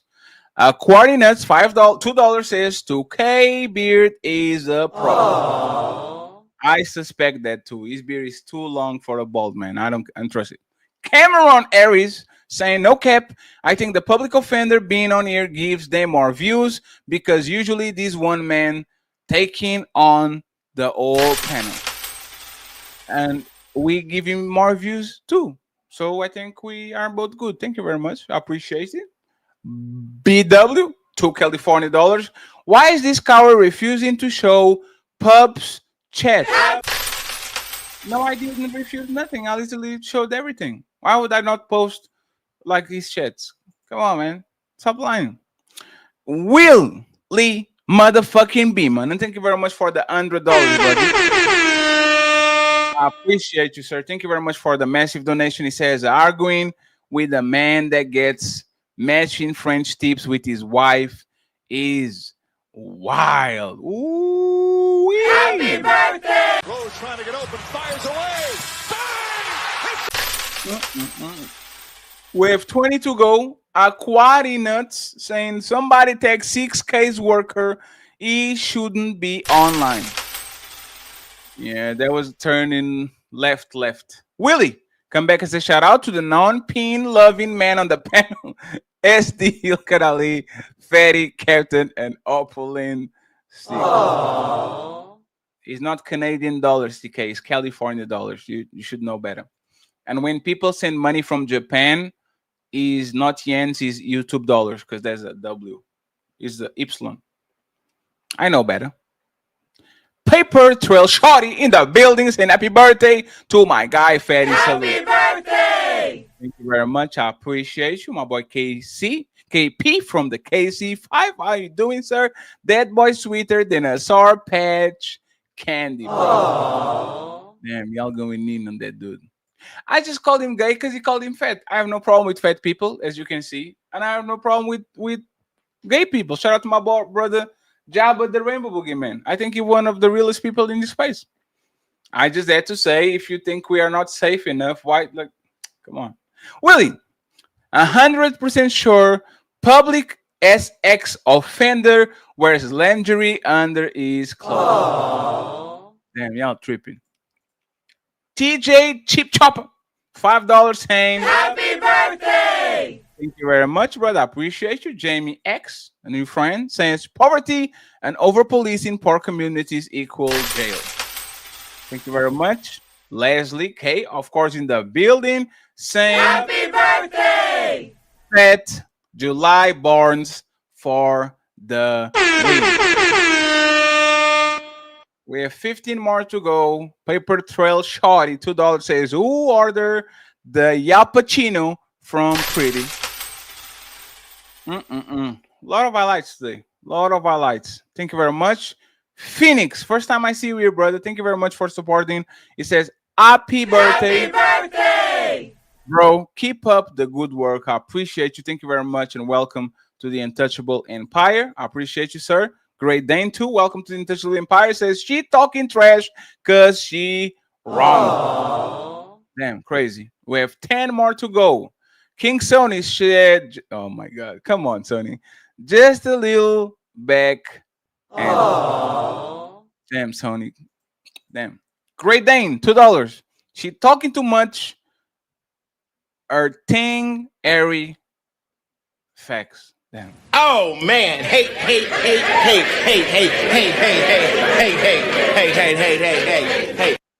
Jamie says, happy to see Will.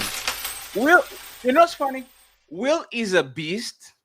I don't think Will has a frame of reference about who we are. So we see him, but he probably didn't see us.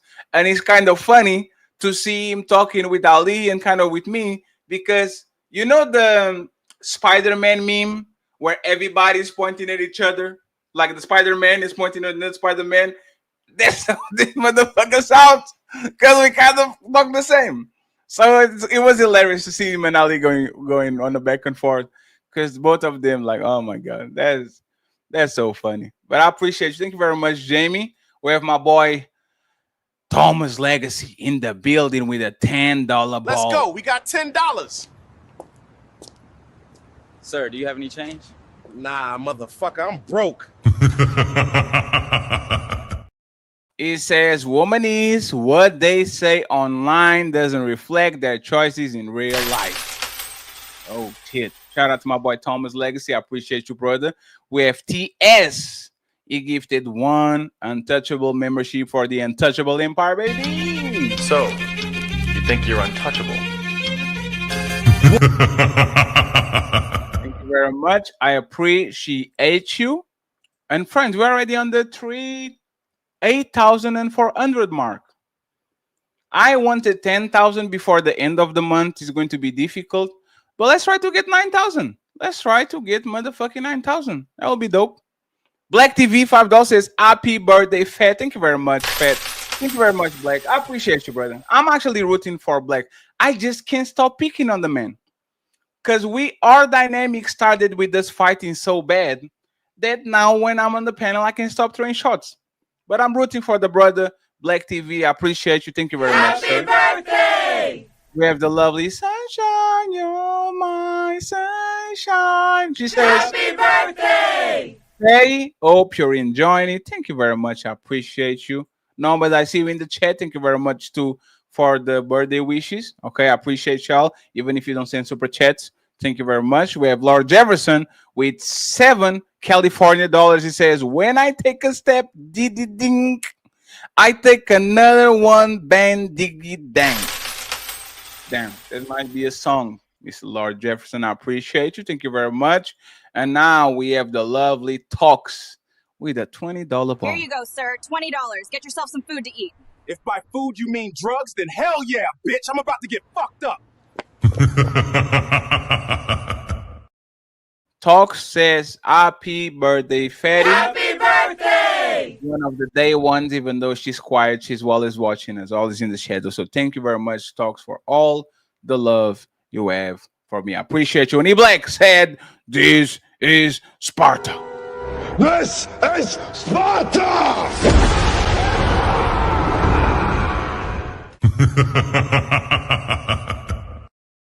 He said, Black TV got to get a trademark. Take a motherfucking break.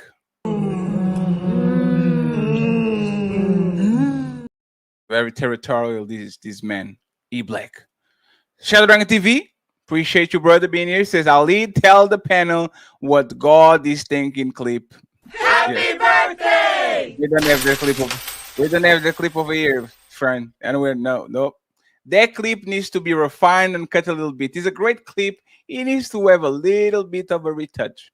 Dark Lake with a $5 super sticker. Dark Lake doesn't not afraid. Dark Lake came here to see if he could catch Will on a contradiction, but he didn't. But he's always next time. A shout out to E Blake for the motherfucking generous, super generous, hyper generous $100 donation saying happy birthday, Fatty. Happy birthday! Sir, for $100, what's the craziest thing you do? The craziest thing I do is listen to your ass all day. Ma'am, for $100, what's the craziest thing you do? For $100, I'll let his baby mama braid my hair and then fight her. Damn, only $100? I look like some cheap hoe. Could have fooled me. Yo, all jokes aside, dead ass, $100? Nah, for real, I appreciate you. That's love for my boy Fatty, feeding the untouchable empire out here. Thank you very much, E Black, for all the love. And be careful on these YouTube streets, gentlemen. I see you. Florida boy Tyrone is in the building saying, Happy birthday! Happy birthday, broski. I appreciate you. Enjoy your day. And finally, last but not least, my brother John motherfucking Henry. He says, happy birthday to you, Fatty. Happy birthday! From the unabashed atheist who isn't fooled into believing Jesus is real. Aww. Hey, John, you know, I want you to debate that person. Let's go, John. Cause I'm ready for the fight. I appreciate you, John. Thank you very much for being so patient and so kind to me. I appreciate you, brother. Always standing on the side of facts, data, and statistics. Let's go. My boy Ralph Neal says $20. Happy birthday, my brother. Happy birthday! Here you go, sir. $20. Get yourself some food to eat. If by food you mean drugs, then hell yeah, bitch. I'm about to get fucked up. Then we have my boy Guardian Dog. Thank you very much, Ralph. I appreciate you, brother. Salute, salute, salute. We have my boy Guardian Dog. Says, sorry, I couldn't give more. Thank you, Fatty. Happy birthday! Guardian Dog, I appreciate all the love and support, even if it's just a happy birthday. Money doesn't make us or break us, brother. So thank you very much for at least being kind. I truly appreciate it. Thank you very much. I'm him with a $10 ball saying, happy birthday, fam. Thank you very much. Happy birthday! One of the biggest menaces in the chat. Let's go. We got $10. Sir, do you have any change? Nah, motherfucker. I'm broke. My boy Shadow Dragon TV with $10 too saying, happy birthday, my brother. Stay blessed. Happy birthday! And I'm going to play this video because he likes it. Psych!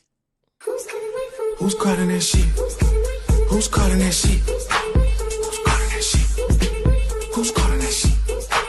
Who? sound 2025.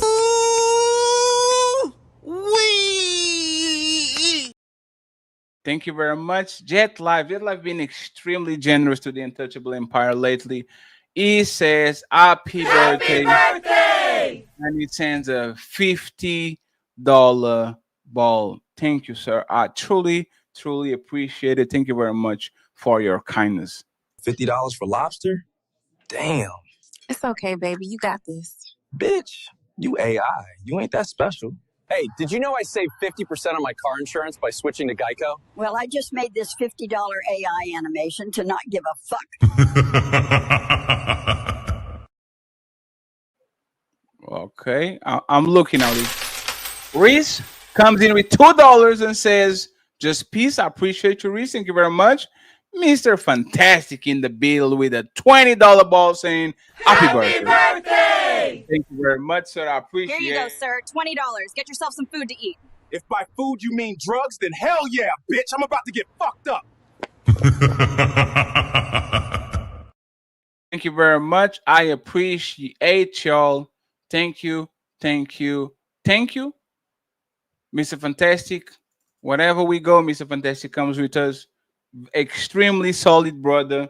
Needs 1,000 more people watching. 10,000 more dollars. He is up next. And we are up next too. So shout out to Mr. Fantastic. We appreciate you.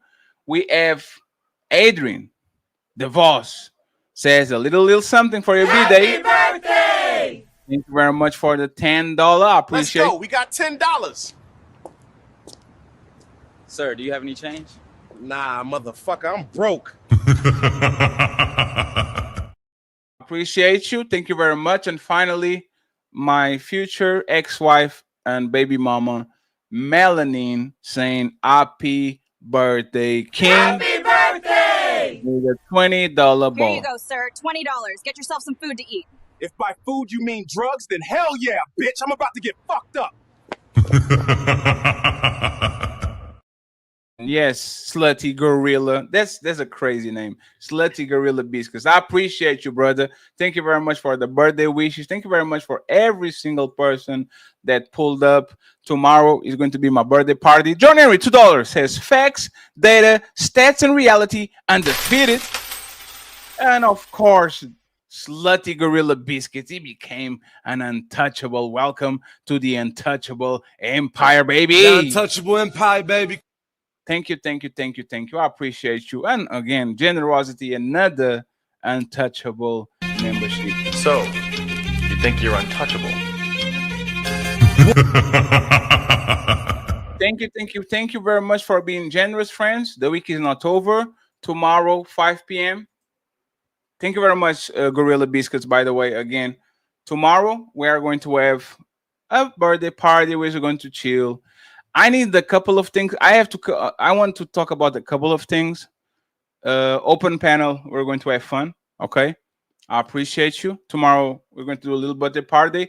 And on Sunday, the infamous ladies first show with another star-studded panel. Oh my God. That shit is going on. Oh my God. The humanity.